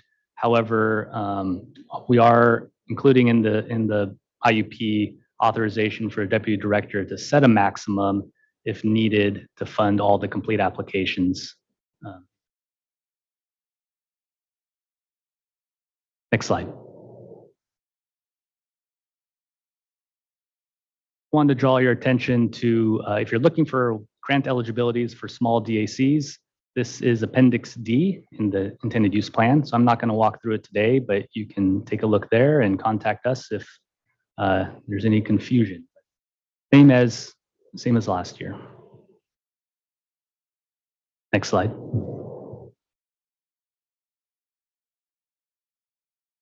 Speaking of unchanged, wanted to continue with the $15 million grant maximum for water recycling projects. The Prop 1 and Prop 68 funds are essentially committed. We continue to have funds available for planning grants, and that's for feasibility studies for recycled water. And we do have a number of applications for water recycling projects. And so the $231 million in construction grant does not include additional funds that are in the draft budget. Well, in one version of the draft budget. And so until the California's budget is adopted, we want to be conservative before we changed any maximums. So based at this moment, we feel like the 15 million is appropriate given the amount of demand and applications we've received. And we'll see what the budget ends up looking like. Next slide. Also unchanged, offering principal forgiveness for stormwater projects and estuary projects. So estuary projects are an eligible category for Clean Water SRF, and we've offered principal forgiveness for many, many years because they typically do not have a way to repay loan. It's a modest $1 million maximum per project for nationally designated estuaries. And stormwater projects similarly can have challenges with repayable loan, as many municipalities do not have stormwater fees or rates yet. And so wanted to continue to offer a maximum $5 million per project in principal forgiveness for those stormwater projects that contribute to resiliency. Next slide.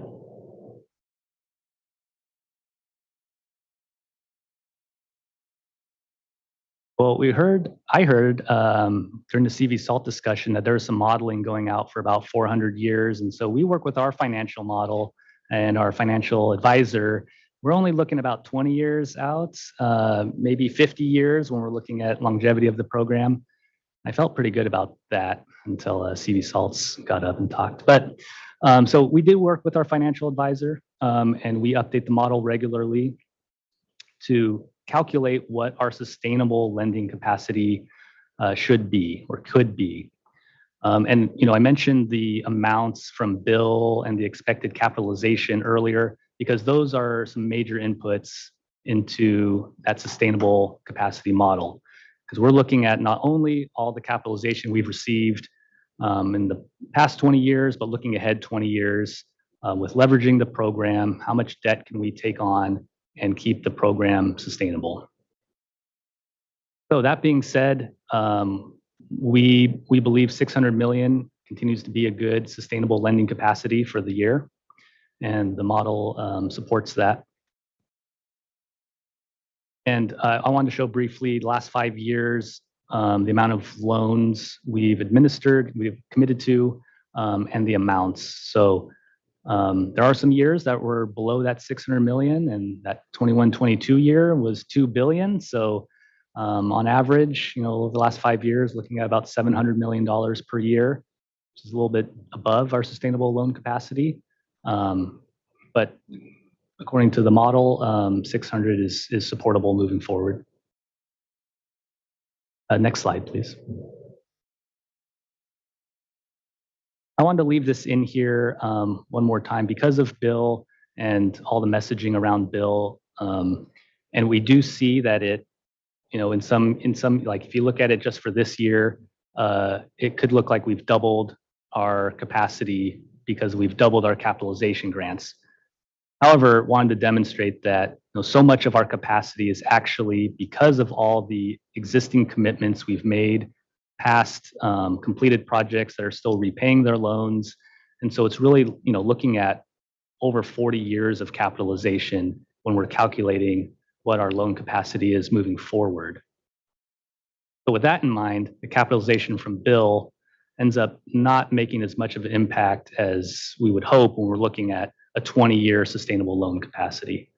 So I don't mean to be a downer, but I think that is some important context here and how that plays out. No, I appreciate it. It is a very important context. I know other states are equally concerned. Western States Water Council also, as part of their recent work, has resolution language around this challenge, where it is this balance of these very public processes we have at the state level to develop priorities, and as you all know, we take great care and trying to figure out how we do best with what is a limited, ultimately, pool of resources for what's a huge amount of need. This is having an impact. This is a significant impact.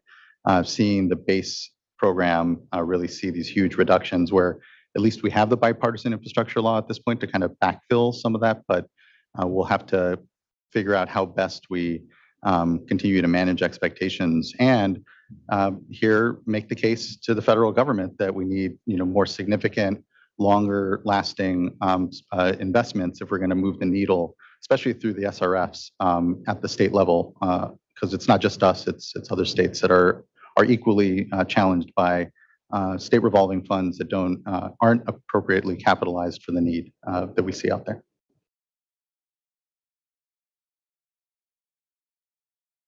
Thank you. Next slide, please. Well, using our $600 million loan capacity, we develop our fundable list. And so we start with the comprehensive list. That's Appendix C of the intended use plan. And that should be a list of all the projects we've received an application for. And I will mention that there's two paths to get on the fundable list, essentially. One is small disadvantaged communities that qualify for a grant can be automatically added to the fundable list once they have a complete application. Deputy Director adds them to the fundable list, and we do our eligibility review and deem that they are eligible. And the second is for primarily those loan projects and larger agencies. We have a scoring system that helps us prioritize. They're scored, and what we do is look at how many projects can we add to the fundable list and still be within that sustainable funding target range for the year. That's what we've done this year as well. I'll add that small DACs that do need a loan component still automatically fundable, and typically what we've seen is those are modest loan amounts that can be absorbed.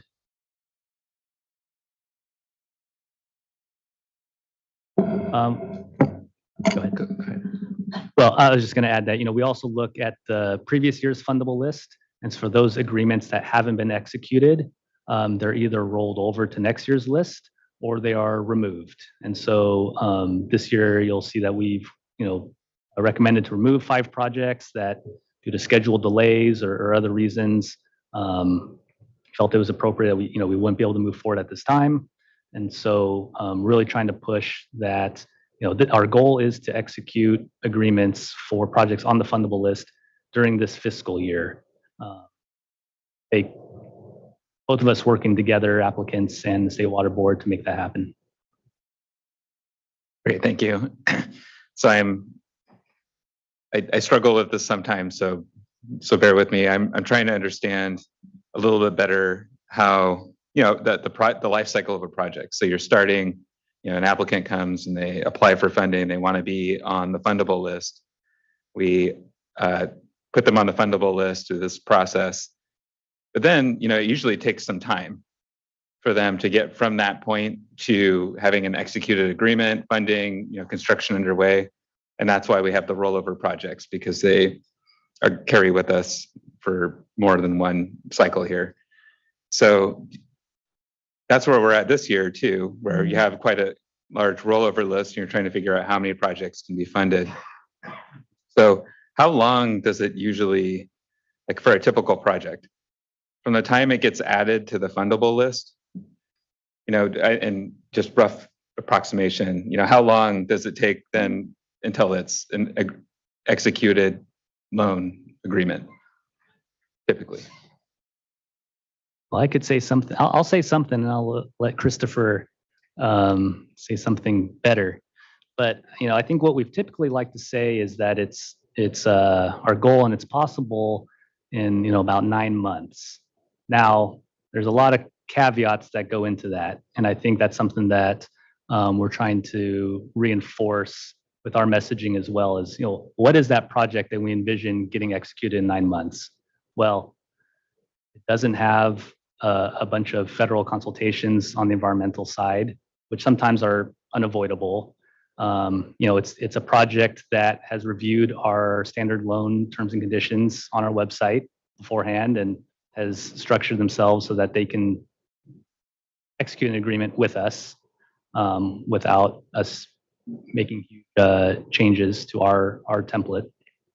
And it's a project that doesn't have ongoing litigation or other things that crop up that put everything on hold. And so how many projects can do that? There definitely are projects that can do that. I guess I'll add one more. It's projects that have a single borrower that aren't part of a joint powers authority. That definitely does not fit into the timeline of 9 months. That being said, what's the average time? I think there's a lot of projects that fall into the things I've described. Look to Christopher.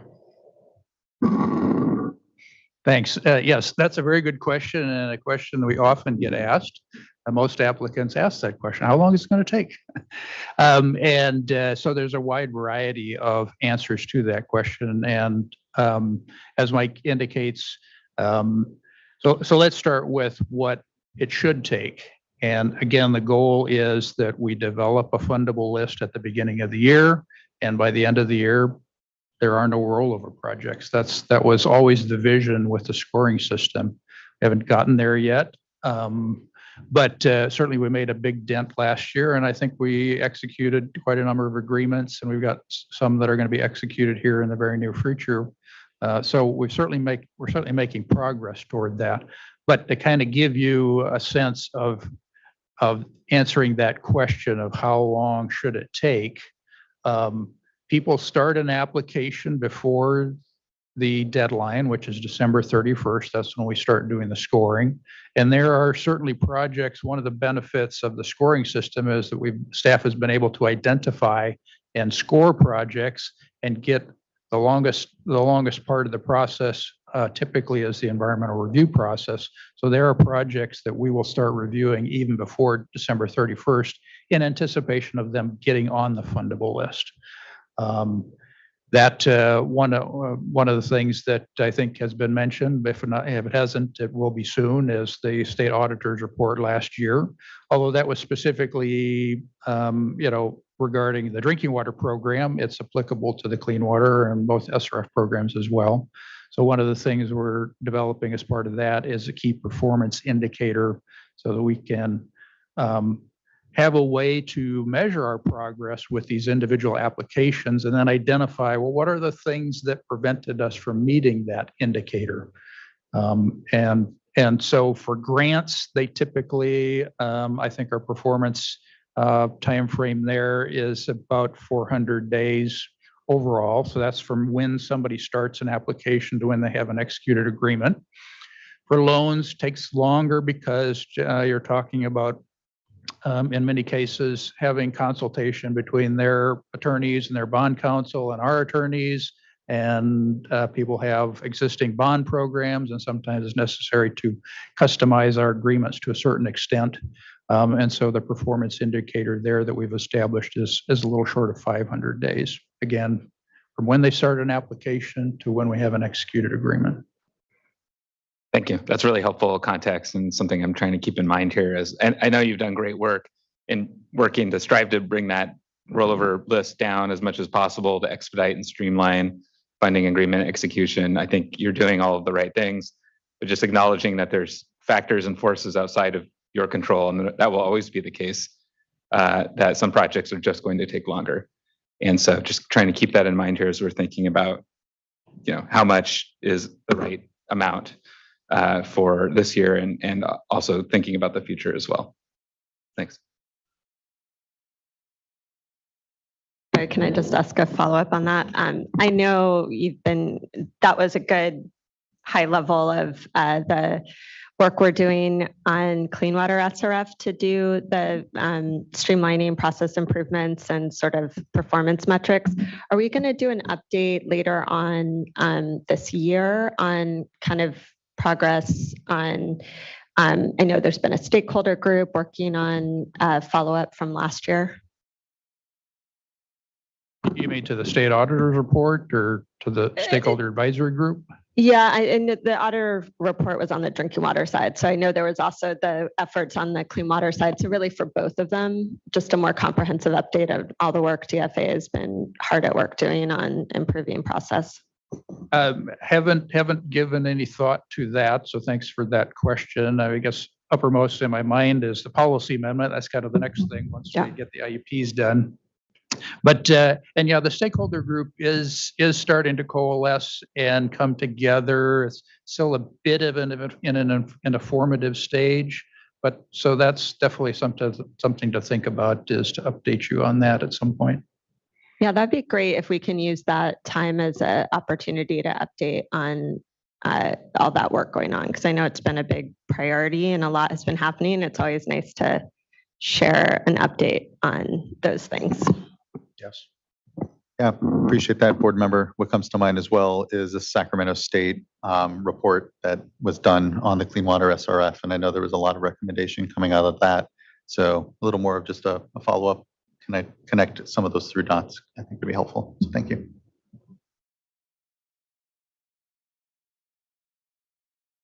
Next slide.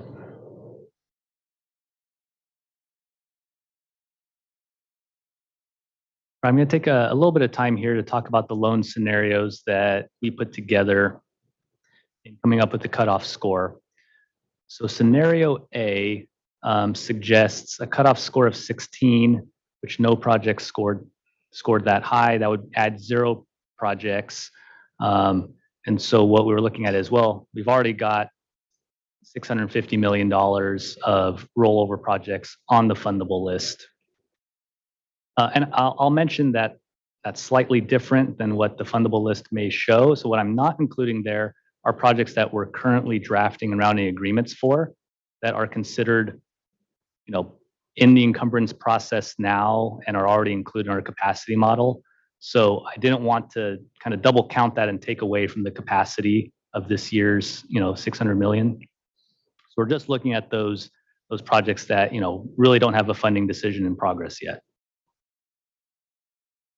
Scenario B is looking at a cutoff score of 15. That would add 3 projects. That now puts us well above the funding range. And so for scenario C, what we did is we limited new projects and the rollover projects to $50 million maximum loan amount. So even though it's the same number of projects being added, but that's how we come up with the about $500 million as the estimated loan. Then we go on to scenario D, adding in projects that scored 14 or higher. That now brings us, again, keeping that $50 million maximum loan limit. That puts us at a little over $600 million. If we go to scenario E, that would add in the 13s. And again, that puts us outside of our funding range that the policy describes. And so just based on the policy, we selected scenario D. Actually, next slide, please. Oh, I thought it was the very next one. Go one more. The big bold letters. Scenario D with a cutoff score of 14, that would add 7 new projects to the fundable list. And it would limit all projects, rollover and new projects, limit them to $50 million maximum. Go back one slide now. Just another way to look at it if you're a visual person. See scenario D is right about at that sustainable loan capacity, and I think it's yellow, but the 5-year average, you can see how that impacts kind of our 5-year average if we anticipate executing all the agreements for all these potential commitments. You can go ahead and move forward again. So, and just for, I see you're going on to a different topic. So just back maybe on the previous slide real quick. No, sorry, one forward, that one. Thank you. So just to clarify, under scenario D, it says the estimated SRF loan amount would be 626 million, would be your estimate. But a substantial chunk of that is from the rollover projects from prior years. So how much of that actually would be new loans for new project, for those 7 projects being added, that would be added to the fundable list? Do you know roughly what that is? Yeah, I want to say, let me do some quick math real quick. It's about $250 million. Thanks. Yeah. And I did want to pause here real quick just to mention that, we did include provisions to say deputy director may bypass rollover projects on the fundable list if they're not complete, if they're not able to accept our loan terms and conditions, by the end of September, trying to add some urgency in here because as Board Member McGuire has mentioned, we also feel like there's a sense of, well, there are projects that are, kind of on the fundable list, taking up capacity, and when they're rolling over, that's taking up capacity that could we be using on another project that potentially could come in, get executed. But just as far as resource management, trying to focus on a set of projects that are the highest priority and get them across the finish line has been the goal. So, seeing what we can do to really push that and either get an execute agreement or bypass, remove from the fundable list. If we're truly not ready, we'd like to be spending our time on projects that can get into an execute agreement.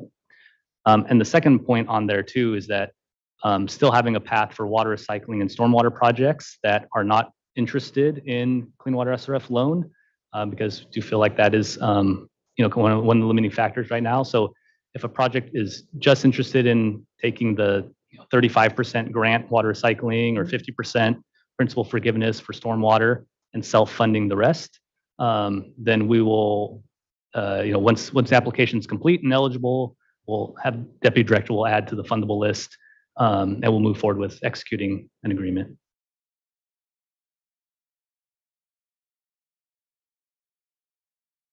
All right, next slide, please.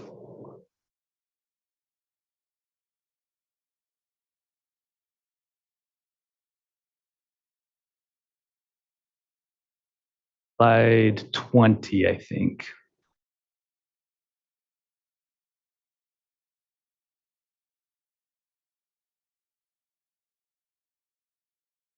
Yep, thanks. So just wanted to mention one more time, Build America, Buy America. That's a new provision that came with Bill and BABA, as is affectionately called. So it expands the American iron and steel requirements to include construction materials and manufactured goods. I think it's safe to say that 100% of the projects we've executed in the last couple of years have been able to be covered by the adjustment period waiver that EPA issued. And that's for projects that initiated design before May of 2022. So as we've talked about the long life of these projects and planning, all the projects we funded recently have been able to be covered by that adjustment period waiver. So currently EPA has a proposed modification to the waiver.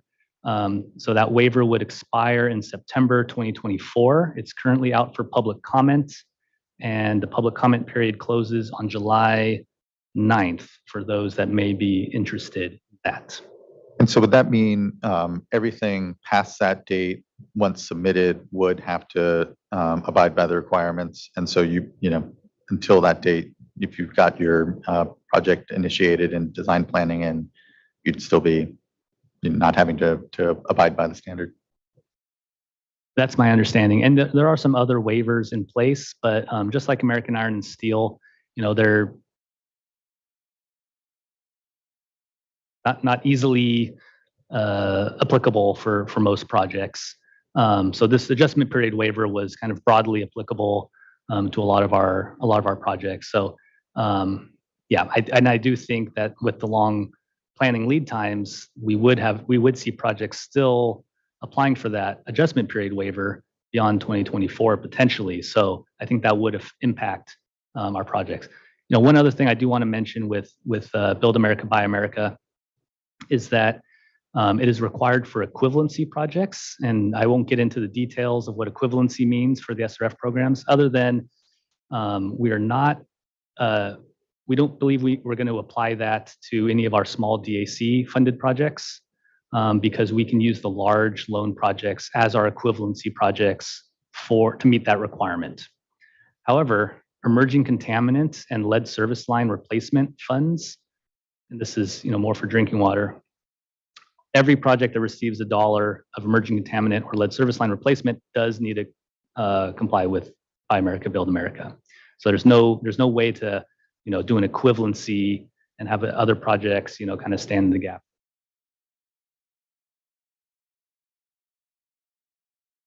All right, next slide, please.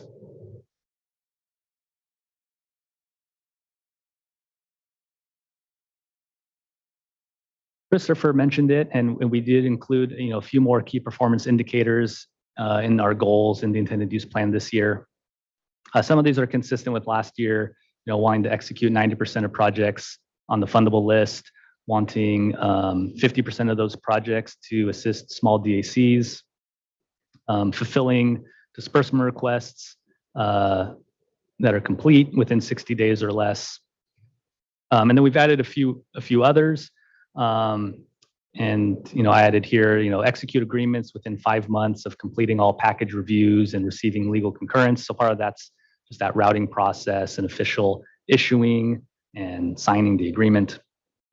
And there are a few more in the intended use plans for those that are interested.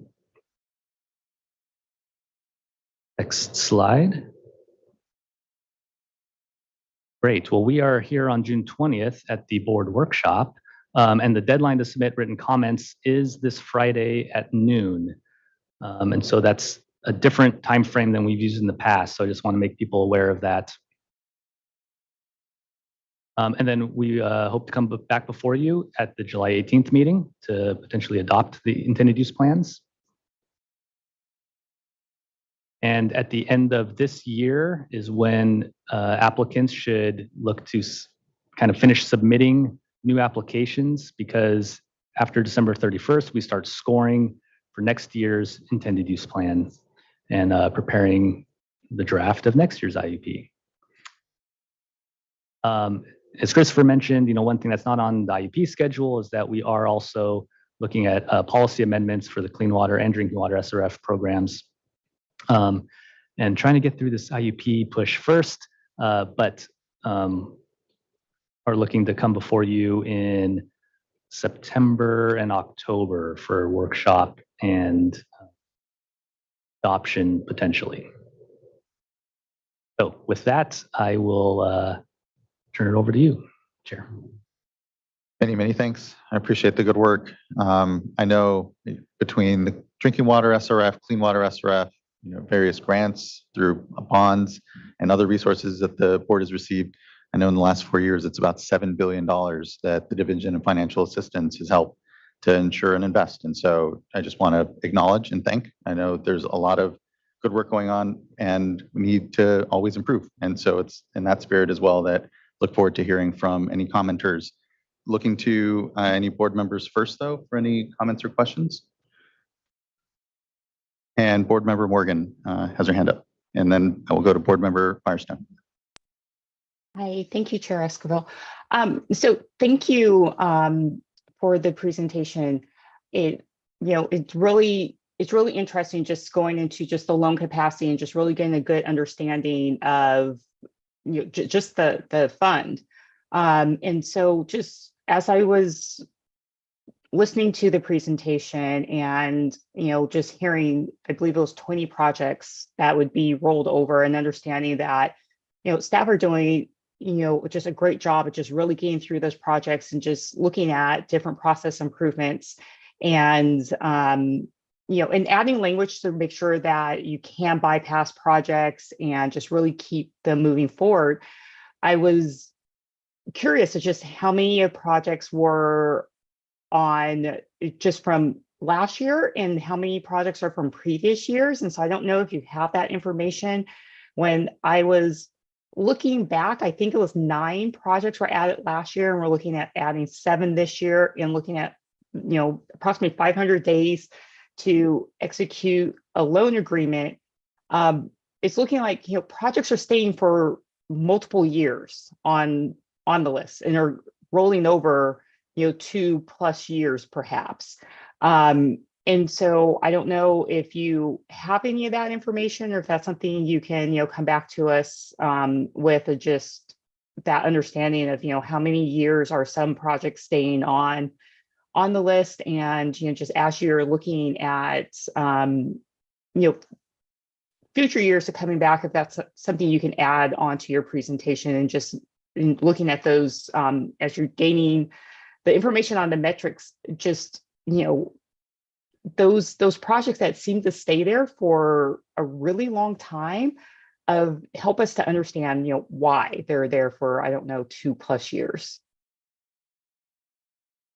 Yeah, thank you, board member. I agree. I think that we should be better tracking if there are multiple year rollovers from the projects. And once they start to hit, a second or third year, try to explain or better unpack why there might be. And here, there's a myriad of reasons. It may be an internal thing amongst us. It may very well be a project proponent's challenge with financing if there was other components that didn't come through.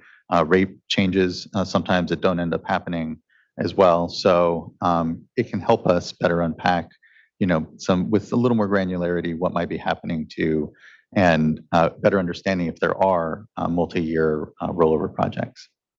Yeah, I can't summarize the number of projects that have been on and the number of years. The information is in the IUP if you look at the fundable list. So when we have the board meeting, we can certainly summarize that, but each of the projects does indicate when it was put on the fundable list. So we can certainly add those up and summarize. But yeah, so this will be the second year that we've recommended that projects be taken off the fundable list. So yeah, the program is evolving in that sense of being a little bit more not so kind-hearted, to use a phrase there, of if we can't execute an agreement within a reasonable period of time, there must be some reason. And what is that reason? Can we overcome that reason in a reasonable amount of time? That's something that is certainly evolving for us at a staff level, to have those discussions with applicants. And of course, nobody wants to be taken off the fundable list or be bypassed. And so, they can sometimes be challenging discussions. And you probably hear that at some point. And so we are getting better at having those conversations with folks. Thank you, board member. Anything further? Board member Firestone. Thanks. One question, and there may be commenters on this, but just in the staff proposal to add a $50 million cap per project, I don't know how many applicants this applies to, but if there is an applicant that has multiple projects on the fundable list, and each of them would be eligible to receive 50 million, could they consolidate that to one project to get 150 and then take the other 2 off the list? So they're effectively getting the $50 million cap. Say they have 3 projects. They could get 150 million, but only have to execute and do the application and do the whole process for one project rather than and take the other ones off the list. Do we have a staff recommendation on that, or is that something that we should be clarifying in the IUP? So I think Mike can correct me if I'm wrong, but I think there's 5 projects that are affected by the $50 million cap. And I don't believe that any of the applicants have multiple projects. Oh, Mike indicates one does. So that would be a possibility to do that. if the board wanted to do that. Yeah, I think I think there'll probably be, there may be comments from, I think it's SFPC.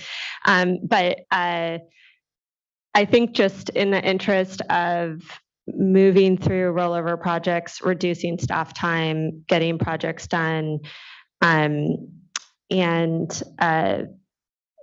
reducing burdens on just the funding contracting process. We'd want to find ways to do that with still respecting that we need to spread the money around to all of the eligible and really vital projects that are on the list. So, for me, that sounds like it would make sense and be logical, but I'm interested as we go through to hear more. I guess one cautionary note I think I think you say some very sensible things there. One cautionary note maybe on the other side would be that that could set a precedent where people submit multiple projects in the hopes that, they could combine them at some point later on.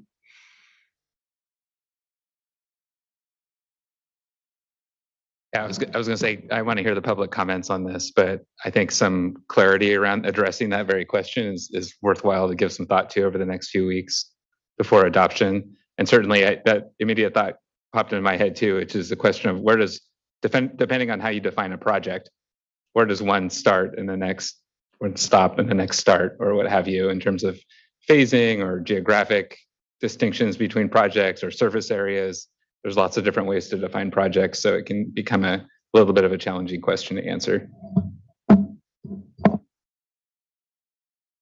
Thank you both.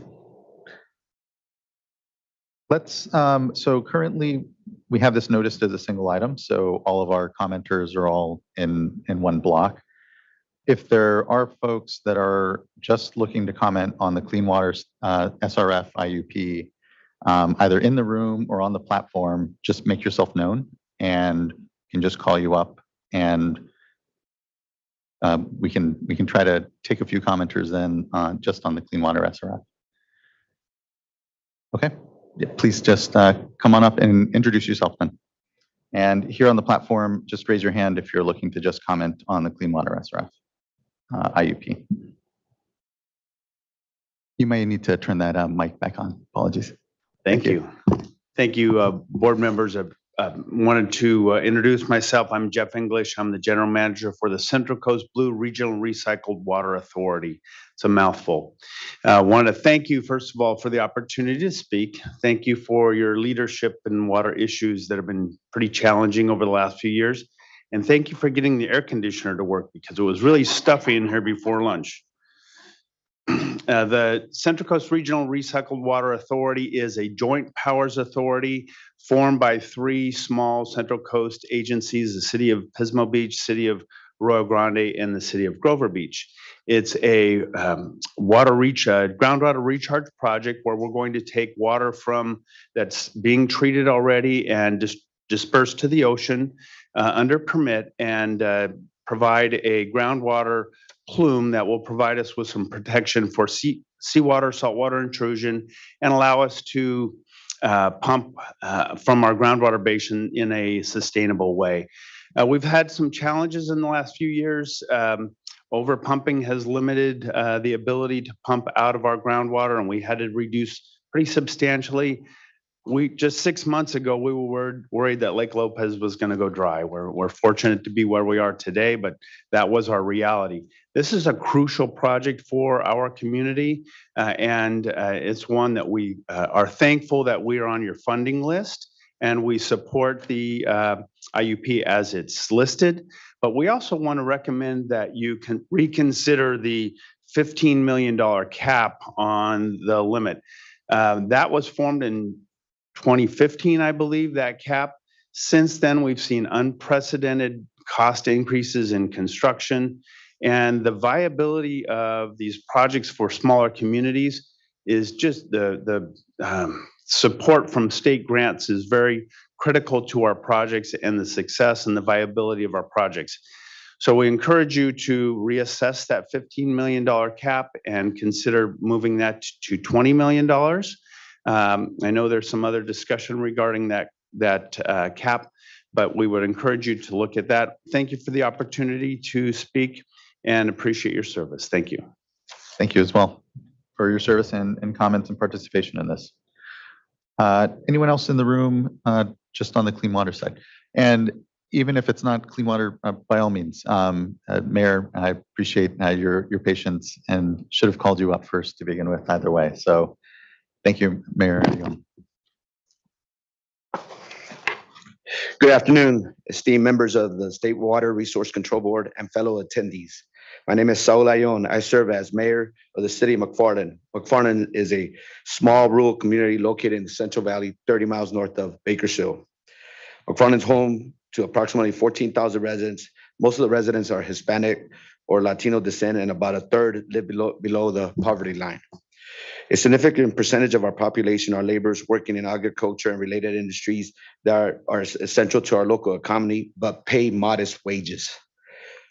Unfortunately, communities like McFarland are often unrepresented in government funding and resource allocation, making it hard for us to compete for crucial critical infrastructure investments and larger, more affluent areas can more readily secure. These systemic inequities have created significant disparities between our communities and those greater influence and means. This is especially true when considering access to clean and safer water and effective wastewater management. As part of our ongoing commitment to providing a safe, reliable water supply and effective wastewater management, our community has submitted grant funding applications for key infrastructure projects, which I will detail shortly. But before I do, I would like to underscore the importance of prioritizing grant funding over loan options. Our community, already strained by economic hardship, would face an unsustainable burden if our water and wastewater rates were increased. With the associated payment obligation, loans are not a viable solution for a community like ours. Our water application focuses on the following critical infrastructure. One, we plan to construct a 1, 2, 3 TCP treatment at the Brownie Road well facility. This project is vital to ensure that our water meet the standard for state and federal for safety and cleanliness. Two, a new 1 million gallon storage tank booster pump station at the same facility will bolster our water supply reality, especially in emergencies. Three, the proposed installation of emergency standby diesel generators at the Garzoli arsenic treatment facility and the 1 million gallon storage tank and booster pump stations will ensure interrupted operations even during power outages. Four, we seek to install an advanced metering infrastructure system which will allow us to monitor water usage more effectively, promote conservation efforts, and rapidly identify any potential leaks. Five, we plan to construct a new water supply well at Perkins Avenue to replace a Taylor well and another on Elma Highway to replace well number 6. These new wells are needed to secure our water supply against future droughts and other climate-related uncertainties. For wastewater, application focusing on a single but highly significant project, expanding our current wastewater treatment plant. This is crucial to keep pace with our community needs and meet the stringent environmental regulations. As you consider our applications, I implore to you recognize the severe disadvantage that our residents face and the significant benefits these projects will bring to our community. We do not seek to enhance our infrastructure merely, but to ensure the very existence for the health and prosperity of our residents now and the future. Like many other similar situations, our community relies heavily on equitable distribution of resource and empathetic decision-making from entities like the State Water Resource Control Board. A loan would place a burden on our already financially strained community. A grant, however, would be a lifeline. Thank you for your attention and consideration. We look forward to your support in addressing the urgent pressing needs for the city of McFarland. And I'm here to answer any questions. Really, my skill set is not an engineer, but I'll try my best. And next time I'll bring Kevin Costner. He's doing Yellowstone, if you haven't seen the movie. So we'll take you, Mayor, and appreciate, Mayor, on your leadership as well and in advancing these projects. I guess my question actually would be just as you came to sort of the list of projects that were really front of mind for you as mayor and as leadership in the city, did you kind of take an assessment of, across your service area, what you're needing? Just kind of wondering the decision-making and support that we could better even provide to local entities as they assess what we know is a lot of different needs and a lot of aging infrastructure in your communities. Oh, absolutely. The problem we've had for decades is that the leadership hasn't been there. They haven't looked and assessed anything as far as how to bring our economic revenue up. So, I mean, we're at 14,000 plus, but our community is lacking from not just the water treatment, the water, but recreational needs for our youth. It's challenging enough to provide for the community just the essential needs for the residents, but to have drinking water, and basically if something would happen emergency, we have something storage for them and not waiting for FEMA to come in and help us out. So it's just being a proactive approach and showing the community that they're there for them. Really appreciate that, Mayor. Thank you. I really appreciate that leadership.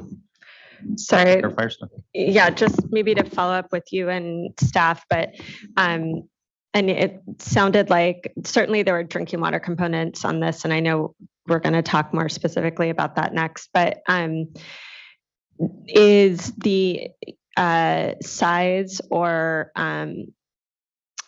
I guess in terms, are there barriers for McFarland to access grant, sorry.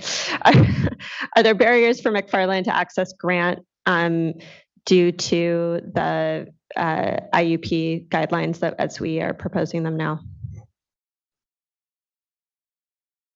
Oh, I was going to look to see if Megan was nearby.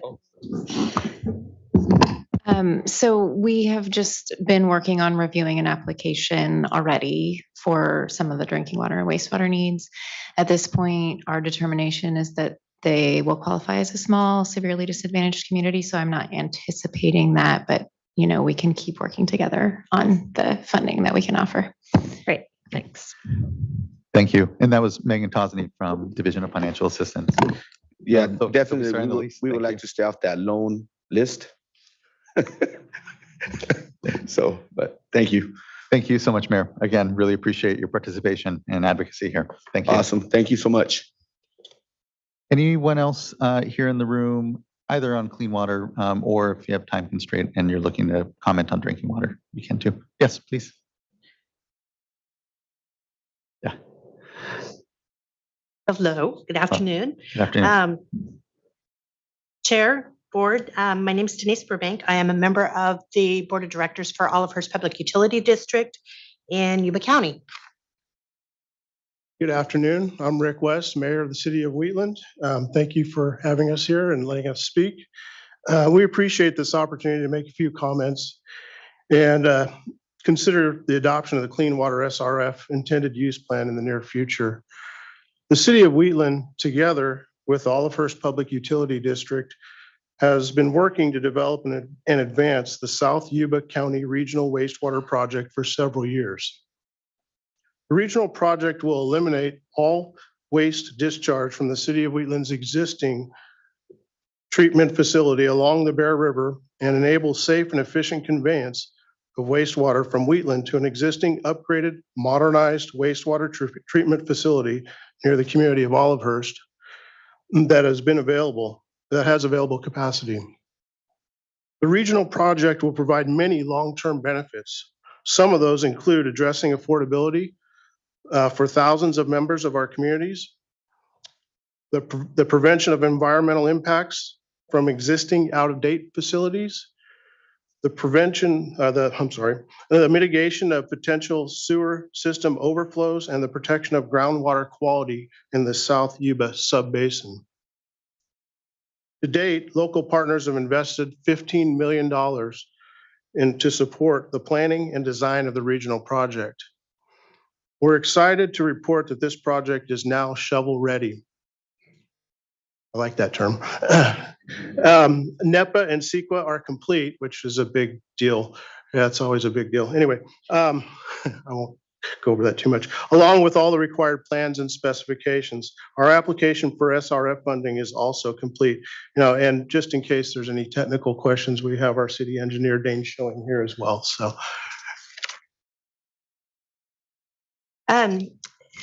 Please allow me to explain how significant and impactful this project will be to Yuba County and its people. We are a small rural county that is agriculture-based. We have several disadvantaged communities with lots of independent government entities. This project will truly change that dynamic. Here's what we'd like to explain with you today. First, our appreciation. We recognize and appreciate the important shifts this board has made in the SRF program and the intended use plan over the past several years. Those shifts have created a pathway to grant eligibility for small disadvantaged communities like ours, and that you have prioritized regional approaches to solving wastewater challenges. Second, I'd like to emphasize the alignment of our regional project with important elements of the intended use plan. Specifically, the City of Wheatland and the community of Olivehurst are small disadvantaged communities as defined in the intended use plan. This project is considered a high priority project as it regionalizes existing wastewater facilities consistent with the IUP. The City of Wheatland and OPED meet all the necessary criteria for maximum grant funding under the IUP. This project will further protect our groundwater and demonstrate the care our region shows for its resilience. Tribes have been consulted and are supportive of the project.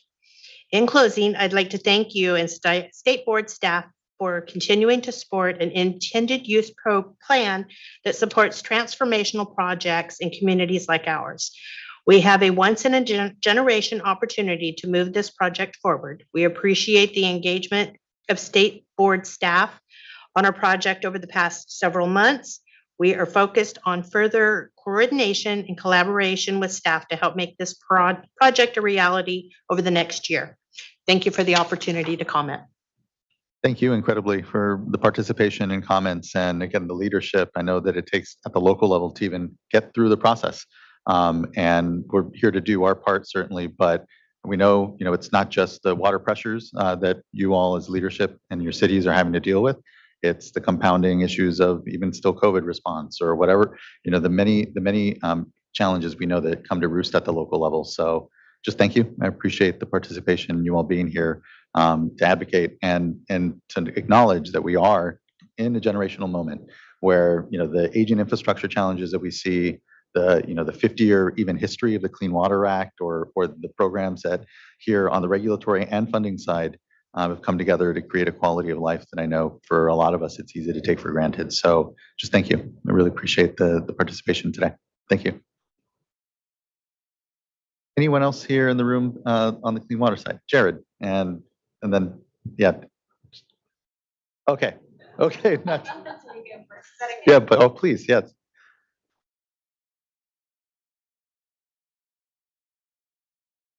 Good afternoon, Chair Escobar, members of the board. I'm Alexandra Ganell. I'm with the San Francisco Public Utilities Commission. So thank you for noting our project. Just want to say, first of all, we're really happy to see that there are fundable projects, new projects on the fundable list this year. I know there have been challenges with that, and so we're happy to see that. We're appreciative to be one of those. We do share concerns, I think Jared and others will bring up about the reduced number of new projects that we're seeing over the past couple of years in the presence of Bill, and we understand there's challenges there.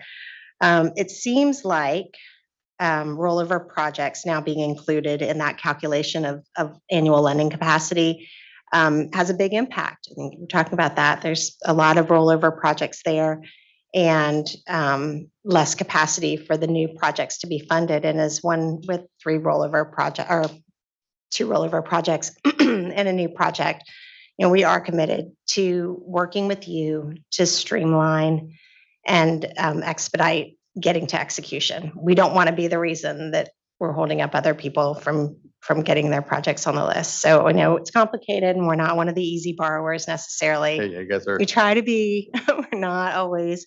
We have other stakeholders, right? Our bondholders. So, but we are committed and we appreciate the work that we've been doing with staff. We're part of the stakeholder advisory group, all of that. So just specifically around our projects, and you guys noted that the idea of combining or looking at ways to combine or shift or streamline in some way, we would appreciate the dialogue. I can absolutely respect that you want to know how that might impact you in the future.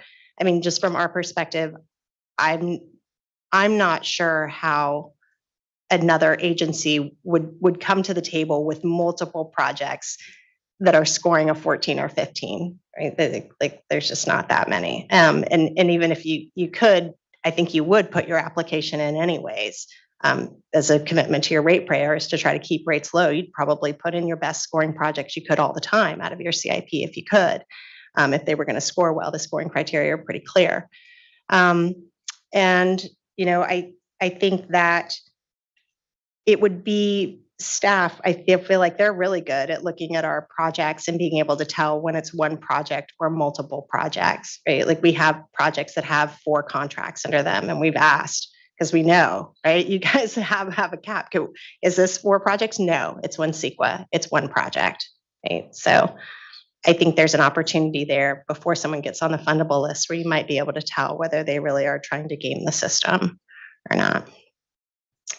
Just my thoughts, and thank you. Yep, really appreciate that. Thank you. And yeah, you guys are a huge borrower with complicated structures to some of your work, but nonetheless, a really critical partner in all of this. So just thank you. And I'll just make a plug to provide any recommendations that you have to help address the concerns on gaming the system while still allowing for that flexibility and reduced kind of administrative burden as you work on your comments. Thanks. Thank you. Thank you. Mr. Voskel. Hi, good afternoon. I heard the city of McFarland say they don't want to be on the list. They just want a grant. And I thought if only that was our problem. We want to be on the list. I have very fond memories of watching very fond memories watching McFarland, the film with my father. And so it's really cool to have you here today and hear from you about your needs. I didn't do a power pose beforehand to really get ready, but I also feel like I'm here before you, cap in hand. For the record, my name is Jared Voskel. I serve as Manager of Regulatory Affairs for the California Association of Sanitation Agencies, CASA. CASA represents over 130 public agencies and municipalities that provide wastewater collection, treatment, recycling, and water resources.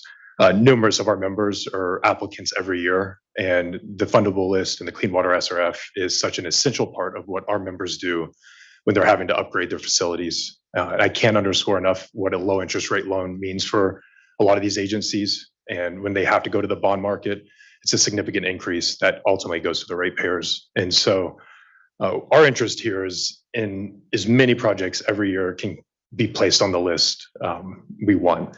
And in terms of, you know, the values that we have for this, you know, to apply, we think it's important for it to be predictable. We think it's important to be transparent.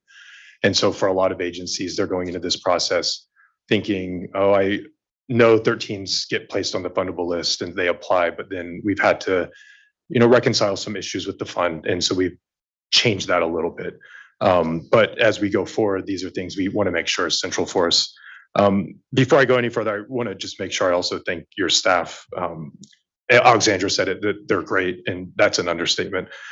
Christopher, Michael, Joe, and Hartridge from council, and all the attorneys who are working on this do such great work. They're completely accessible, always in dialogue with us, and they're having to incorporate all sorts of new funds from pandemic reasons to federal infrastructure, and doing all that work and getting the money out by DFAs. Just great work that needs to be applauded and recognized.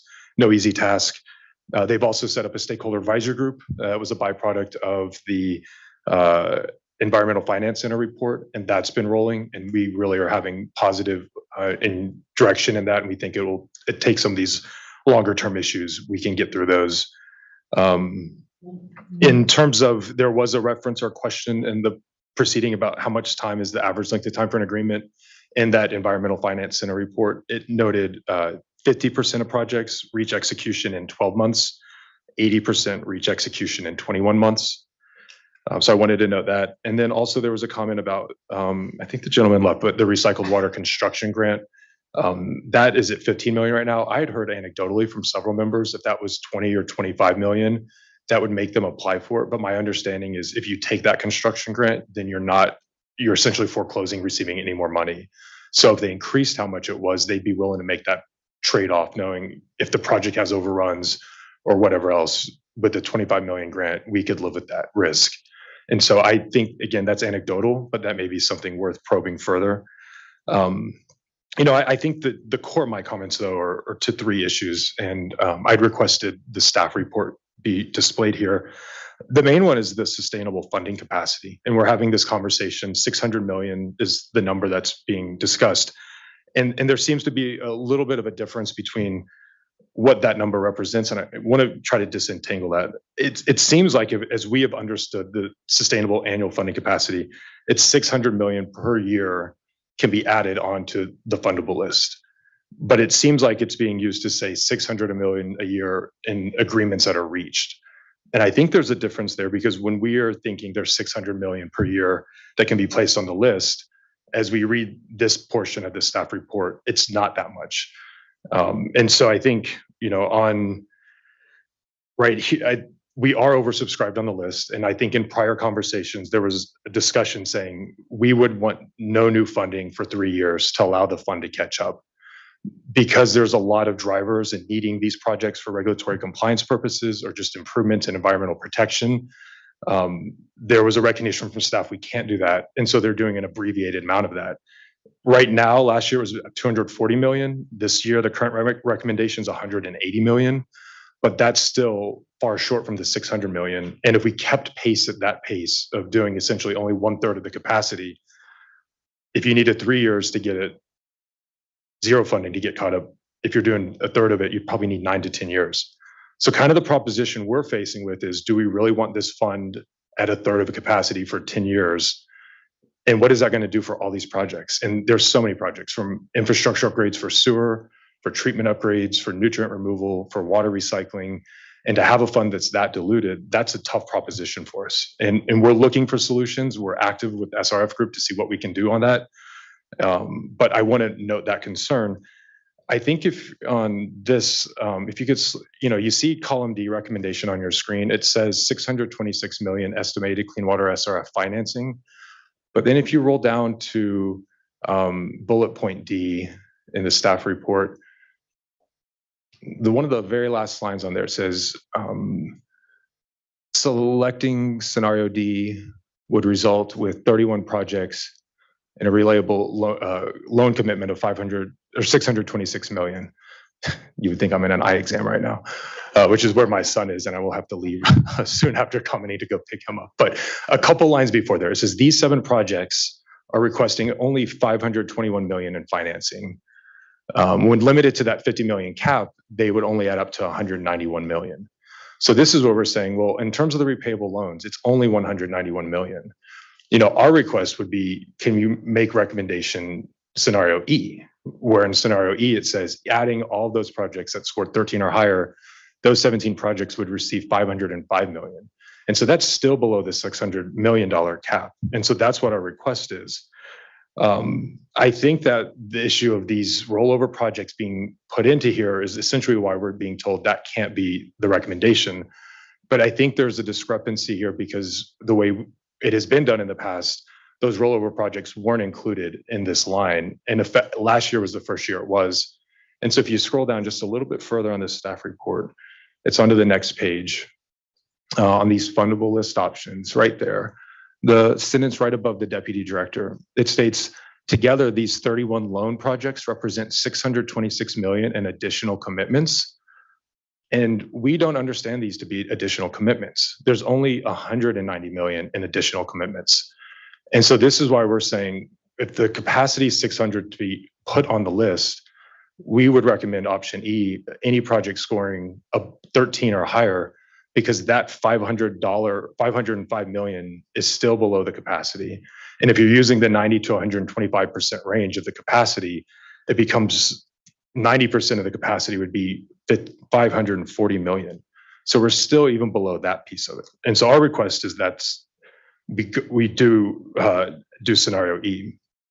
And I think it's important on this point to maybe tease this out or spell this out differently if there really is a shift on how we're considering additional commitments. But as we would understand it, a project that was put on the list last year is now being counted in the list of this year.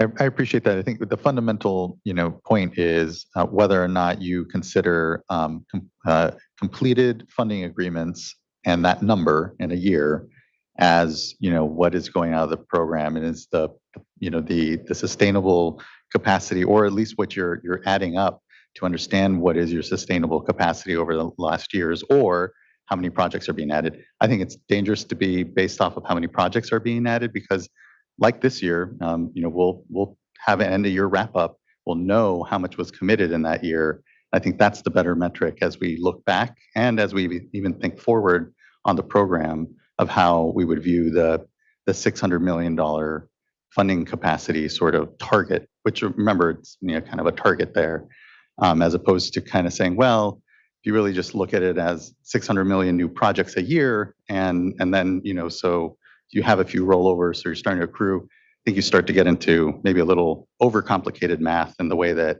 we might see the way we're articulating, trying to hit a funding target, or the way we might view what that actual expenditure in a year was, not the commitment, but what actually came out through funding agreements. But I look to folks in the program to ask, should we be thinking of this differently? Yeah, so just to clarify, so the capacity model that we work with the financial advisor on is modeled on executed agreements per year, not how many projects we add to the fundable list. So yes, Mr. Bosco is correct. For the first several years that we had the fundable list, when we first developed that concept about 5 years ago, that was how we viewed it. But in retrospect, we probably shouldn't have viewed it that way. We should have viewed it as what's executed on each fiscal year. And then one thing that we have put the last couple of years, at least last year, and I forget, maybe the year before, we did put the 5-year average for executed agreements to match up with that sustainable lending capacity. And so before this year, it was 700, Mike had it in one of his slides there, $723 million per year over the last 5 years. So we're above that sustainable lending capacity. Now, the world is not going to come to an end because we're a little bit over, but you can't, the word sustainable means it's something that goes on for a long, long time. And so we can't continue to do that. And so that's why we made the recommendation this year we want to put some new projects on there, but we need to regulate how many commitments we're making. We have the capacity to go out into the bond market and get the cash to fund the projects, but eventually the bonds have to be paid off. And so, if you commit the money today, at some point there has to be a point where it's paid back. Appreciate that. Thank you, Mr. Voskel. Do you have additional points? Yes, I do. And okay, good. Yeah, no, I just wanted to make sure and follow up on that because I know it's a fundamental one amongst our discussion. So just thank you.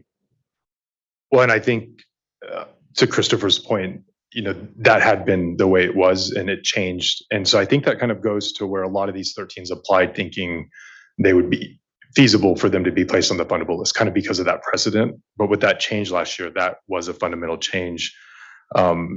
It would be interesting to see which of those projects that have applied last year, applied this year, and applied the year before to kind of really underscore what's that need and why are they so dependent upon it, the SRF, and is there a way to maybe elevate a 13 if we don't do it wholesale for all of them? I think the final point I wanted to make today was if it's okay to display that screen one more time. This is just kind of in the same vein of our predictability and our communication and our transparency. If you could scroll further earlier into the document, just a page or so. The last thing is that it's hard for us as a statewide organization representing agencies across the state on this item, but essentially, as we understand it now, the different scenarios that are being proposed, it's contingent upon a cap. And so capping those projects at 50 million, the concern here is that all the scenarios that we are interested in, scenarios D and E, those would cap retroactively projects that already made it on the list in a prior year.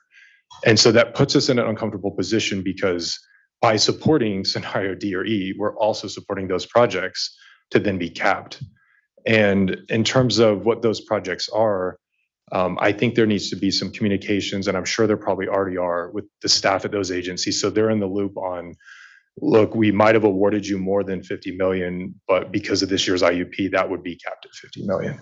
It's a hard one for us to speak about, but I just note it because it does kind of pit our members across each other. And so there's so many projects that have a need in scenarios D and E, and we don't, and so I don't know what these options are. And I, said this before y'all and other commenters to share their perspective, but I appreciate your time listening.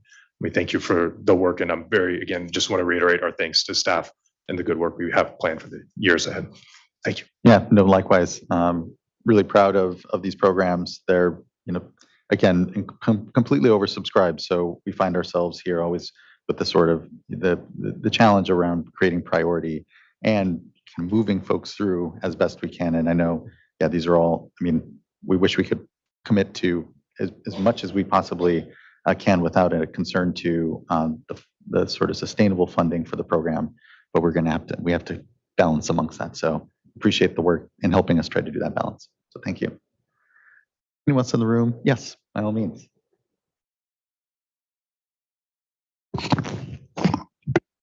Little difference, right? Yeah. Good afternoon. Good afternoon. Good afternoon, Mr. Chair, members of the State Board. Rosario Cortez, Manager of Regulatory Affairs for Water Reuse California. Thank you for the opportunity to comment this afternoon. The focus of my comments will be on the Clean Water SRF, but as well on the Water Recycling Funding Program. And as you are aware, requests for those funding programs remain high. We have several recommendations, but we first wanted to acknowledge that we support the State Board staff's thoughtful analysis and commitment to the health of the fund. We have a handful of recommendations to hopefully improve our ability to access the funding and improve communication throughout the application process. Specifically, we do recommend continued transparency in the IUP. We appreciate the broader goal of increasing clarity and transparency of the IUP and the overall Clean Water SRF and Water Recycling Funding Program. In the past, we had actually asked for an executive summary, and we want to thank and acknowledge staff for their responsiveness of that request. We do believe that it can be made clearer in a few areas.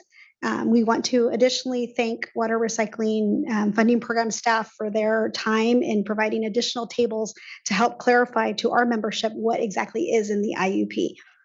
For additional transparency, we suggest you consider including some sort of proposed annual funding limit that is stated more clearly in the executive summary. The funding capacity, we believe, may have been established about 6 years ago and was initially intended to be the sustainable amount that the Clean Water SRF could fund each year. Now the funding capacity has become a 5-year average, and the fundable list has become a rolling list. So this further confuses the actual amount that is being funded in 23-24.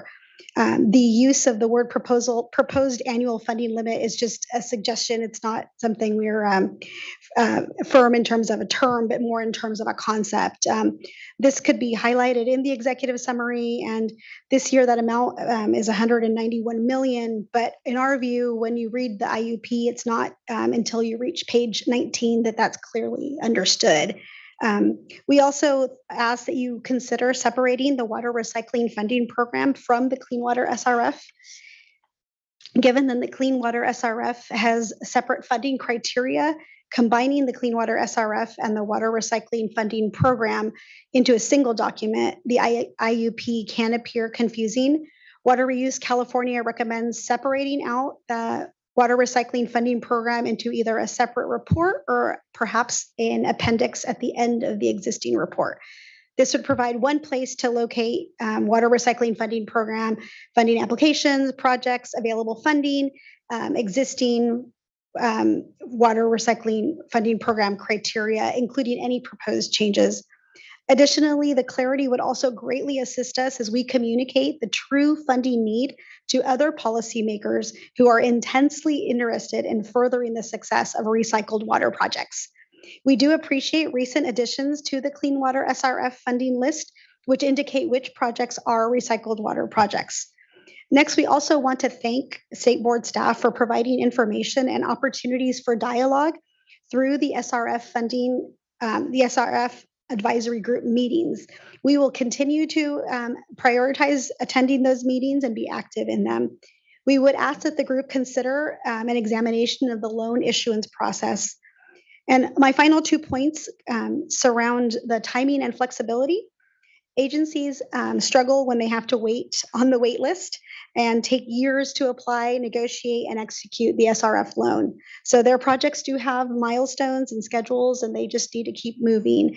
The SRF loan takes a long time to put in place, and we would like to see some improvement in that area be considered.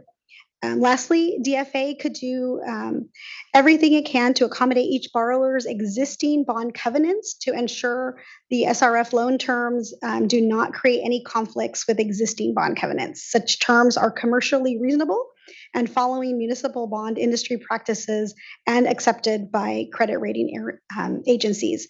In conclusion, we just urge you to consider these adjustments and particularly those related to transparency. And just thank you so much for your time and consideration. Thank you, Ms. Cortez. Really appreciate Water Reuse's continued great work amongst all this. Quick question to folks in the program. I know, these are federal programs ultimately, so the way that, our documents are being structured and, the way we're communicating some things may be dictated by that. But is there an ability to do a better summary around just what's happening around water recycling? Not necessarily create a discrete program that we're articulating fully within the Clean Water SRF, but just, what's the best way to parse that out? And a quick question as well, and I think I know this by and large, but the majority of even the dollars from the legislature, say on the grant side that are coming through, we're funneling through them through the IUPs, right? This is our main structure by which even state dollars, not just the federal, dollars are being considered. Yeah, we've had a number of discussions with stakeholders about that. Difficulty of pinpointing the information that they're interested in. And I think one of the silver linings from the bipartisan infrastructure law is that we did create these supplemental IUPs to deal with the lead service lines and emerging contaminants. And it was our hope this year that we would take a page out of that book and have a supplemental IUP for the water recycling funding program and small community grant program, but there wasn't enough time to do that. So I'm hoping that we can do that next year, and hopefully that will make things a little clearer to stakeholders about where that funding fits in, how it's distinguished from Clean Water SRF. What there certainly is an option for people to take just the state funds and sidestep the federal requirements associated with the SRF program. And so we've been doing that for many, many years. That's always been an option. I think there is maybe a bit of a higher expectation there that I think would be counterproductive, which is to set up a separate program for water recycling. And there's a lot of stuff that goes on behind the scenes administratively that, having a separate program with all those separate administrative processes would be counterproductive. But, we're very cognizant of the challenges of understanding how these programs fit together. And when we combine funding sources, we need to meet all of those requirements for both of those programs, and that can add extra challenges to the process. Really appreciate that and look forward here then potentially and here would like to see that come through of, parsing out not just the water recycling, but small community grants and loans amongst it. So as to be able to just more clearly show folks where things are going. So appreciate it. Thank you. Anyone else in the room? Yeah, on Clean Water SRF, please.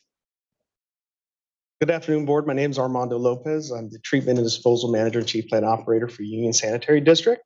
So I stand before you to talk a little bit about our EDSU program. It's our Enhanced Treatment Site Upgrade. I'd also like to take this moment to thank Chair Esquivel for your previous comments in support of this at a WIFIA press conference recently. We really do appreciate the support. I'd like to thank the board for the opportunity to come here, as well as staff for all the hard work you guys do. It doesn't take long, but to listen to this room, how difficult the decisions are, because anyone who cares about water knows that it comes from the heart. Everyone understands that, so thank you, sincerely. The Enhanced Treatment Site Upgrade Program for us is going to be the single largest early action on nutrient reduction in the Bay. As you both all know by now, San Francisco Bay has some of the highest nutrient concentrations of any estuary in the world, combined with a warming climate that would only make the threat of harmful algal blooms more acute each passing year. The ETSU program is a significant step in addressing this issue. To fund the program, in 2020, the district implemented the largest sewer rate increase in our 100-year history. It's been 45% increase over 5 years already. The Winfield loan and previously issued bonds were allowed us to move forward with the first phase of improvements that began construction 18 years ago. So we are currently under construction. But unfortunately, due to the rapid rise in inflation, the bid results for the program's first phase of the project was approximately 40% higher than previously anticipated, and the increased overall program cost of $305 million inflated to $482, becoming a 59% increase. The district is seeking approximately $150 million in affordable finance to complete the program and achieve its goals. And it'll be very challenging for us to begin the second phase of this in 2024 without securing financing, reasonable financing for this.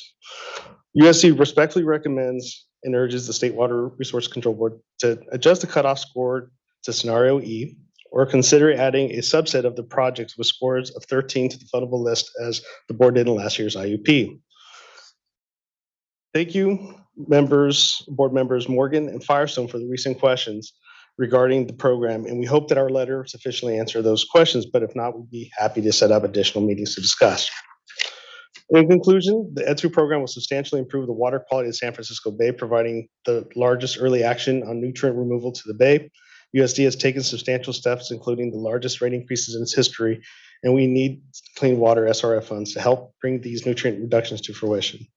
And I say this a little bit, I'm a plant operator. This is not necessarily my forum in operations, but I am passionate because I have the privilege of serving the community that I'm from. I'm an East Bay native.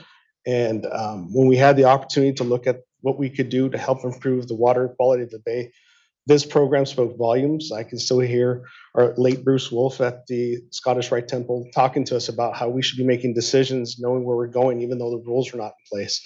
And we took that to heart and started pushing this program forward. And we, like I said, we are in construction, the first phase of it. And we're hoping that with some additional funding support, we can make this a reality and bring it to fruition. So thank you all for your time and my ability to present this before you all. Thank you, Mr. Lopez. Really appreciate your time as well here and contributing to the workshop and this discussion and the leadership. And what certainly comes to mind was the recent harmful algal bloom event, the red tide event within the Bay. And I think it really awakened everyone to the continued need to continue to reinvest in our sanitation systems and how critical they are in a warming world to all of that. So thanks for that leadership and being here. And Board Member Firestone, please. Thanks. I'll just add or maybe flag for staff and encourage you and others to provide comments in the written comment period on this. But we've had, obviously, harmful algal blooms is a public health concern as well as just impaired water bodies and some of the highest priorities around water quality. And we also we held a workshop around how to incentivize nutrient removal just recently and got feedback on that. And I know we still have more to do, and it's probably appropriate to talk about this more systematically in the policy update discussion. But I would really like us just to look at, as we're looking at this year's IUP, to the extent that there are nutrient removal projects in those impaired water bodies where there's really high, these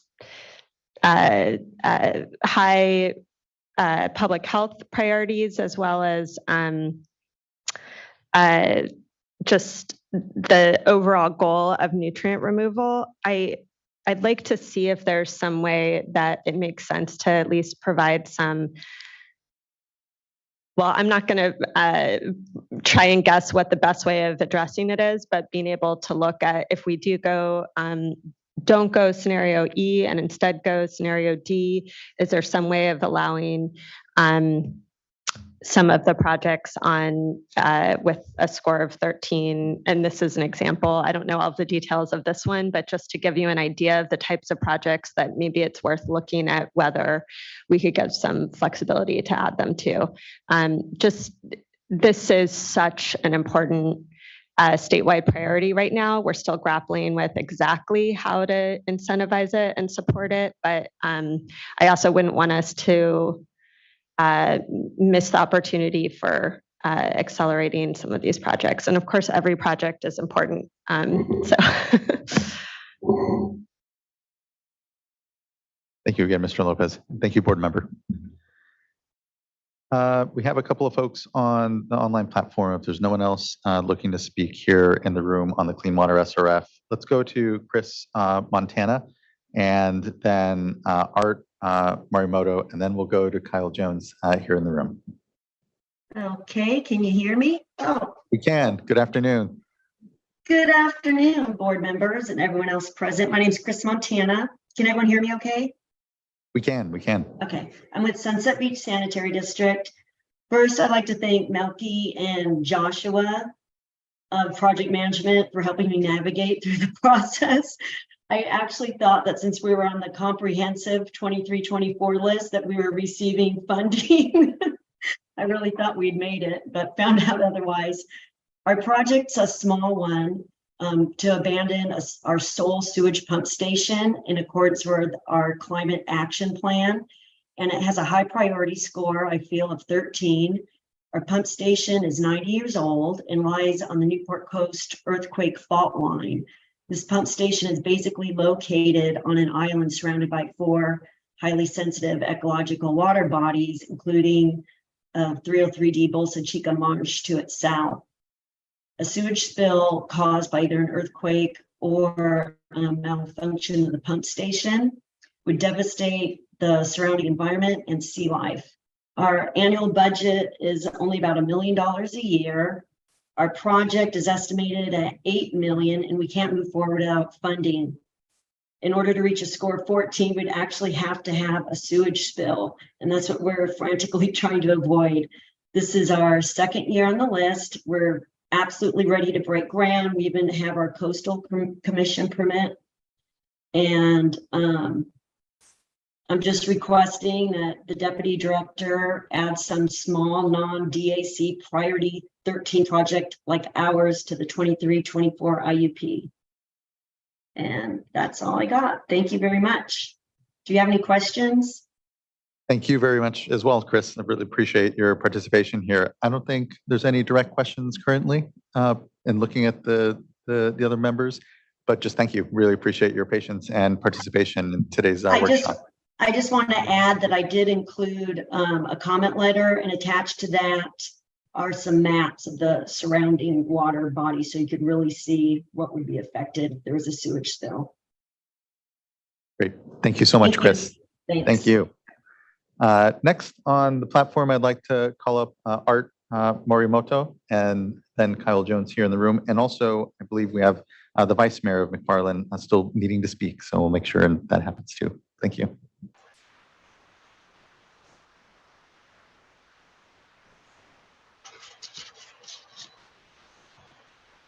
Hello, can you guys hear me? We can. Good afternoon. Thank you. Good afternoon, members of the board and staff. Thank you for the opportunity to comment today. I'm Art Morimoto, the Assistant Public Works Director for the City of Burlingame. And I mean, based on the staff presentation recommendation, this comment is being made in hopes of additional funding becoming available as well for scenario E. I mean, I'm here to reiterate a comment letter that was submitted by City of Burlingame to the board on June 12th, 2023 in response to this IUP. And in the letter, we requested that for the City of Burlingame wastewater treatment facility digester improvements project, that the Clean Water SRF project number 8730-110, that the total priority score be increased from 12 points to 13 points. And as presented in our loan application, the purpose of this project is to replace aging facilities at the plant. They've reached the end of their useful life. These improvements were identified as critical in the city's wastewater treatment facility master plan. And without the adequate timely funding, your project implementation could be delayed, and this would increase the risk of potential failure for these facilities, as many are experiencing, which could result in negative impacts to public health. And now when the application was submitted on December 28th, the project was at a 50% design completion. And for the submitted application, the project received a total priority score of 12 with a readiness score of 3. And during our interactions with WaterBird staff earlier this year, staff had recommended that 90% plans and specs, if completed and submitted prior to publishing of the draft IUP, could result in additional scoring. And the WaterBird staff also recommended that after the plans, the 90% plans and specs are submitted, to send a comment during this draft IUP period requesting the score change. The city's consultant, the consulting engineer, submitted the 90% design documents through the financial assistance application submittal tool on May 10th of this year. And the city subsequently submitted the letter request to the board on June 12th. So in summary, I mean, we're requesting an increase to our project's total priority score to 13, which we hope may improve our chance of securing a loan to complete the much needed improvements to one of our critical facilities within the city. And just to note, this project will be ready to go, later this year if we can secure some funding. So, we really appreciate your time and consideration. I'd like to thank the team at the State Board for their continued support and really prompt responses throughout this whole process. Thank you. And we have our consultant here, I think, online too, if you have any questions. Great. Thank you so much, Mr. Morimoto. Really appreciate your participation, your comments, and the leadership around your project here. Thank you. We'll go to Kyle Jones, and then we have Jim Beltran with hand raised from McFarland on the platform.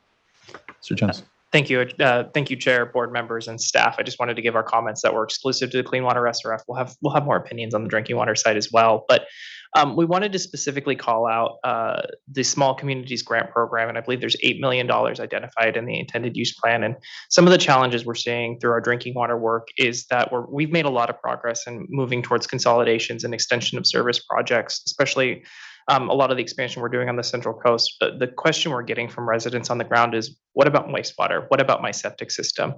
And we don't have any similar programs yet for that. And I think that's partially because we haven't had the intention in wastewater. We're working on legislation to hope for that. But in the meantime, there's going to be a need to do similar work to what we're doing with SAFER for community capacity building and engagement to make sure residents understand what resources are out there and how to get these projects going.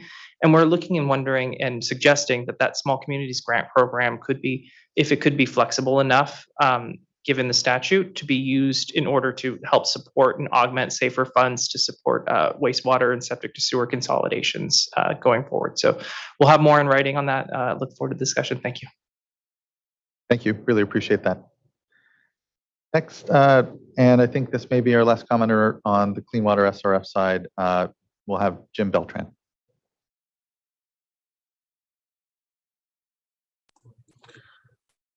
Hello, good afternoon. Good afternoon.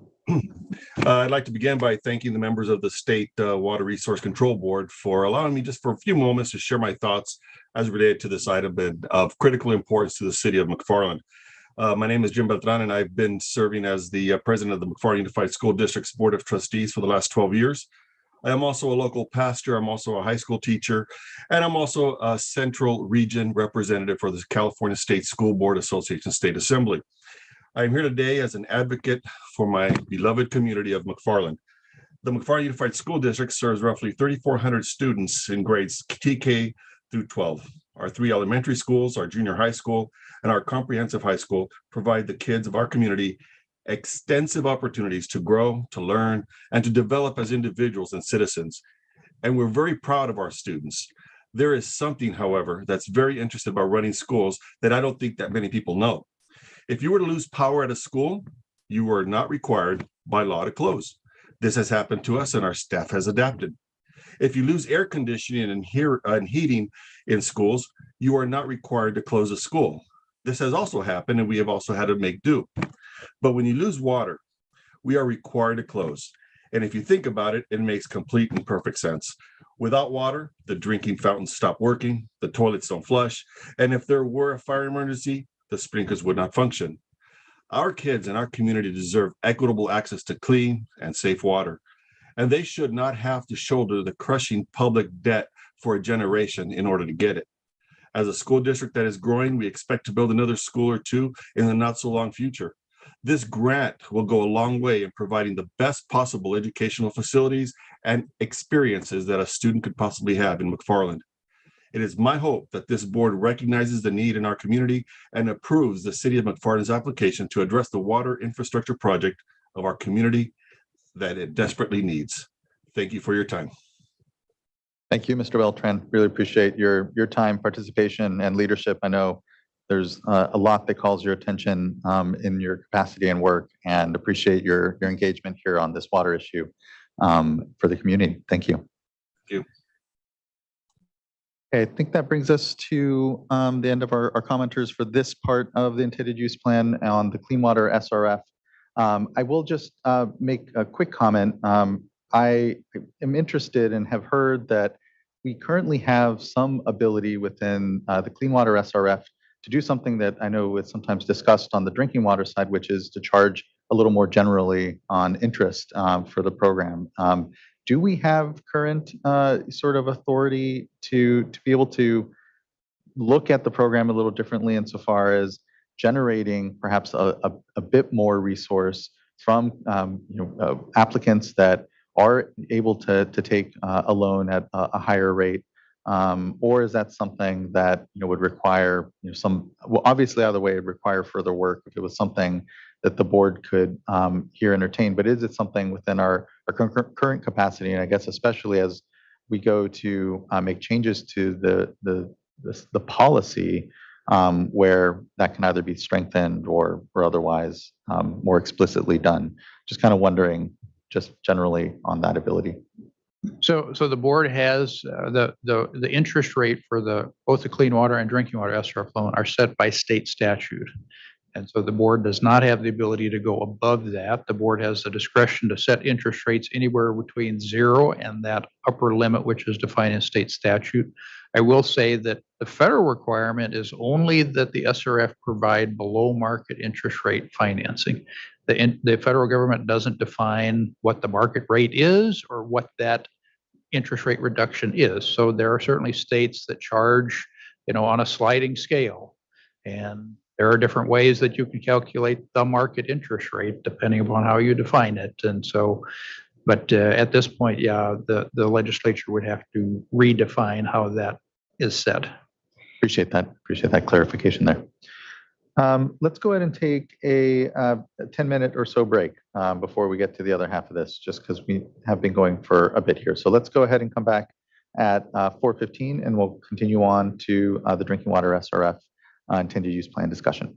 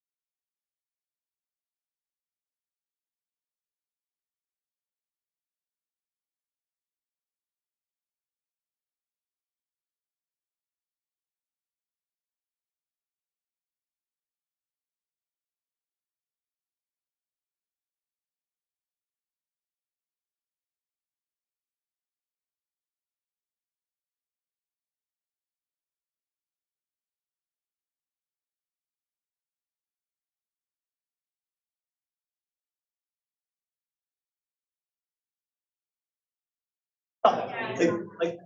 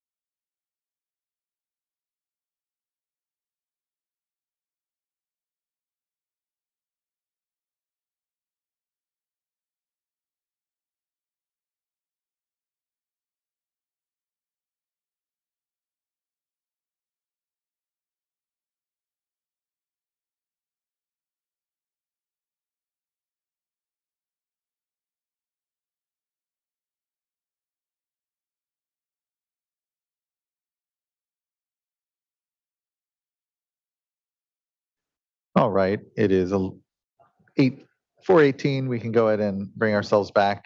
Complete item number 6. Thanks, everyone. I know it's been a long day, and appreciate the opportunity for a little mental break as we dive into the second component and just as critical and important. So glad to come into it refreshed.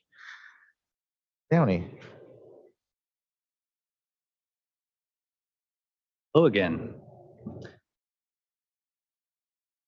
Well, since we have the slides, I'll assume that everyone can follow along, and if there's questions on things that I'm moving too quickly past, please ask about, because there are a lot of similarities with the ways we structured the Clean Water SRF and Drinking Water SRF programs. And so I don't want to rehash too many of the same points, but I'll try to focus on some of the uniqueness of drinking water program.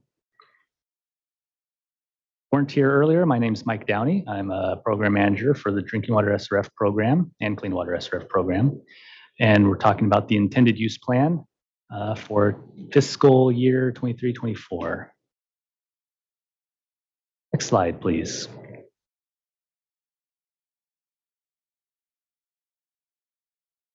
So just like clean water, we're going to use this intended use plan as our business plan for both Drinking Water SRF funds and what we call complementary grant funds, Prop 1, Prop 68, Budget Act general funds. And I'll talk more about the additional bipartisan infrastructure law funds on the next slide. So we have a few extra supplemental IUPs for the drinking water program. So there's the base intended use plan, and that covers base capitalization grant, general supplemental capitalization grant.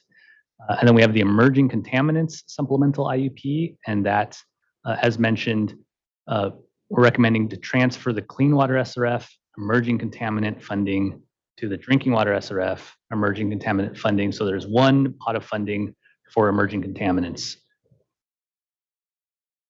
Unique to drinking water is the lead service line replacement supplemental IUP. And again, that's another new pot of Drinking Water SRF funding made available by bill. And it's still sticking around. It's the SWRCB supplemental IUP. And it's a long acronym that if you had a natural disaster in 2018, there's a special pot of funds that were appropriated. Next slide.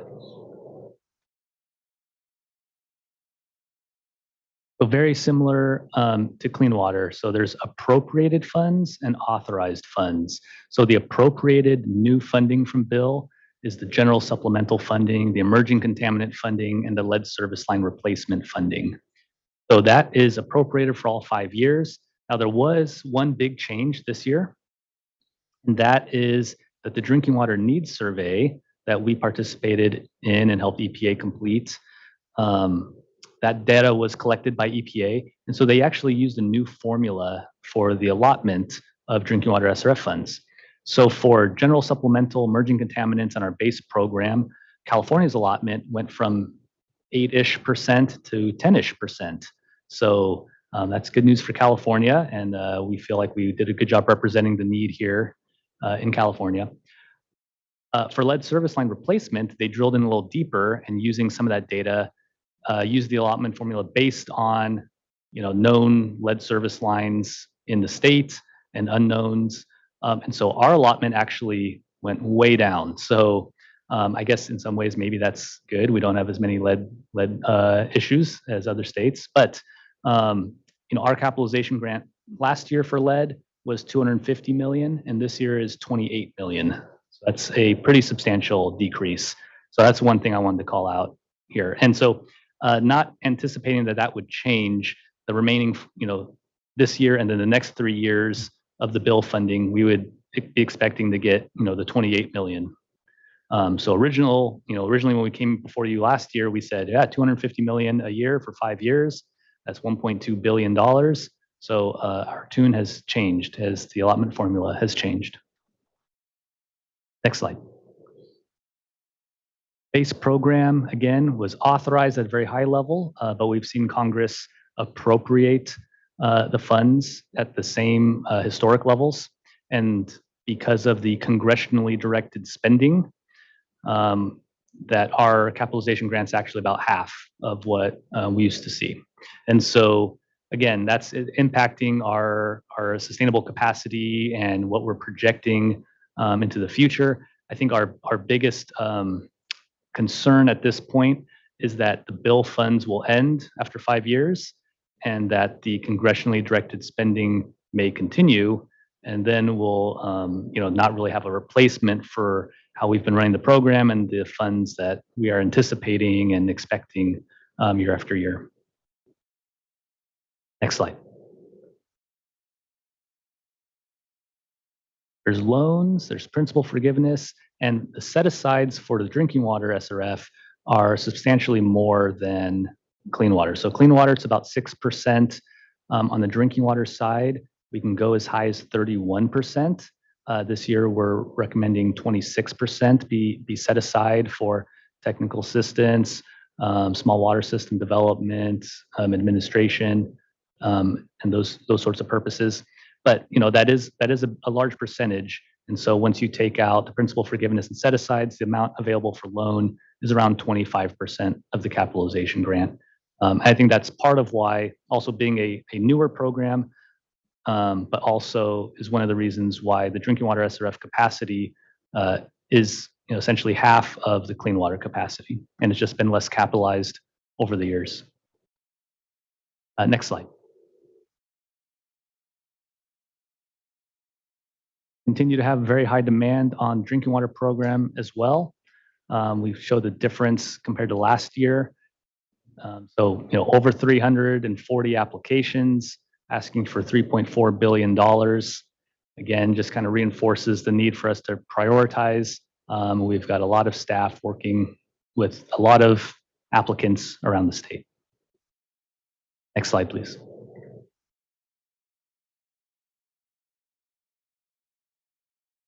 I'd like to point out that principal forgiveness continues to be an important piece of our grant and other free money availability. Of course, principal forgiveness comes with federal crosscutters, so we're trying to be strategic with how we apply some of those funds. And that while it does look like we have $700 million available, the previous slide showed a large number of complete applications that are already in the works, and another 100 applications that we're working on getting complete. So if you have a project, come to us early. Say early and often, but maybe just once for now. Next slide. One change for the grant eligibilities this year is that we've included Category D projects in the higher grant/PF funding limits. Category D is reliability. And so previously, Category A through C projects, which are public health, projects that address public health concerns, those had higher grant limits and maximums. And so Category D is included for the small DACs and the small non-DACs. We're not applying that to the medium DACs. You can actually go to the next slide. So that's hopefully made clear in the tables, appendix, I believe. So just like E, thanks, Gene. Appendix E, if you want to take a closer look at how that might impact your project. Next slide. Continue to offer planning grants for small disadvantaged communities. Slide.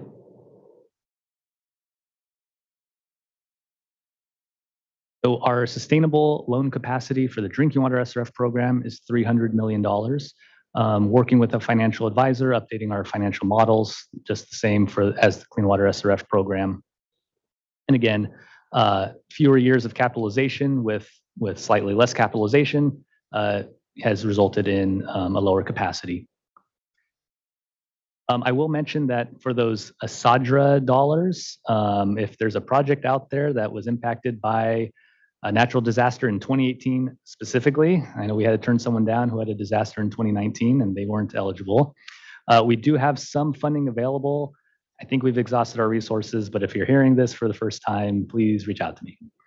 And then we do have our emerging contaminants funding So this is most predominantly from the Drinking Water SRF Emerging Contaminant Fund, but there is 35 million for specifically for PFAS, and that's from the general fund appropriation. At this point, unclear if there will be some additional funds for PFAS in the Budget Act of 2023. So we've gone back and forth, but if so, we've included language to administer it through the Emerging Contaminant Supplemental IUP. On those ASADRA dollars, have you had a chance to imagine, and if not, recommend reaching out to Cal OES, who, I'm sure they have an inventory of what, disasters any potential folks may have been under responding to during that time. But yeah, just wondering if there was outreach to them at this point. If not, maybe that can help. Thank you. I'll double check on that. We did a lot of research when this funding was originally made available to us, trying to figure out why this amount of money and what were the projects that they thought could be used this for in California. And so we did a lot of chasing down individuals, and our original potential fundable list was EIS Masterpiece, and we've narrowed it down to, I think 4 projects. But yeah, if there's others, it's a strange pot of funding, and I appreciate the offer though, and I'll double check with staff in case there's any more ferreting out. Yeah, appreciate that. Can I ask a question? Yeah. 2 questions. And also I'll just say, I thought I didn't have to, but it turns out I have to leave now early. So I really apologize. And I look forward to all the written comments, and we'll look back at the comments that folks say here today. So look forward to that. And I apologize to have to leave early. 2 questions before I go. One was on the emerging contaminants. It sounds like we're trying, when I talk to staff, it sounds like we are trying to see if we could use, if it was appropriate to include Chrome 6 in that definition of emerging contaminants. And that was something we're talking with EPA about, but I was going to find out if you have information or if there's anything to share yet with the public on that, or if that's something to stay tuned. I had last heard that it was not on the CCL list from EPA, any of the 1 through 5 lists, and so that we weren't able to include that. But I'm not aware of more recent discussions, unless we can. I'll bring that up. We do have a bi-monthly meeting with our regional EPA counterparts, and I'll bring that up. Great, yeah, because obviously we just released that, and I know there's a huge funding need, and it's a new unique thing for California. So there is way more need for this funding than probably what we already have there, but just flagging that as something that I think folks are interested in. And then more generally, I think, Christopher, you said this of, ideally we would have kind of a supplemental IUP that was specific for some of these very specific different funding sources like emerging contaminants and lead service line, or maybe we did do this for lead service lines. But you mentioned it in the context of water recycling.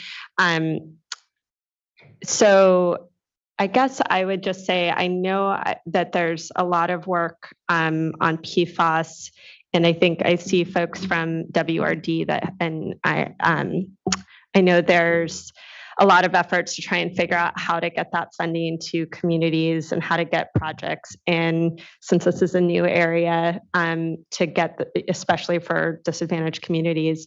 So just, I think I'm really interested in hearing comments and looking at what we can do in this IUP to make sure that we can,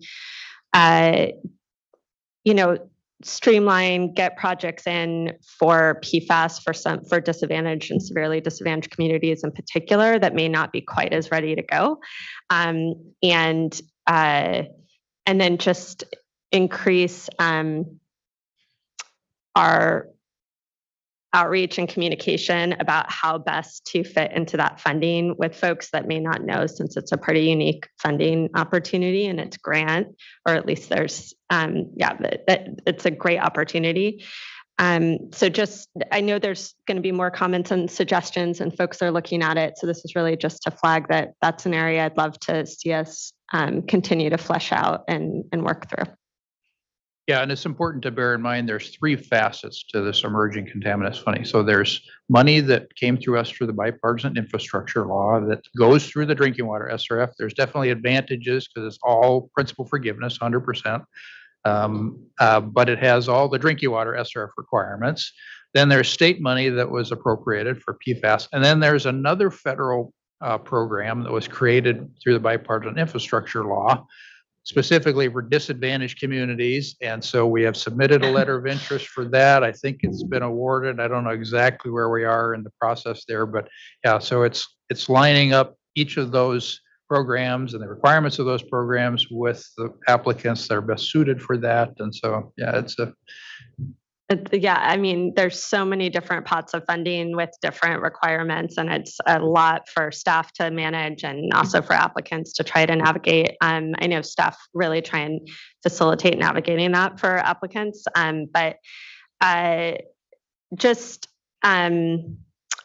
you know, there's particular, as with all of these things, whether it's lead service line or others, there's particular expertise, especially with PFAS, that may be different technical assistance providers and different types of communities that are dealing with that than other, you know, water recycling projects or the typical safer projects. And so just looking at what we can do to try to make sure that those projects are facilitated, we're getting those teed up. You know, getting the money as quickly as we can, reducing as much roadblocks as we can. I know that's always the goal. Board member. Next slide, please.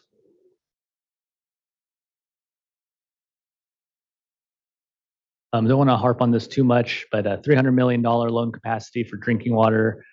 We had a really big year in 21-22 with you know, close to $1 billion, largest year for drinking water program to date. And we've been about at our sustainable loan capacity when you look at the 5-year average. Next slide.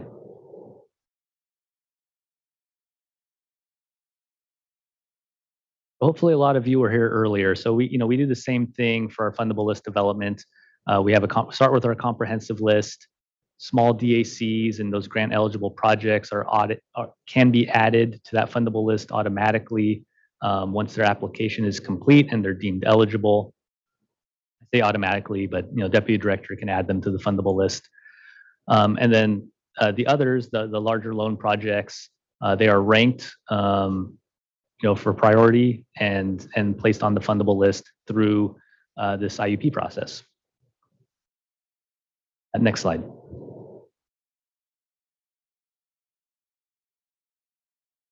So, slightly smaller scale than clean water. We've got 6 projects that with a funding decision in progress. So I'm not counting that against our funding capacity for the year because we've incorporated those numbers into our financial model as soon to be commitments. And so the new projects might be a little bit of a misnomer. I think there's 2 rollovers in there, but so new for this year will be 7 projects for around $300 million. Next slide.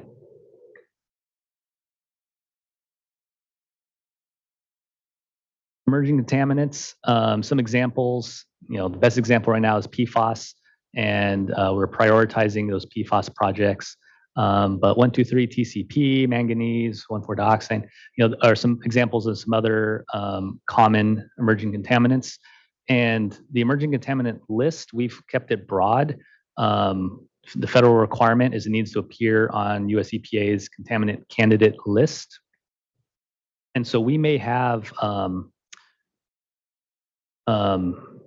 a limit here in California for, I believe, 1,2,3 TCP. However, because they're on the CCL nationally, they're eligible as an emerging contaminant. And so I'd say that's one of the most common applications we've received other than PFAS at this point. Next slide. We're using a maximum grant or PF amount of $5 million. And if you're a small DAC and you're eligible for a higher grant amount based on the robust table I showed earlier, we will use that as your maximum grant. Otherwise, $5 million max and 50% for those non-DACs, 100% for the DACs. And next slide, please. The lead service line replacement supplemental IUP looks very similar to last year's. And the funding is for lead service line replacement or inventories or planning in order to do those replacements. And my understanding is there's still plenty of agencies that are in that inventory stage, and inventories really aren't due to be complete until October 2024, I believe is the date.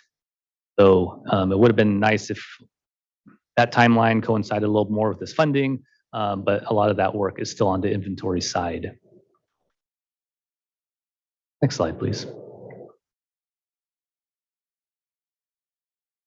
The same as for the Clean Water SRF, and just that reminder that all emerging contaminants and lead service line funded projects, and again, that's the Drinking Water SRF emerging contaminant specifically, and Drinking Water SRF lead service line projects, they have to comply with BABA. Next slide.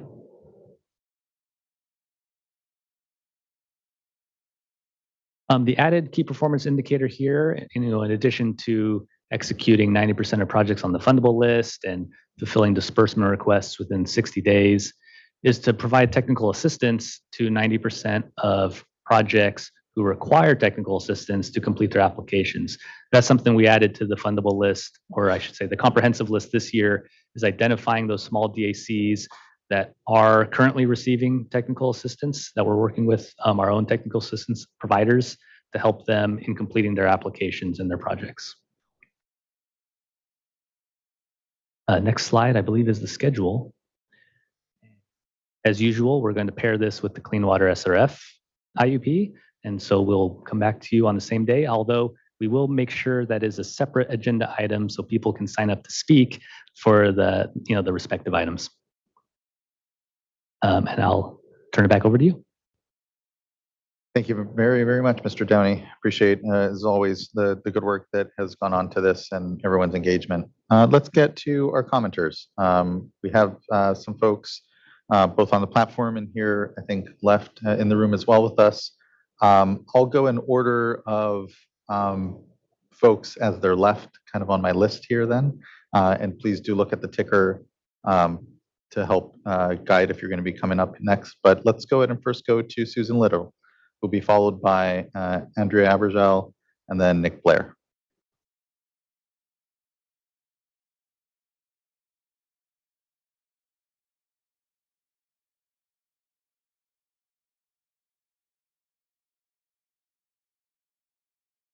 And we have given Ms. Little the opportunity to unmute a couple times now. Okay, and Ms. Little, please raise your hand if you're just away from the platform right now, and we can make sure we call on you. Let's go to Andrea Abergel. To maybe things for you to I'll have something or on our site to respond. Oh, hello, Ms. Have Little. I feedback. think So, again. someone may have background playing. Ms. Little, I think you're here now. Good to see you. Thank you. Good to see you too. And I'm sorry for the delay. Just quickly, I'm here. I just wanted to. Can you hear me? It has. I said, don't be sorry in the least. It's been a long day, so thank you. Okay. Just to respond, I'm talking. I wanted to respond to the IUP, the draft IUP as it pertains to lead service line issues.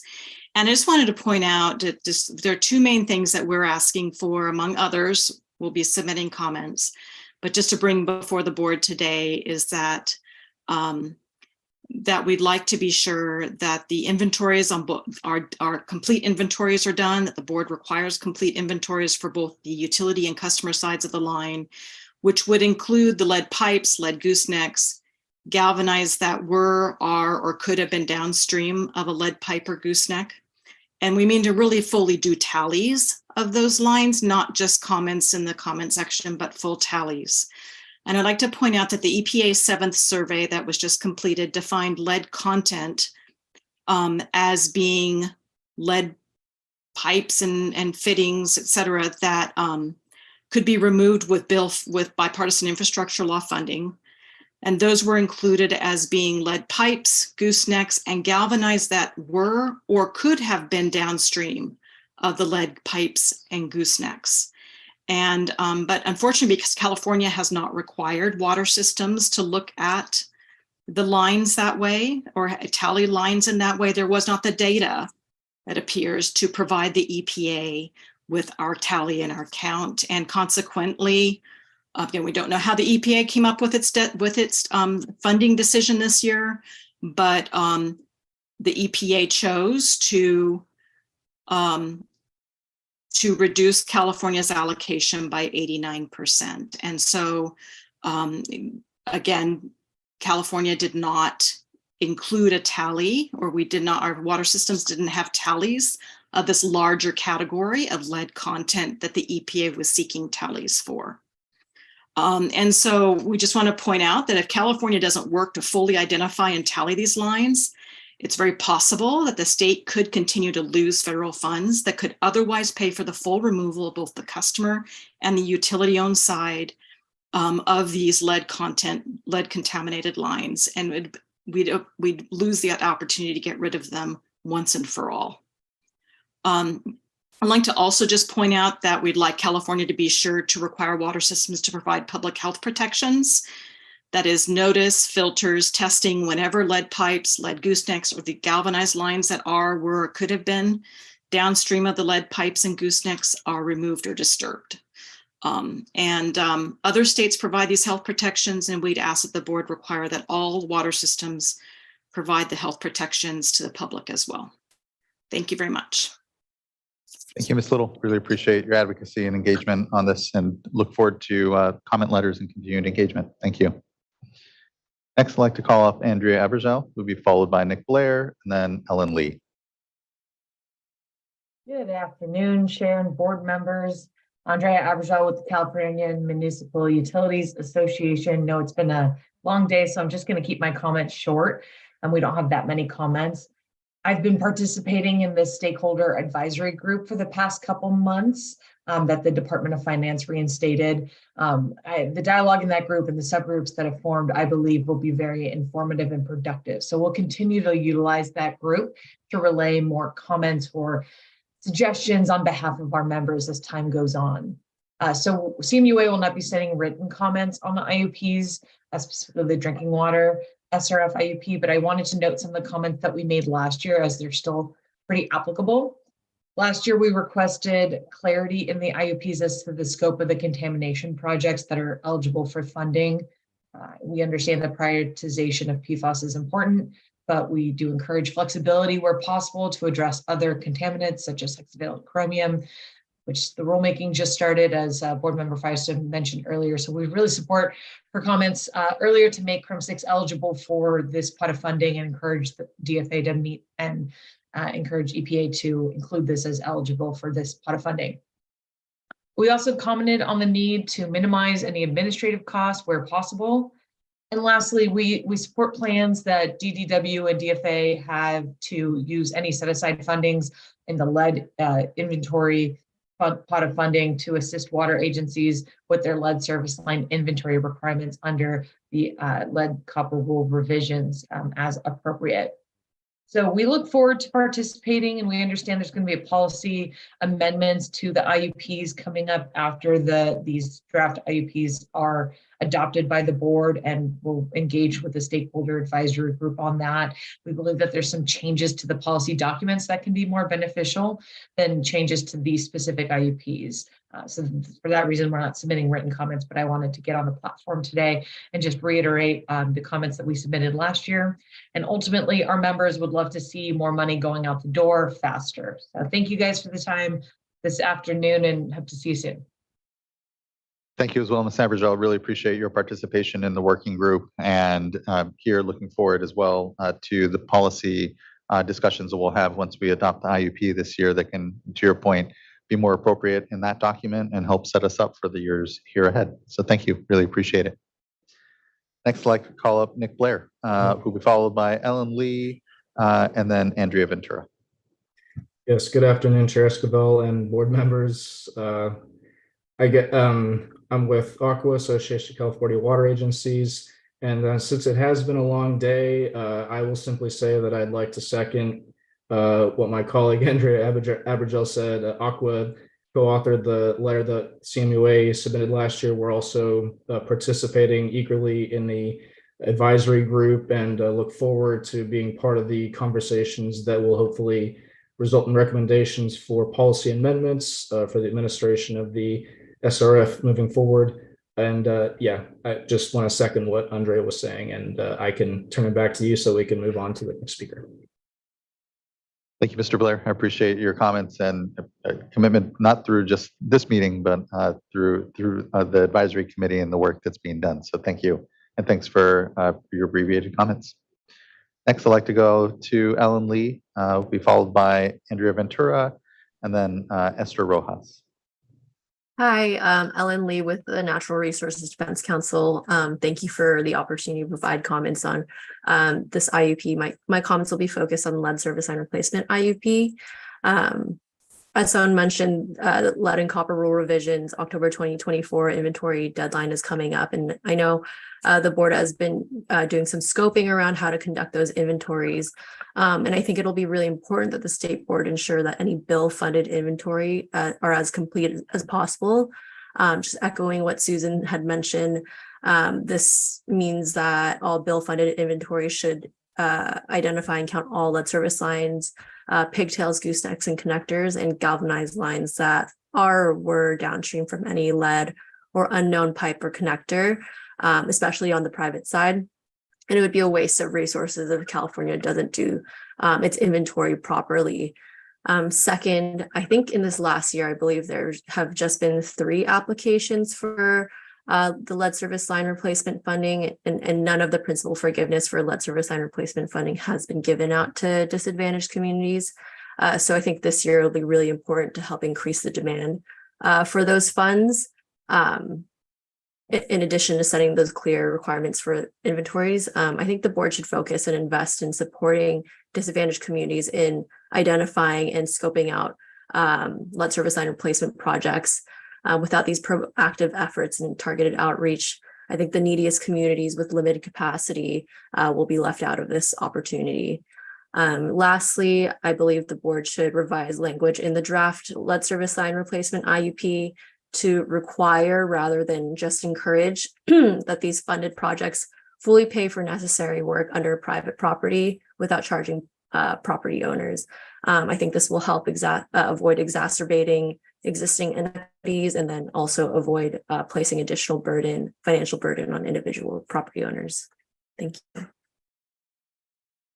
Thank you, Ms. Lee. Really appreciate you staying with us here and your comments and engagement here on the lead service line work. Thank you. Next, I'd like to call up Andrea Ventura. Good afternoon. It's good to see you all. And I'm going to surprise you by not speaking about PFAS today. I'm here to also speak about lead. I won't reiterate the part of my comments that I had written out that my colleagues at Environmental Working Group and NRDC just talked about. We too support a complete inventory that is actually enforced by the board. We need the data. Previous inventories were not well done, and that is a problem. We do expect a fully removed lead in the state, including the galvanized lines that have been or are downstream of lead. And we appreciate seeing the basic health protections required in the IUP.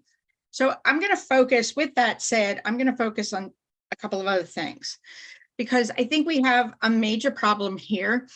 And that is that one of the biggest threats related to lead is that we're downplaying it in the state. We keep hearing from, and not just today, but we keep hearing from Division of Drinking Water and others that, oh, we're not a big lead state, that other states have lead pipes and their older infrastructure, and we're lucky. In fact, we do have a major lead problem. It is, maybe it's not in the way it's not pipes per se, but it is these connectors, it is these galvanized pipes that have collected lead from upstream sources. And you know, we have statistics when 14% of children tested in just one neighborhood in Fresno have high levels of lead from their water, when 25% of the schools in that community have high levels of lead in their faucets, and 40 homes are above the federal limit. You know, we can't keep putting our heads in the sand. The bottom line is we need to remove the lead in our water. We need to do it correctly so we protect public health. And we need to do it now because this window of opportunity with the unprecedented money available from the federal government will not stay open forever. We've already lost $200 million by underplaying the problem here, and we can't, that's not acceptable. I want to also end by saying that in the past, we heard that staff didn't want to be overly prescriptive when it came to giving out the funds for lead removal because they didn't want to scare water systems away from taking the money. That's a failed strategy. I understand the thinking, but it hasn't worked. As you just heard from Ms. Lee, only 3 water systems have taken advantage of the federal funding thus far because they don't have to. We would suggest that this is partly because the board is not sending the message that inventories must be complete and will be enforced, that lead removal has to be comprehensive, and the health protections are necessary whether lead removal is planned or not planned. But in the end, we also have to remember that this is public money. And when you spend public money, you know, you have the responsibility to make sure it is spent well and will truly address the problems it is meant to solve. So the things we are advocating for today to be part of the IUP are important. And on behalf of our tens of thousands of members around the state, that's what we're asking. We're asking to make sure that when we pull out lead, we do it correctly, comprehensively, and with all due health protections. Thank you for your time. I appreciate you letting me speak on this today. Thank you as well, Ms. Ventura. I really appreciate your advocacy on this. We share the goal in ensuring that California is a lead-free state and continue to be open to figuring out how best we do that throughout our work, and know that we've been challenged with getting here even applications, I know, from systems. So glad to figure out how we continue to cast as wide a net, and appreciate, I know, the focus on smaller systems here even that may not have even the capacity to best understand their threat. So thank you. Next, I'd like to call up Esther Rojas here in the room, and Kyle Jones, I believe, as well, is looking to speak here on the drinking water side. So we'll call him next, and finish up with Kim Boyd here on the platform, I believe. Ms. Rojas. Yes, thank you. Thank you very much, Chair and board members and staff. My name is Esther Rojas, and I am the Water Master and Manager of Water Resources at the Water Replenishment District. And I'm here to highlight some feedback provided that we submitted in our comment letter this morning regarding the draft DWSRF IUP, specifically as it relates to the PFAS funding. The Water Replenishment District is the largest groundwater agency by population in the entire state. Our service area encompasses the Central and West Coast Basin, which includes 43 cities and 4 million people. The groundwater aquifers provides about 40% of the water supply in the region, and thus why groundwater is so essential to our core function and business. And it's our locally sustainable water supply. Currently, we have 140 drinking water wells. Of those, about 45% exceed the current state response levels, and 68% will exceed the maximum contaminant levels that were proposed by the US EPA. So what does this mean for our region? Well, it means that there are 1.7 million residents within our service area who are served by public water systems that have PFOA or PFAS levels above the current state response levels. Also, about half of those, 700,000 people, live within census tracts classified as disadvantaged or severely disadvantaged communities.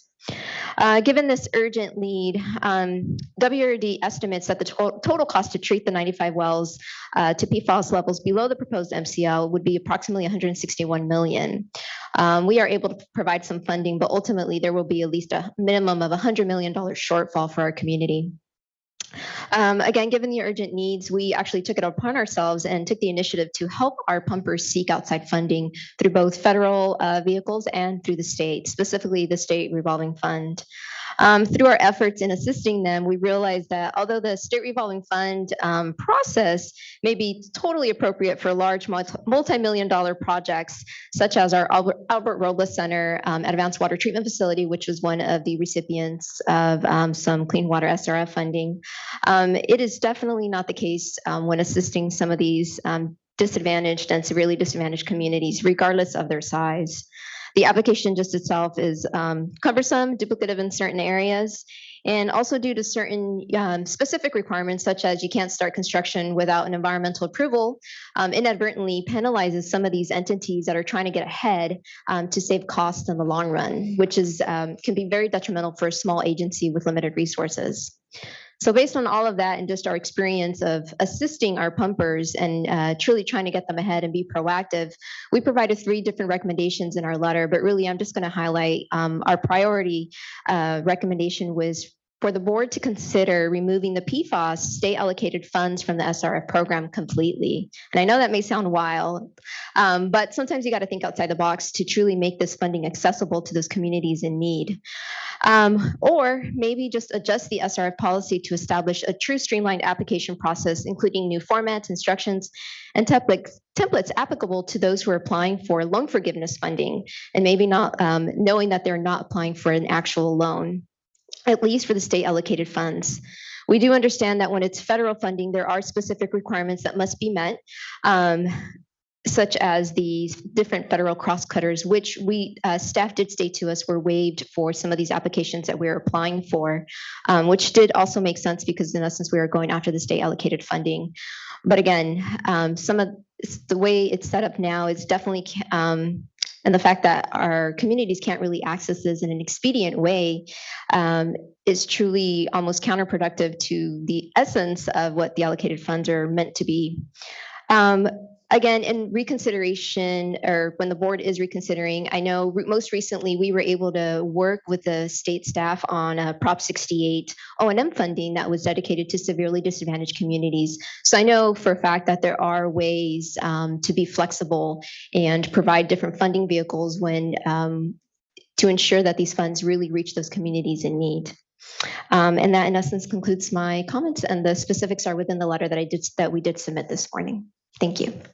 Thank you, Ms. Rojas. I appreciate your participation here. And importantly, I know a lot of leadership coming from the Water Replenishment District across PFAS challenges and others. I think of Pico Rivera, I know as a small system that benefited from the Water Replenishment District's leadership and cross-pollination here. Just a quick clarification, Mr. Downey and Mr. Stevens, are the state dollars associated with PFAS being applied the same requirements that say the federal dollars are, or are there, is it simply that the FAST application has certain elements that are capturing both, and that's where folks are seeing a little duplication, say. But as I understand it, we are pretty much streamlined on the state dollars, even if we're using here the intended use plan and these documents to organize some of it. Just want to clarify, I guess, on that point.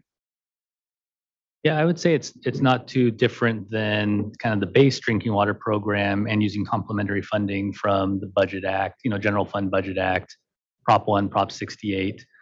So same base application, same process, same disbursement forms, same grant agreement templates and expectations. And there are a few differences when we can identify the source of funds early that we can avoid federal requirements such as environmental federal crosscutters, maybe the application of Build America, Buy America, American Iron and Steel, right? Those federal crosscutters. But otherwise, yeah, I mean, I think a big portion of the process then is what we're doing is we're borrowing from the Drinking Water SRF program so that there's one application portal one place to apply, and will help identify the funds that are available as they change from year to year. Okay, I appreciate that. And yeah, it sounds like, at some point within the project life cycle, especially with the PFAS dollars, again, if it's identified early on, at least that it can only come from the state side, it can maybe cut through some of that, and figuring out how we best communicate that and ensure that as a pathway, I think is helpful. Because when, again, the state dollars aren't being tied up as much as, again, the requirements on the federal side, we should do our best to take advantage of that, and especially for those smaller systems. Yeah. Appreciate it. Thank you. Thank you again, Ms. Rojas. Jones.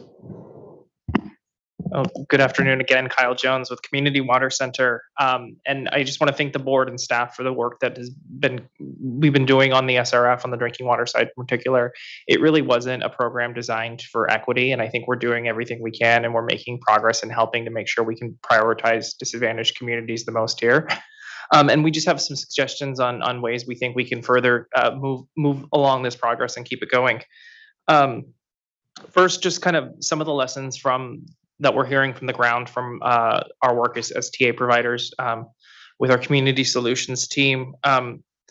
Metrics. I think we've been talking about them forever since we've been commenting on this, and we're really pleased to see that there's inclusion of some metrics, and really want to thank the board and staff for working on that.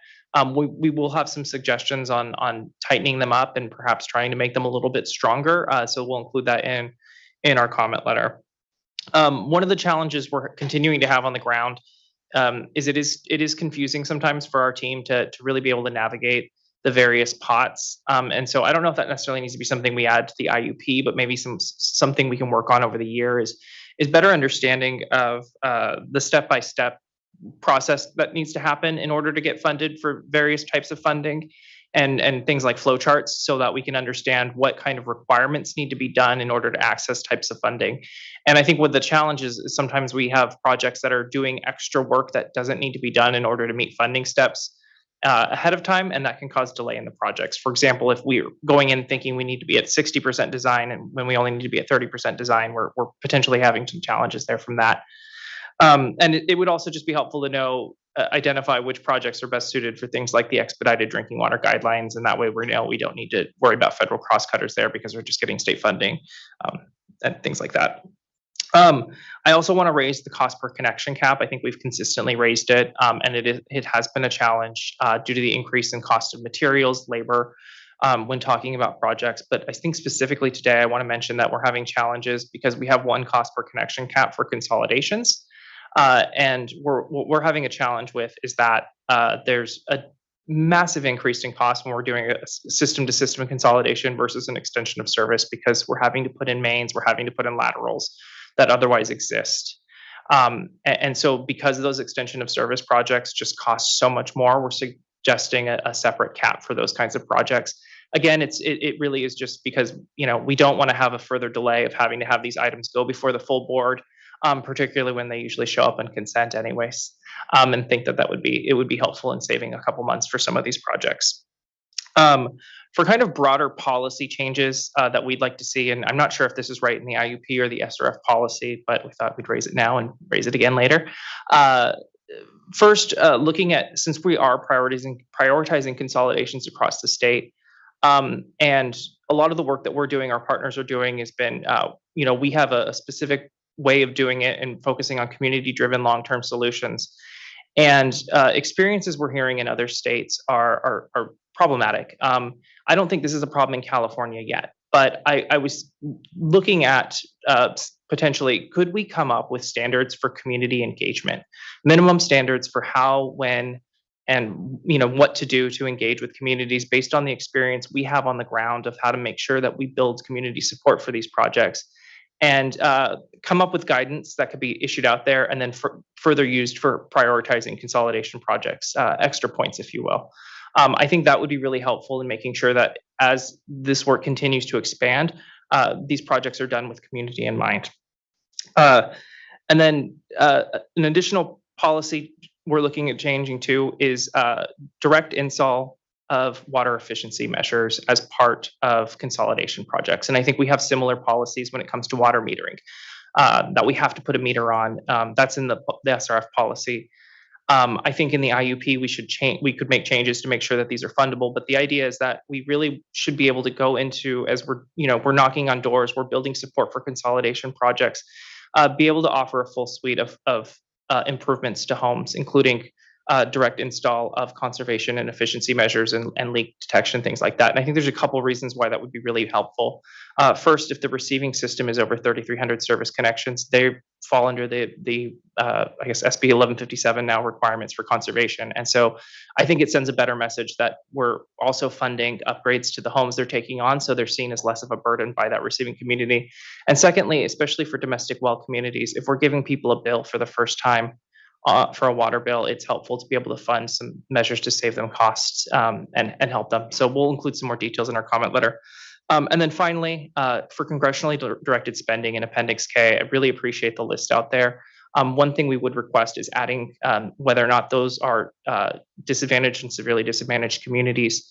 And I think what we are seeing in our conversations federally with our federal partners is that there's not a good understanding on the Hill about how these earmarks affect our capitalization. And I think a lot of people who are fighting or pushing for things like these are also still supportive of the 49% requirement for DACs and things like Justice 40, and helping people paint the full picture of what that does to prioritization of disadvantaged communities would be really helpful. And I think it could be something that would be powerful. Thank you. Thank you. Really appreciate the good comments and engagement, Mr. Jones, and I look forward to the letter and continuing to ensure that our programs here are touching as many folks as possible. So thank you. Is there anyone else in the room here that was intending to speak that has not had an opportunity to do so? Okay. And then we can go to Kim Boyd, who I think will be our last commenter here on the platform then.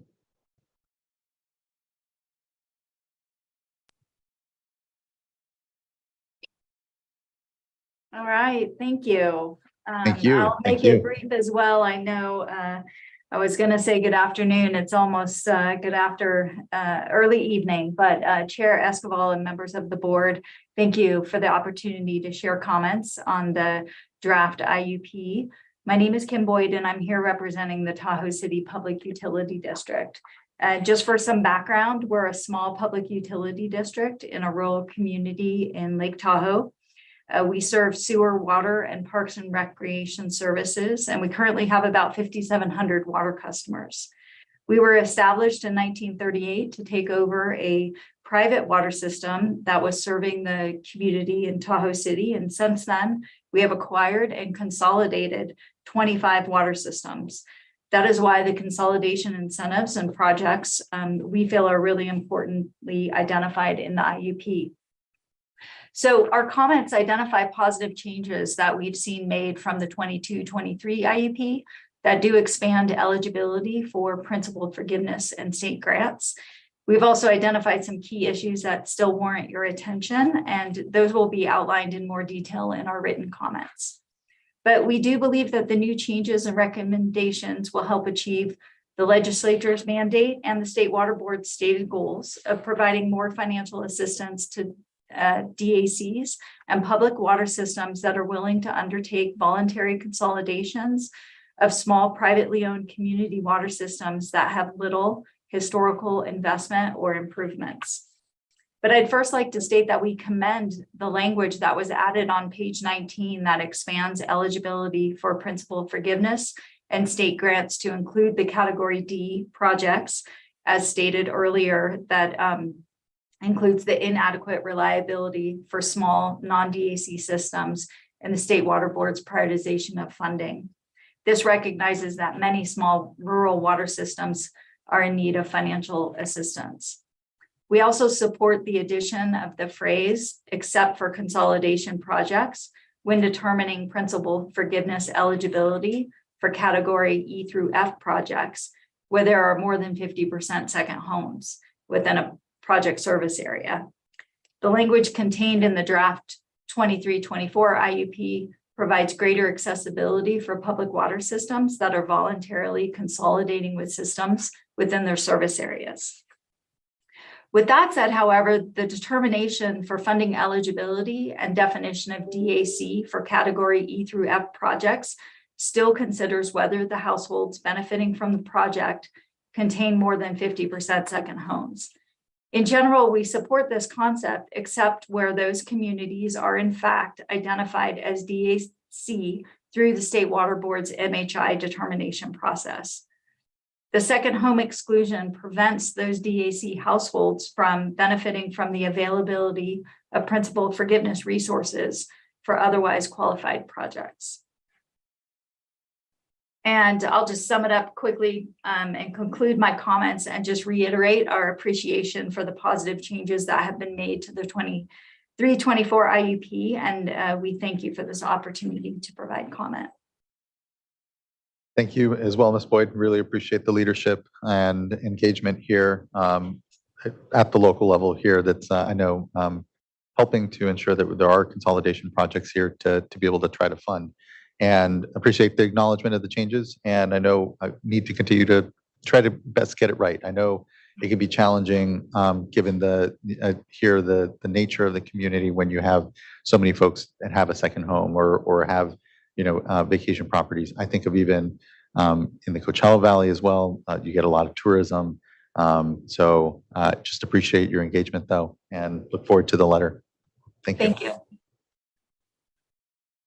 Okay, I believe that concludes our commenters here on the drinking water and clean water SRF component. Just glancing around to see if there's anyone else who was anticipating to chat. And I don't know if I have anything further to add at this point. I'm looking forward to folks' letters, but I look to my fellow board colleagues for questions and comments though. Board Member McGuire. Yes, thank you. I agree it's been a long day, so I'll keep my comments short right now because I too look forward to the comment letters. But I think we heard a lot of good input about, sorry for my voice there. We've heard a lot of good input about the cost drivers for projects. And so I was reflecting on the ask for an adjustment on the clean water side for the recycled water funding program to have that maximum grant cap moved up. I think there were a couple different ideas thrown out there. And then I think we just heard some comments from Kyle Jones about the cost per connection concerns on the drinking water side and how that can affect consolidation projects and others. So I'm not here to say one way or the other what the right next step is, but over the next few weeks, I'd like some more information on your findings and thoughts as to where those, decision points have been made about how and where to set those caps in the current IUP and your recommended IUP for this year, and your thought behind any adjustments to accommodate increased construction costs and inflationary drivers, which we're all experiencing here in the real world. So a lot of that does resonate with me. We keep hearing, we heard a project that I think it was Union Sand, I believe, the project came in 50% higher than their engineer's estimate. So I'm sure we're seeing this at all levels of projects, the small communities as well as the bigger ones. So I know that doesn't help with wanting to help as many communities as possible and constraints on the top end in terms of the overall amount of funding available, but it's the reality that we do want to see these good projects move forward. And so the other piece, just some additional thinking on the clean water side again about what we heard from the cutoff funding score, and I'm agnostic as to whether it's scenario D or scenario E or 14 or 13 or what the right number is. But I am interested in understanding if we can be a little bit more aggressive with awarding a few more projects funding, if that makes sense, or if that really does put us, in a difficult spot, because I do appreciate the constraints we've heard over the past few years about the sustainable funding level. But I'm reflecting on the fact that a lot of these projects do take a couple of years in reality to make it to that signed funding agreement point. And so even the projects that if we were to award those 7 projects today, it's going to take some time before they actually get on the books, if you will, as I'm thinking about it. So even that 100 and whatever the number was, 190 million, that's going to be out there some ways. And I know you have your consultant and you have a model and you're trying to look at when those costs will, hit the books of the SRF program. Just wondering if we can be a little more open to being flexible. And I'm remembering October, and I'm remembering this very similar conversation that we had. And I'm remembering some resolution language that allowed for a little bit of that flexibility. So that might be one way to look at it again this year. And again, not specific direction today, wanted to see the comment letters, but I wanted to flag that for more discussion. And then the last item I wanted to mention that call outs specifically is on the lead service line replacements. It sounds like there's a fair amount of concern in how those inventories are being conducted or the expectations for them. And I know I've been involved with a few of those discussions. So would like just requesting a briefing from staff when you're ready with DGW to get a little bit more information about how that's going, and are we hitting the right level of expectations and clarity in the IUP this year? Thanks. Many thanks, board member. Vice Chair. I think that was really well said. I don't have anything to add to it. I'm looking forward to an updated briefing after the comments come in. I'd be open to some additional flexibility, but really defer to your judgment.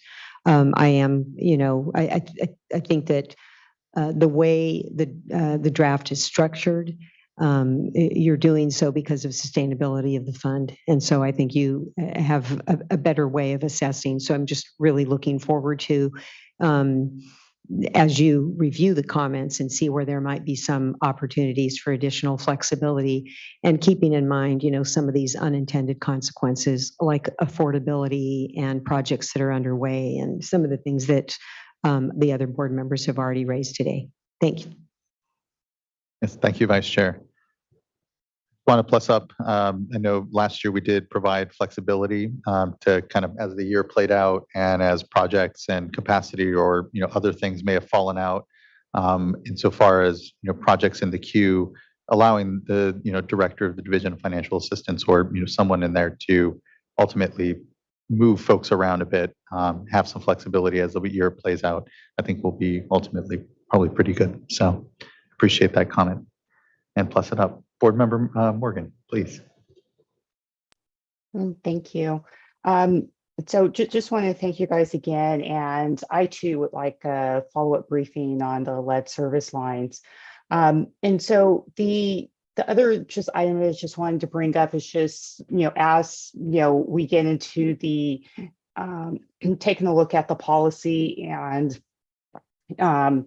bringing this item back to us for consideration.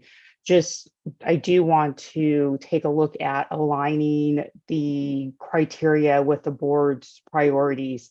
And so, for example, the project that was spoken to today, don't have a lot of details about it, but just especially projects that are going to be taking a look at nutrients and a nutrient removal project that, especially there in the Bay where we know that there has been an issue.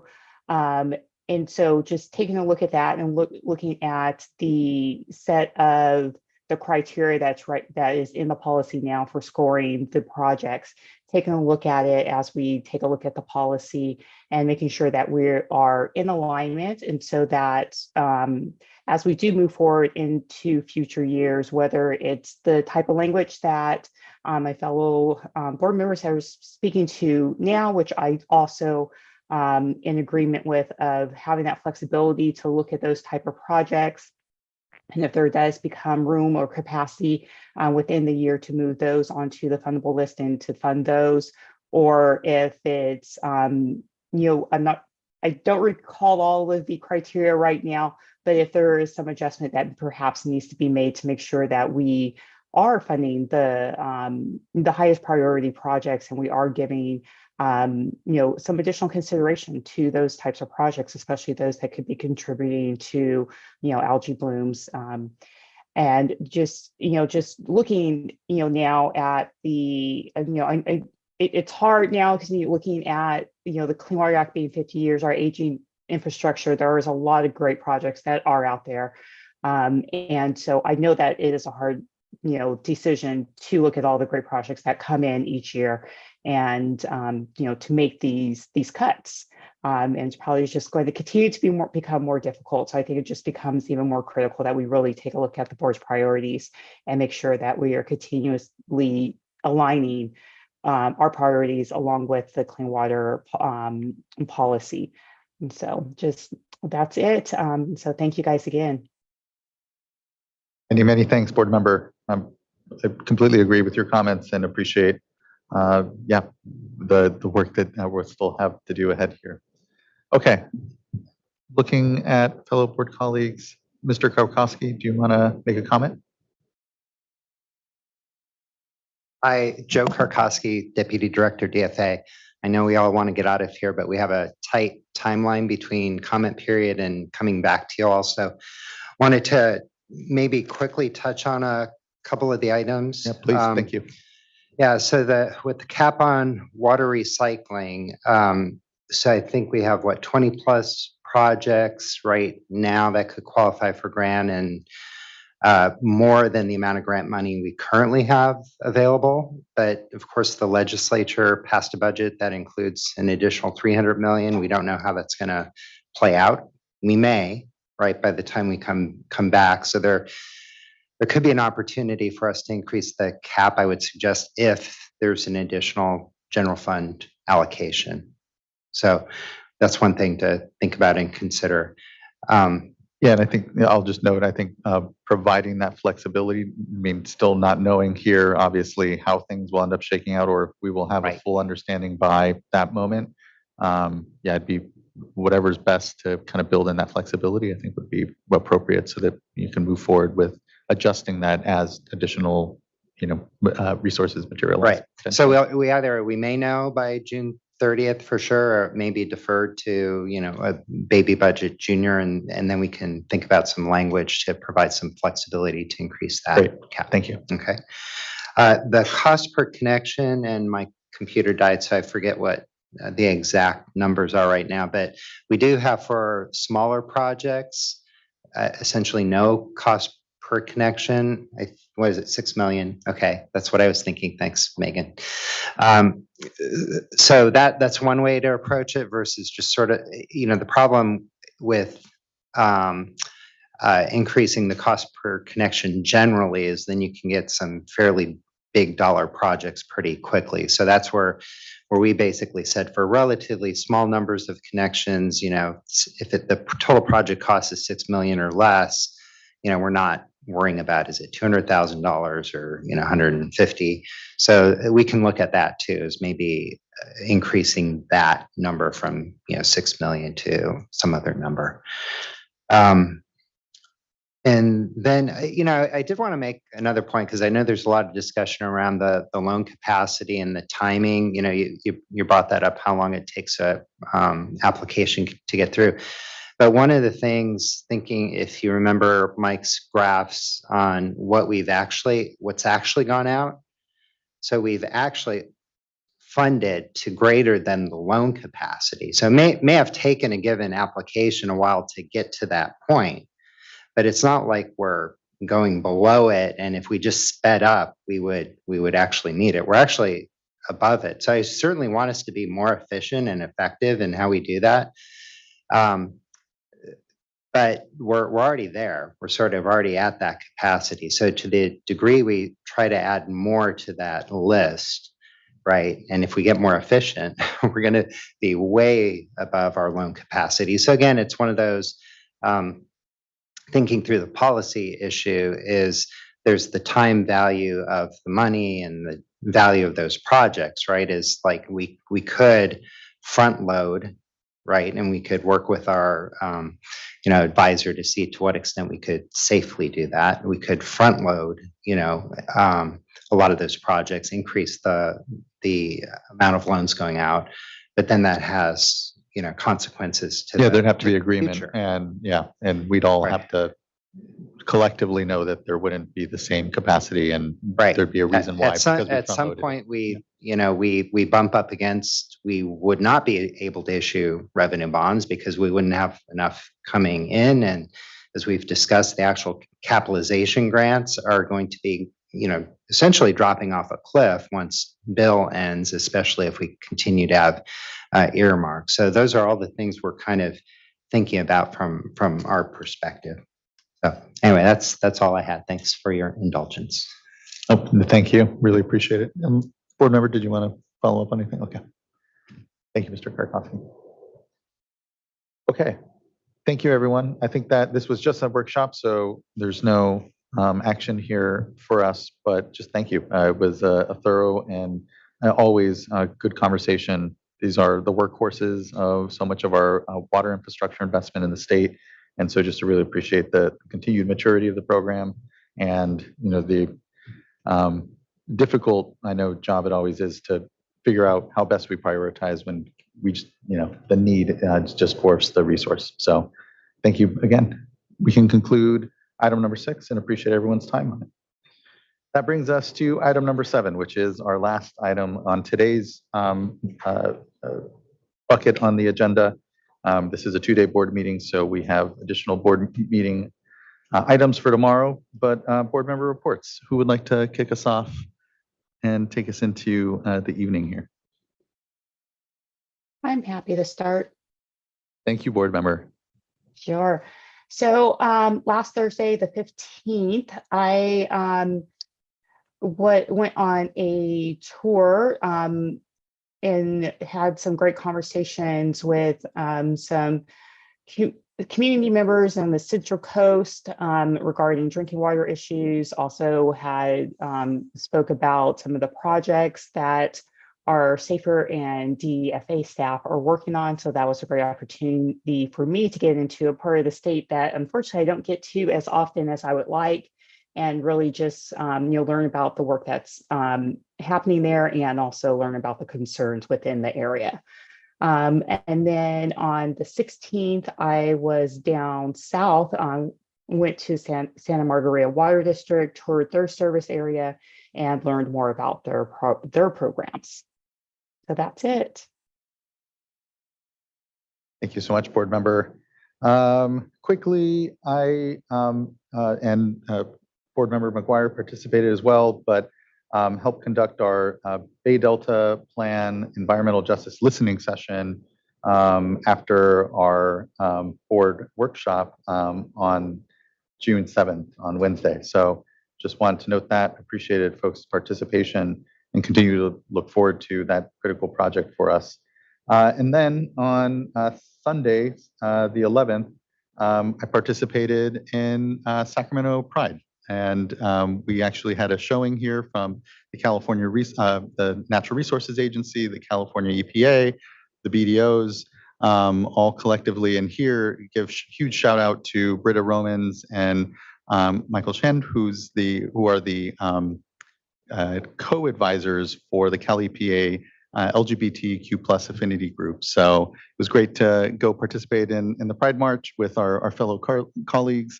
And really appreciated everyone that came out and showed support. It means a lot, especially given I know the tensions that are often out there right now politically around the community. And then otherwise, I actually took the last half of last week out, so I actually don't have any further board member report.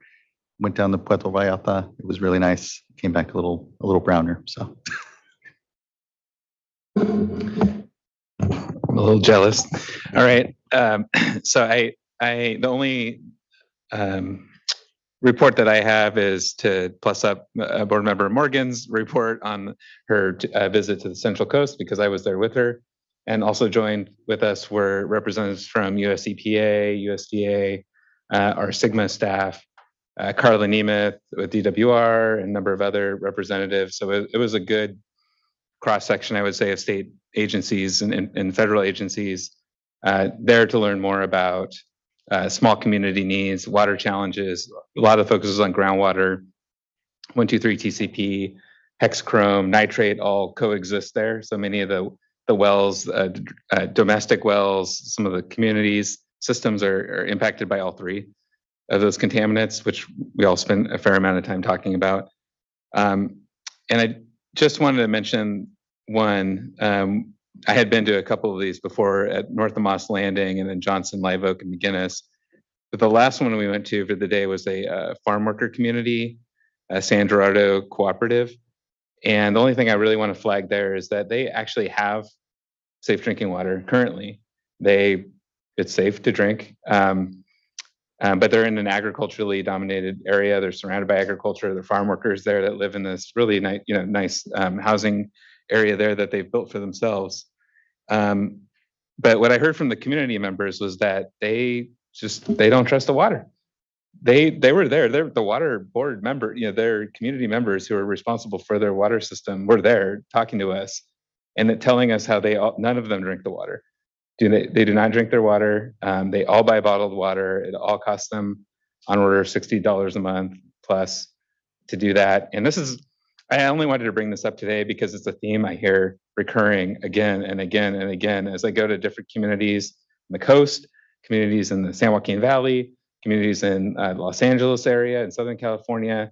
And I'm not bringing here any solutions either, just to flag that this is just another check mark for me to say that there's a lot of work to do yet to build trust in our drinking water systems. And so that was all I wanted to share today. Thanks. I really appreciate that, board member. And just plus that up, I know I received my consumer confidence report from my local water district. And it's like a thing, but I think most folks don't really kind of open it up, or what we need is something that more easily kind of translates, to your point, in a way that brings better certainty and trust, I think, to systems. And there are requirements like the CCR that are supposed to be in the spirit of doing that. And I think maybe there's ways that we can do better around it. Vice Chair. Thanks for those comments. I totally agree. I've been out to San Gerardo and Monterey Park near where I live. Same problem. But you have to kind of, we've got this tension where we're constantly updating MCLs and or bringing in new ones. And so, there's understandably some confusion out there because communities have been told that the water is safe. And we already have this information about Chrome 6 or 123 TCP. And so, just looking at CV salts today and the discussion there and, about trust and who do you trust, and looking at maybe ways to bring in, those that communities trust. So the only thing that I have is that I went to Cal Poly. They hosted the Association of Public and Land Grant Universities. There's a institute, the Food Systems Leadership Institute. So high-level administrators from universities throughout the nation came to Cal Poly for a 3-day seminar on California issues, focusing on agriculture with a greater focus on food systems. And so I was there presenting to them about California water. There's a lot of interest because, of course, they've been reading about droughts and atmospheric rivers and all that's going on over here. A really good discussion, and Secretary Ross was there presenting as well. Fantastic. Thank you, Vice Chair. Okay, that wraps up item number 7 in board member reports and brings us to the end of today's board meeting, not completely because we're not adjourning.